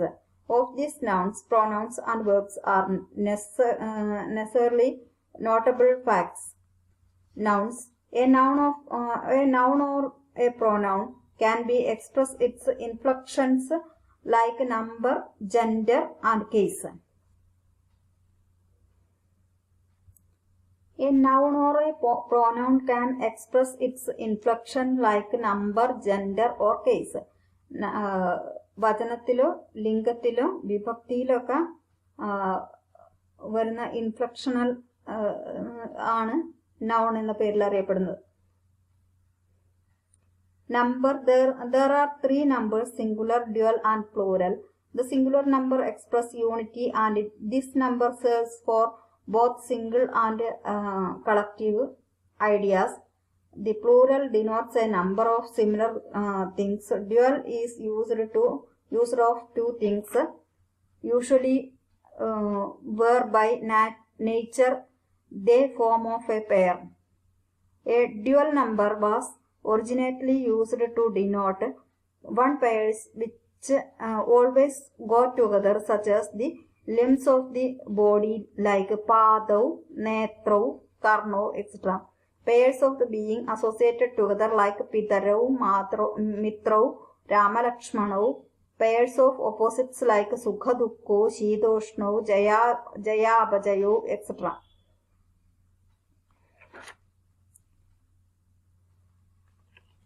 Gender. There are 3 genders, muscular, feminine and neuter. All the ideas of the gender is conveyed by the case suffixes. Case. The original Indo-European primitive speech has 7 cases: nominative, accusative and instrumental, the ablative, genitive, dative and locative. Case വിഭക്തികൾ 7 വിഭക്തികൾ. Nominative, it is the case which implies that the noun idea is the central point of account expressed by the verb. Accusative, Didiya. The accusative brings the noun into some dependent relation to the verb. Instrumental, Tridiya. This case is expressed that within whom or with which something is done. Dative, Chaturthi. Ablative, Panchami. This denote the noun as the source from which the verbal action could arrive. Genitive. This case expresses the relation between the nouns or connects a noun to a verb or adverb of time and place. Dative, Chaturthi. The dative case denotes the noun as the object towards which the verbal action is derived. Locative. This case indicates the place in which something is present or some action take place. നിങ്ങൾ കേട്ടിട്ടുണ്ടാവും, അതെന്ന് പ്രഥമയ്ക്കർത്ഥ അർത്ഥം ദ്വിതീയയ്ക്ക് അതിനെ പുന തൃതീയ ഹേതുവായിക്കൊണ്ടാലോലുടെ എന്നതും ആയിക്കൊണ്ട് ചതുർത്ഥീച്ച സർവത്ര പരികീർത്തിത ഇക്കുമിന്നുമുടെ ഷഷ്ടിക്കതിന്റെ വെച്ചുമെന്നബി അതിങ്കൽ അതിൽ വെച്ചെന്നും വിഷയം സപ്തമി മത എന്നുള്ള ആ ശ്ലോകം കേട്ടിട്ടുണ്ടാവും. അത് തന്നെയാണ് ഇവിടെ പറയുന്നത്. Locative, Saptami. Then there is 8 cases called Sambodhana Pradama, but it is merely a method of address and therefore has no synthetical relation with the sense at all. Then elements building up Indo-European language, derivation and inflection. Generally, 2 elements are recognized in words: the material or formative elements, the relational or inflectional element. The mental element is represented by the stem, while the relational element is shown by the case or personal endings. In the derivatives, the material element varies, while in the inflectional, the relational element varies. For instance, if we take root bhu, the word bhudi, bhava, bhavana, etc. are derived from it. By the variations of the material element and hence these words are called the derivatives of the root bhu. The words bhavadi, bhavadaha, bhavanti are formed.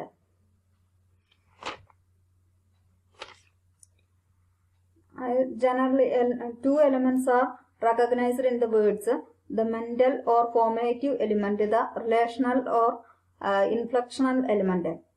2 തരത്തിലുള്ള elements ഉണ്ടാകുന്നുണ്ട്, formative എലിമെന്റ്സും inflectional എലമെന്റ്സും. Mental elements represented by the stem while. അത് mental എലമെന്റിൽ റൂട്ടാണ് വരുന്നത്. And the relational element is shown by the case. Relational എലമെന്റ്സിൽ വിഭക്തിയാണ് വരുന്നത്, അല്ലെങ്കിൽ personal ending. In the derivatives, the mental element varies, while in the inflectional and relational element varies. For instance, if we take the root bhu, words bhudi, bhava, bhavana, etc. are derived from it. അതായത് ഭൂ എന്ന ധാതുവിനോട് കൂടി അവ് എന്നുള്ള ആദേശം വന്ന് ഭവതി എന്ന് വരുന്നത് പോലെ ഭൂ അവ് അന്തി ഭവന്തി ഭവതഹ ഭവന്തി എന്നൊക്കെ വരുന്ന നിങ്ങൾ വ്യാകരണത്തിൽ പഠിച്ച റൂട്ട് നിയമങ്ങൾ, ധാതുവും പ്രത്യയവും കൂടി വരുന്നത്. From the same root by the variation of the relational element and hence they are the inflectional of that root. Though there is a distinctions between derivation and inflection. Both their elements are come under suffixes.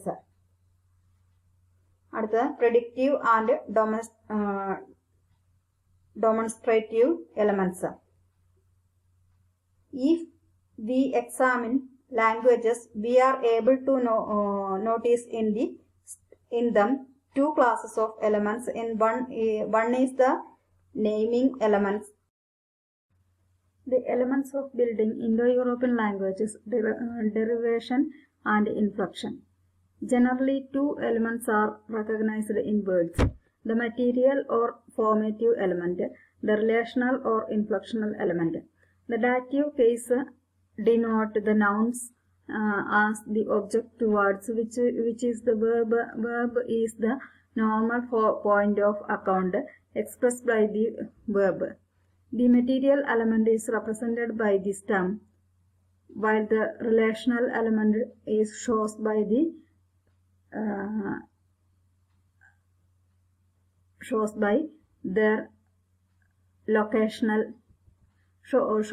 the case or personal endings. Predictive or demonstrative elements. If we examine languages, we are able to notice in them two classes of elements. The one is a naming element, whether of object or an action, and commonly called predictive or nominal element. അതായത് രണ്ട് തരത്തിലുള്ള elements ആണുള്ളത്. Material or formative element, മറ്റൊന്ന് relational or inflectional element.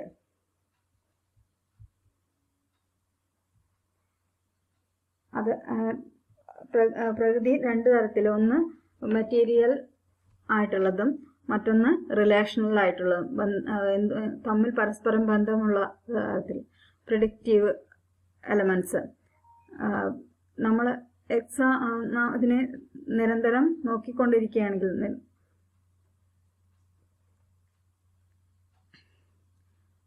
one naming element, whether of object or action, commonly called predictive element. ഒരു element, ഒരു പ്രകൃതി അങ്ങനെ ഒരു ഒബ്ജക്റ്റ് ആയിട്ട്, ഒരു വസ്തുവായിട്ട് അങ്ങനെ തന്നെ നിശ്ചലമായി നിൽക്കുന്നു. Or action and commonly called, ചിലതിന് എന്തെങ്കിലും ആക്ഷൻസ് ഉണ്ടാവും, അങ്ങനെയുള്ളതിനെയാണ് predictive element എന്ന് പറയുന്നത്.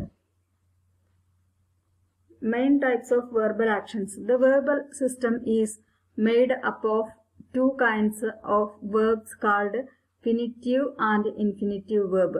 The forms of infinitive verb, group of connection of subject and predictive in the parent speech phrase, are made up of words denoting sense, condition, action and personal pronouns used in sentences. Then compounds. When a group of words connected in some synthetical relation is fused into a synthetical form is called a compound. Example, Rajapurushaha, grandmother, grandfather, etc. Generally, there are characteristical are met within compounds. അതായത് പ്രധാനപ്പെട്ട verbal actions രണ്ട് തരത്തിലാണ്. Of two kinds. Verbs called infinitive and finitive, അങ്ങനെ രണ്ട് തരത്തിലുള്ള verbal actions ആണുള്ളത്. Compounds ആവട്ടെ, when a group of words connected with syntactical relation fused into a single form is called compound. രാജപുരുഷ രാജ്ഞഃ പുരുഷ എന്നാണ് രാജപുരുഷ എന്നായി മാറുന്നത്. അപ്പം സമാസം എന്നാണ് ഗ്രാൻഡ് മദർ, ഗ്രാൻഡ് ഫാദർ, ഇതൊക്കെ generally there are characteristical and or met with compounds. ഇതിലെല്ലാം ഒരു സമാസങ്ങളാണെന്ന് നമുക്ക് പറയാൻ പറ്റും.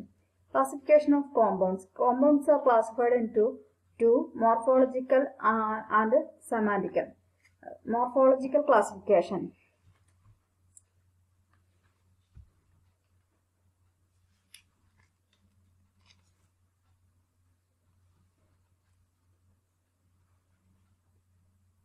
Morphological classification. From the morphological or structural point of view, four types of compounds can be distinguished. The classification is based on the nature of the first of the two members of the compound. Compound whose first part is the stem of an inflected noun or pronoun. Example, Rajapurushaha. The compound whose first part is a word which is indispensable. Example, Amrita, Durmanas, etc. Compounds whose first part is an old adverbial word with or without a case ending and generally denoting time or place, and which later on becomes prepositions, etc. Example, Adimatram, Anusatyam, etc. The compounds whose first part is either a case form from which when it was first entered into compositions was a living number of some case system or of form with an adverbial phrases. This comprises the alut samasa in Sanskrit. Example, Divijadaha Dasya Putraha. അത് സമാസങ്ങള് അതിലെ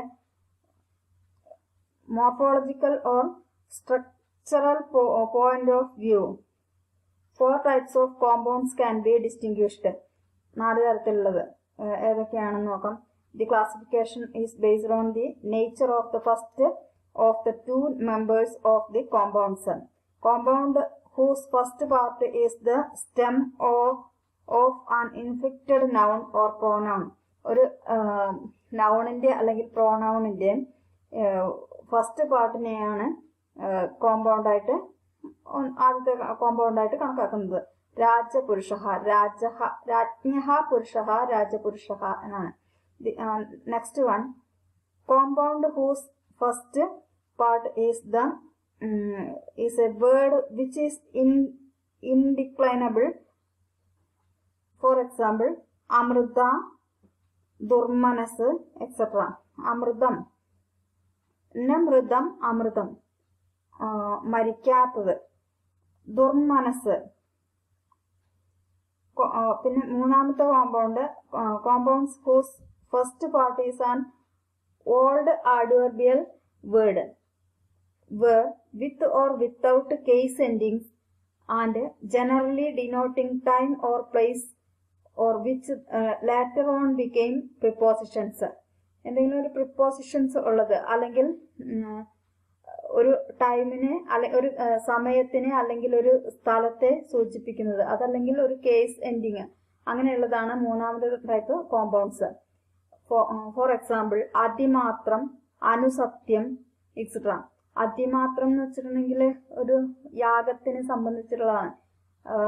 അനുസത്യം, സത്യം ചെയ്യ. The compound whose first part is either case from which when it fixed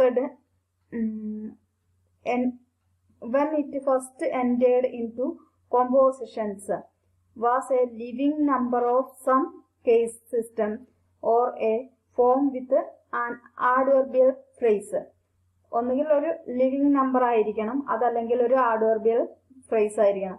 അങ്ങനെയുള്ളതാണ് നാലാമത്തെ തരത്തിലുള്ള compound. Particular first part either a case form. അതിന്റെ first part എങ്ങനെയായിരിക്കും? ഒരു case, ഒരു വിഭക്തിയുടെ ഫോമിലായിരിക്കും അത് ഉണ്ടായിരിക്കുക. ദിസ് കംപ്രൈസസ് ദ അലുക് സമാസ ഇൻ സാൻസ്ക്രിറ്റ്. ഇതിനെയാണ് സംസ്കൃതത്തിൽ അലുക് സമാസം എന്ന് പറയുന്നത്. ഫോർ എക്സാമ്പിൾ, ദിവിജാതഃ ദാസ്യാപുത്രഃ എക്സെട്ര. ദിവിജാതഃ, ദിവി സ്വർഗത്തിൽ ജനിച്ചവൻ. അപ്പോൾ അവിടെ ദാസ്യാഹ പുത്രഃ, ദുഷ്ടൻ, മോശം ആളിനെ ആണ് ദാസ്യപുത്രൻ എന്ന് പറയുന്നത്. അപ്പോൾ അതെല്ലാം living number or some case system ഒക്കെയാണ്.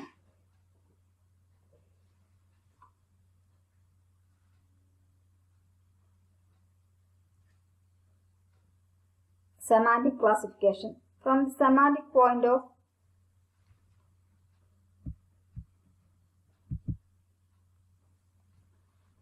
semantic point of view, Brugman divided compounds into 4 groups: coordinating compounds, subordinating compounds, non-epithetized compounds and epithetized compounds. 4 തരത്തിൽ ബ്രൂഗ്മാൻ കോമ്പൗണ്ട്സിനെ തരംതിരിച്ചിട്ടുണ്ട്. കോർഡിനേറ്റീവ്, സബോർഡിനേറ്റീവ്, non epithetized and epithetized compound എന്നിങ്ങനെ. Coordinating compounds. There are 2 members stand side by side on the same level. These are also called ദ്വന്ദ്വ സമാസ in Sanskrit. 2 സൈഡിലും same ആയിട്ട് സമാനമായിട്ടുള്ള ആളുകൾ അല്ലെങ്കിൽ സമാനമായിട്ടുള്ള സംഭവങ്ങളായിരിക്കും ഉണ്ടാകുക അപ്പുറത്തും ഇപ്പുറത്തും. അതിനെയാണ് എന്താ പറയാ കോഓർഡിനേറ്റിംഗ് കോമ്പൗണ്ട് എന്ന് പറയുന്നത്. ഇതിനെ സംസ്കൃതത്തിൽ ദ്വന്ദ്വ സമാസം എന്നാണ് പറയുന്നത്. ഫോർ എക്സാമ്പിൾ, ദ്വാദശ മിത്രാവരുണവും എക്സെട്ര. രാമകൃഷ്ണവും പിതരവും എന്നൊക്കെ പറയുമ്പോൾ അവിടെ ഈക്വൽ ആയിട്ടുള്ള ഒന്നിനൊന്ന് സമാനമായിട്ടാണ് ഇരിക്കുക. In the Vedic we meet with many examples of Dvandva Samasa, but the major part of it is confined into Devada Dvandva or phrase of gods. It is only in the post-Vedic Sanskrit that we find extensive development of this type of compounds. In German, Latin and Celtic, coordinating compounds are generally seen. In classical Sanskrit, we find a number of nouns compounded together. There are 2 methods by which the Dvandva Samasa or coordinating compound are formed: juxtaposition, eclipses. The juxtaposition is the dropping of the connecting particle cha. For example, Ramascha Krishnascha Ramakrishnou. Dyaucha Prithvicha Dyava Prithvi. In the eclipses, only one of the 2 words are exist, and this conveys the sense of both. This is called ecliptical dual and is the same as what is called ekashesha in Sanskrit. Example, Madacha Pidacha Pidaro, Mitrascha Varunascha Mitravaruno, etc.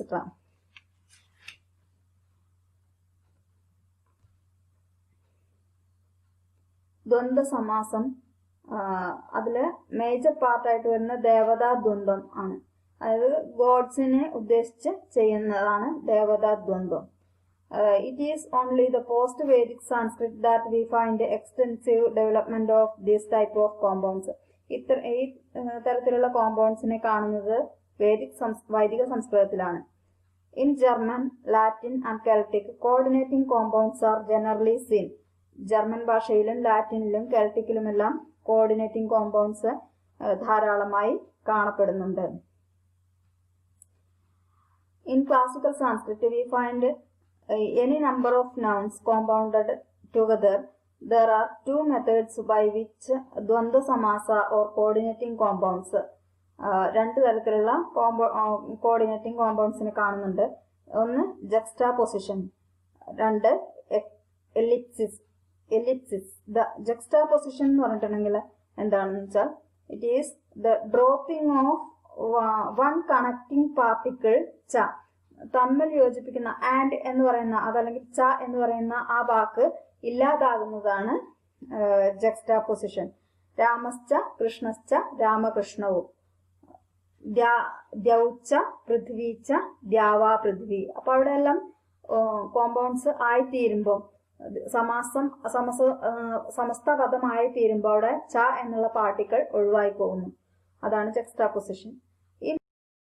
In the ellipsis, only one of the two words is exist or retailed, and this conveys the sense of both. This is called elliptical dual and is the same as what is called ekashesha in Sanskrit. Example, മാതാച്ച പിതാച്ച പിതരോ. ഒന്നായിട്ട് അവശേഷിക്കുക. രണ്ട് വാക്കുകൾ compounds ആയി ചേരുമ്പോൾ അത് ച എന്ന particle ഒഴിവാക്കിക്കൊണ്ട് അത് ഒന്നായി അവശേഷിച്ചു വരുന്നു. മിത്രാശ്ച വരുണാശ്ച മിത്രാവരുണോ അഥവാ മിത്രവും.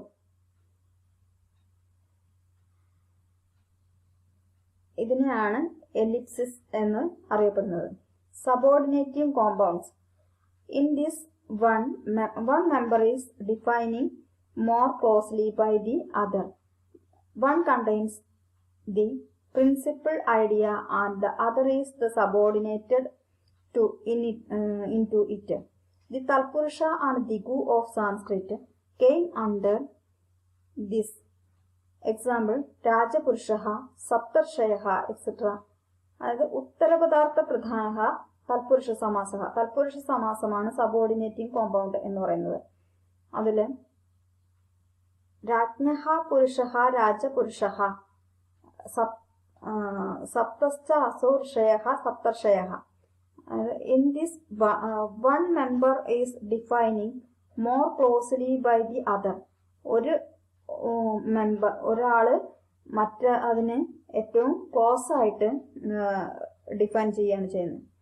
One contains the principal idea and the other is subordinated into it.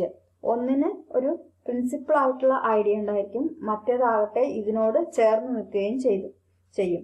അങ്ങനെയുള്ളതിനെയാണ് തൽപുരുഷ സമാസൻ അഥവാ സബോർഡിനേറ്റിംഗ് കോമ്പൗണ്ട് എന്ന് പറയുന്നത്.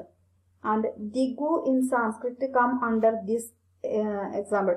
ദിഗു സമാസവും ഇതിനോട് അനുബന്ധമായിട്ടുള്ളത് തന്നെയാണ്. തൽപുരുഷ സമാസവും ദിഗു സമാസവും സബോർഡിനേറ്റിംഗ് കോമ്പൗണ്ട്സും ദിഗു സമാസവും രണ്ടും തന്നെ ഒരുമിച്ച് വരുന്നതാണ്. Non epithetized compound.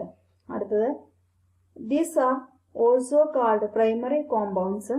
Here the sense of the first member of the compound is most important. The അവിഭാവ ആൻഡ് കർമ്മധാരയ of Sanskrit come under this group. Example, പുരുഷവ്യാഘ്രഃ. അത് അവ്യയീഭാവം എന്ന് പൂർവപദാർത്ഥ പ്രധാനഃ അവ്യയീഭാവ സമാസഃ എന്നാണ്. These are also called primary compounds. ഇതിനെ പ്രൈമറി കോമ്പൗണ്ട്സ് എന്നാണ് പറയുന്നത്. Non എപ്പിത്തറ്റൈസ്ഡ് കോമ്പൗണ്ടിന്. Here the sense of the first member of the compound is most important. അതായത് ഇതില് ആദ്യത്തെ ഭാഗത്തിനാണ് ഏറ്റവും കൂടുതൽ പ്രാധാന്യം, രണ്ടാമത്തെ ഭാഗത്തിന് അത്രത്തോളം തന്നെ പ്രാധാന്യം ഇല്ല എന്നാണ്. പൂർവപദാർത്ഥ പ്രധാനഃ അവ്യയീഭാവഃ എന്നാണ് നമ്മൾ പഠിച്ചിട്ടുള്ളത്. ദ അവ്യയീഭാവ ആൻഡ് കർമ്മധാരയ of Sanskrit come under non epithetized compound. Example, പുരുഷവ്യാഘ്രഃ. പുരുഷന് ആണ് പ്രാധാന്യം വരുന്നത്, വ്യാഘ്രമാണ് എന്നുള്ളതാണ് അവിടുത്തെ ഏറ്റവും വലിയ കാര്യം എങ്കിലും പുരുഷനാണ് പ്രാധാന്യം. അതാണ് non epithetized compound. Then epithetized compound. These are also called secondary compounds.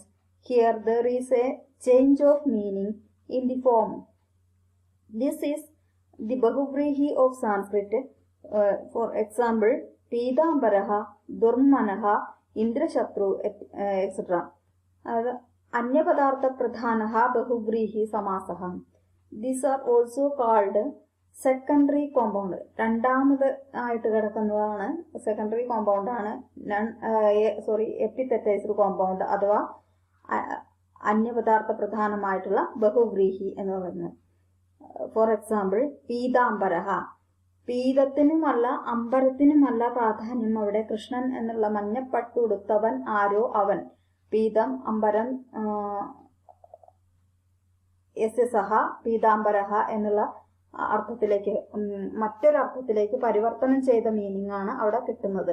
അതാണ് എപ്പിത്തറ്റൈസ്ഡ് കോമ്പൗണ്ട് എന്നുള്ളത് കൊണ്ട് ഉദ്ദേശിക്കുന്നത്.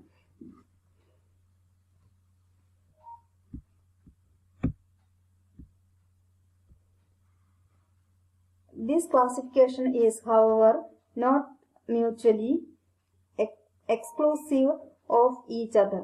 The coordinating and subordinating form of a pair of opposites, and so also the epithetized and non-epithetized.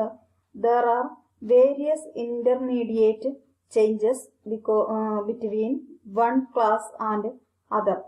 This division overlap each other, and both subordinating and coordinating compounds containing substances which are found with epithetized meaning.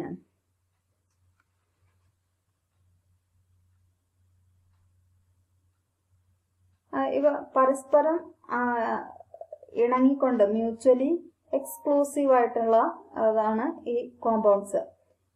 The coordinating and subordinating from a pair of opposite.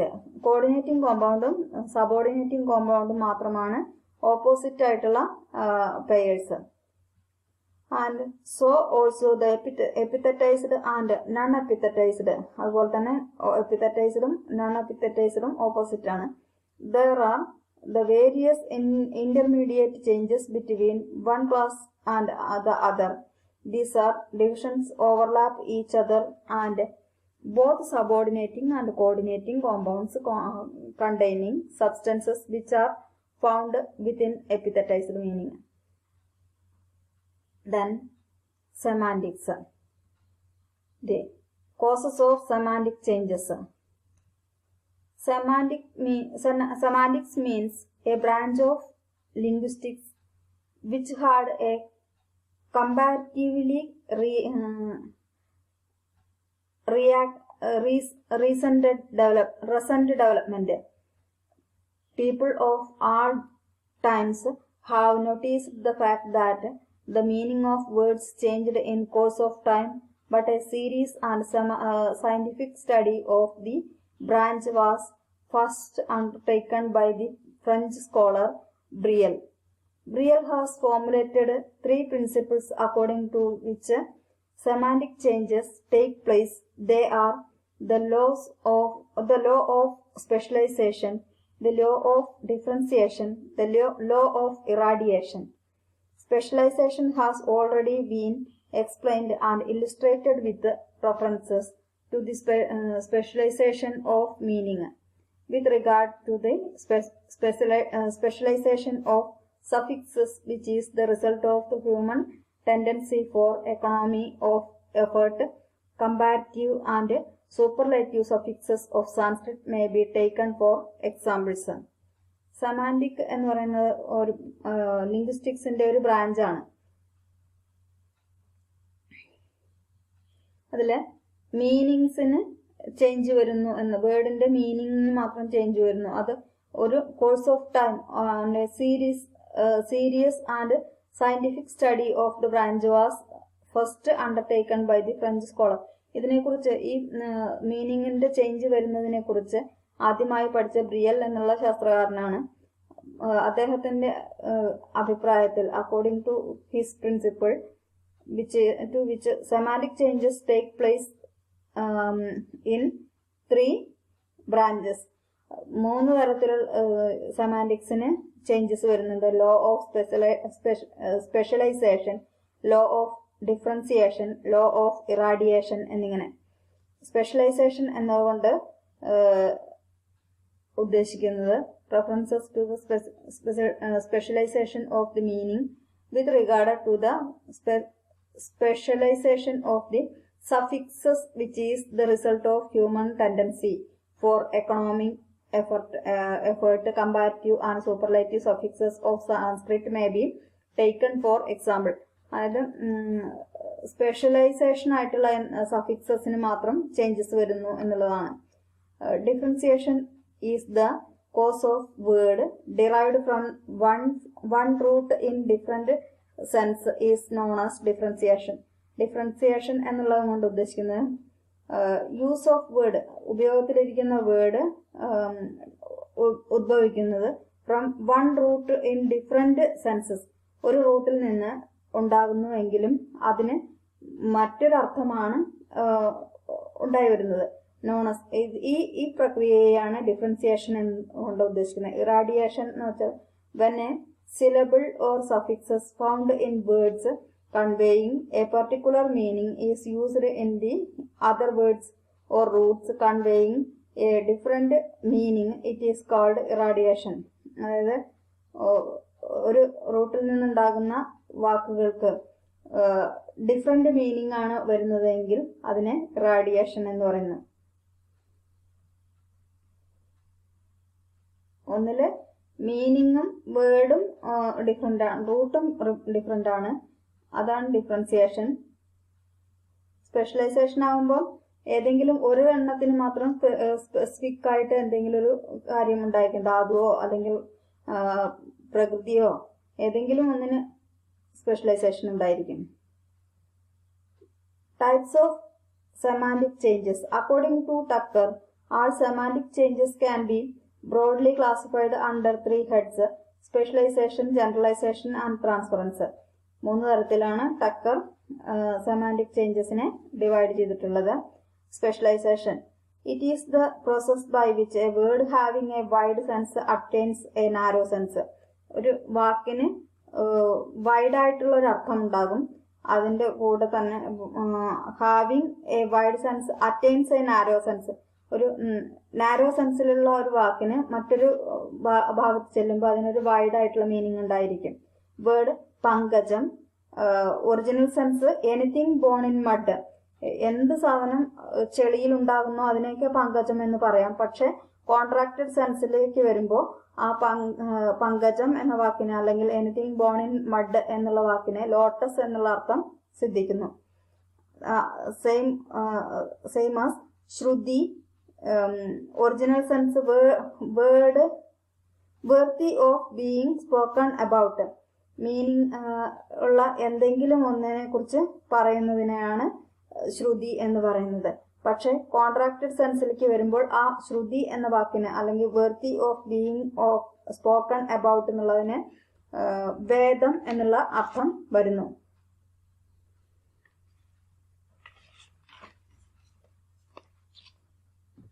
Then voyage. Voyage എന്ന് വെച്ചാൽ any journey എന്നാണ്. Contracted സെൻസിൽ see journey എന്നായി പരിവർത്തനം സിദ്ധിക്കുന്നു. Then meet എന്നുള്ളതിന് food or sweet എന്നുള്ള അർത്ഥമാണ് original സെൻസിൽ. അത് contracted സെൻസിലേക്ക് മാറുമ്പോൾ ഫ്ലഷ് എന്നുള്ള അർത്ഥം ആയി പരിണമിക്കുന്നു. Wife, woman, housewife, female partner in life. Ghost, spirit, spirit of the dead. Yard, any stick or pole, a particular measure. വെന്യൂ, bamboo, flute. Generalization. It is the process by which the sense of a word became wide. For example, word original sense, expanded sense. Mantra. Word mantra, original sense Vedic passage, expanded sense any mystic formula.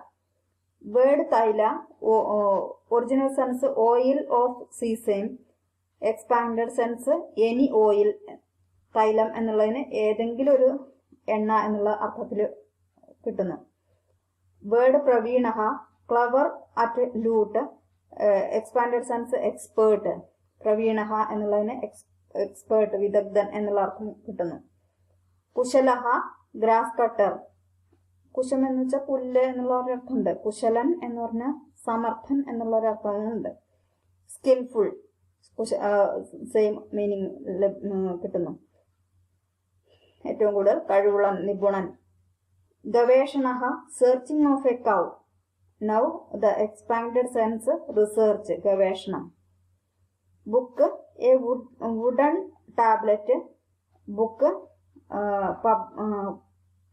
എന്നുള്ള meaning തന്നെ വരുന്നു. ദണ്ഡ, stick, punishment. ദണ്ഡം എന്ന് വെച്ചാൽ stick, വടി എന്നുള്ള അർത്ഥം. Then punishment എന്നുള്ള. Lady, an aristocrat woman, A woman in general. Transference, the change of one sense into transference. The change of one sense into another is called transference. It is the process by which a sense of a word is completely changed into another. Example, word original sense and transferred sense. Word asuraha, original sense God, transferred sense demon. ഒരു വാക്ക് മറ്റൊരു വാക്കായിട്ട് മാറുന്നു. ഒരു വാക്കിന്റെ meaning completely മാറി മറ്റൊരു വാക്കായിട്ട് വരുന്നു. അതിനെയാണ് transference എന്ന് പറയുന്നത്. അസുരഹ എന്നുള്ളത് ഒറിജിനൽ സെൻസിൽ അസുരഹ എന്നുള്ളതിന് ഗോഡ് എന്നാണ് അർത്ഥം. പക്ഷെ ട്രാൻസ്ഫേർഡ് സെൻസിലേക്ക് വരുമ്പോൾ അസുരഹ എന്നുള്ളത് ഡമൺ എന്നായി മാറുന്നു. ദെൻ ദേവാനാം പ്രിയഹ, one loved by God, fool എന്നുള്ള അർത്ഥം. ദേവാനാം പ്രിയഹ എന്ന് പറഞ്ഞാൽ ദേവന്മാർക്ക് പ്രിയപ്പെട്ടവൻ. One loved by God. പക്ഷേ ട്രാൻസ്ഫേർഡ് സെൻസിൽ അതിന് ഫൂൾ എന്നുള്ള അർത്ഥം, വിഡ്ഢി എന്നുള്ള അർത്ഥമാണ് വരുന്നത്. ദാസ്യാഹ പുത്ര, സൺ ഓഫ് എ സ്ലൈവ്, അടിമയുടെ മകൻ എന്നുള്ള അതിനും ട്രാൻസ്ഫേർഡ് സെൻസിൽ ഫൂൾ എന്നുള്ള അർത്ഥമാണ് വരുന്നത്, വിഡ്ഢി എന്നുള്ള അർത്ഥമാണ് വരുന്നത്. Villain, a low person. Villain എന്ന് വെച്ചാൽ ഒരു തരം താഴ്ന്നിട്ടുള്ള സ്വഭാവത്തോടു കൂടിയ മനുഷ്യൻ. എ വിക്കഡ് പേഴ്സൺ, മോശമായ സ്വഭാവത്തോട് കൂടിയ അവനെയാണ് വില്ലൻ എന്ന് പറയുന്നത്. നേവ്, ബോയ് എന്നുള്ള അർത്ഥം. ആൻ അൺട്രസ്റ്റ് വർത്തി പേഴ്സൺ, അതിനെയാണ് നേവ് എന്നുള്ളത് കൊണ്ട് ഉദ്ദേശിക്കുന്നത് എന്നാണ് ട്രാൻസ്ഫേർഡ് സെൻസിലേക്ക് വരുമ്പോൾ മാറ്റം വരുന്നത്. വിറ്റ് എന്നുള്ളതിന് നോളജ് എന്നാണ് മീനിങ്. അത് ട്രാൻസ്ഫേർഡ് സെൻസിലേക്ക് വരുമ്പോൾ ഹ്യൂമർ എന്നുള്ള അർത്ഥം വരുന്നു. വിറ്റ്, തമാശ എന്നുള്ള അർത്ഥത്തിലേക്ക് വരുന്നു. ഇതാണ് ട്രാൻസ്ഫറൻസ് എന്നുള്ള സെമാൻറ്റിക് ചേഞ്ച്. ഇത്രയും ഭാഗങ്ങളാണ് നമുക്ക് കമ്പാരിറ്റീവ് ഫിലോളജിയിൽ പഠിക്കാനുള്ളത്. ഇതിന് വായിക്കാവുന്ന പുസ്തകങ്ങൾ W.H. ആലന്റെ phonetics in ancient India, G കാർഡോണയുടെ Panini,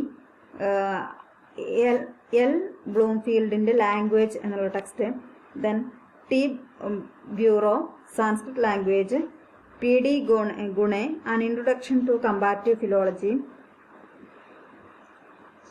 auto Jesperson, language, its nature, development and origin, Siddheshwar Verma, critical studies in the phonetic observation of Indian grammarians.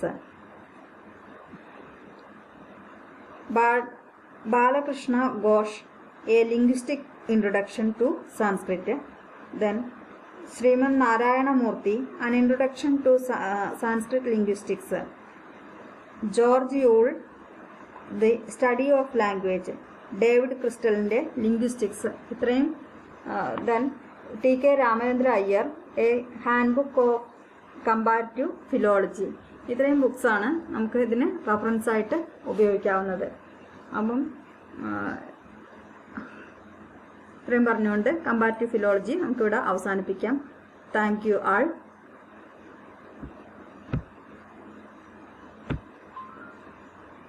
Thank you.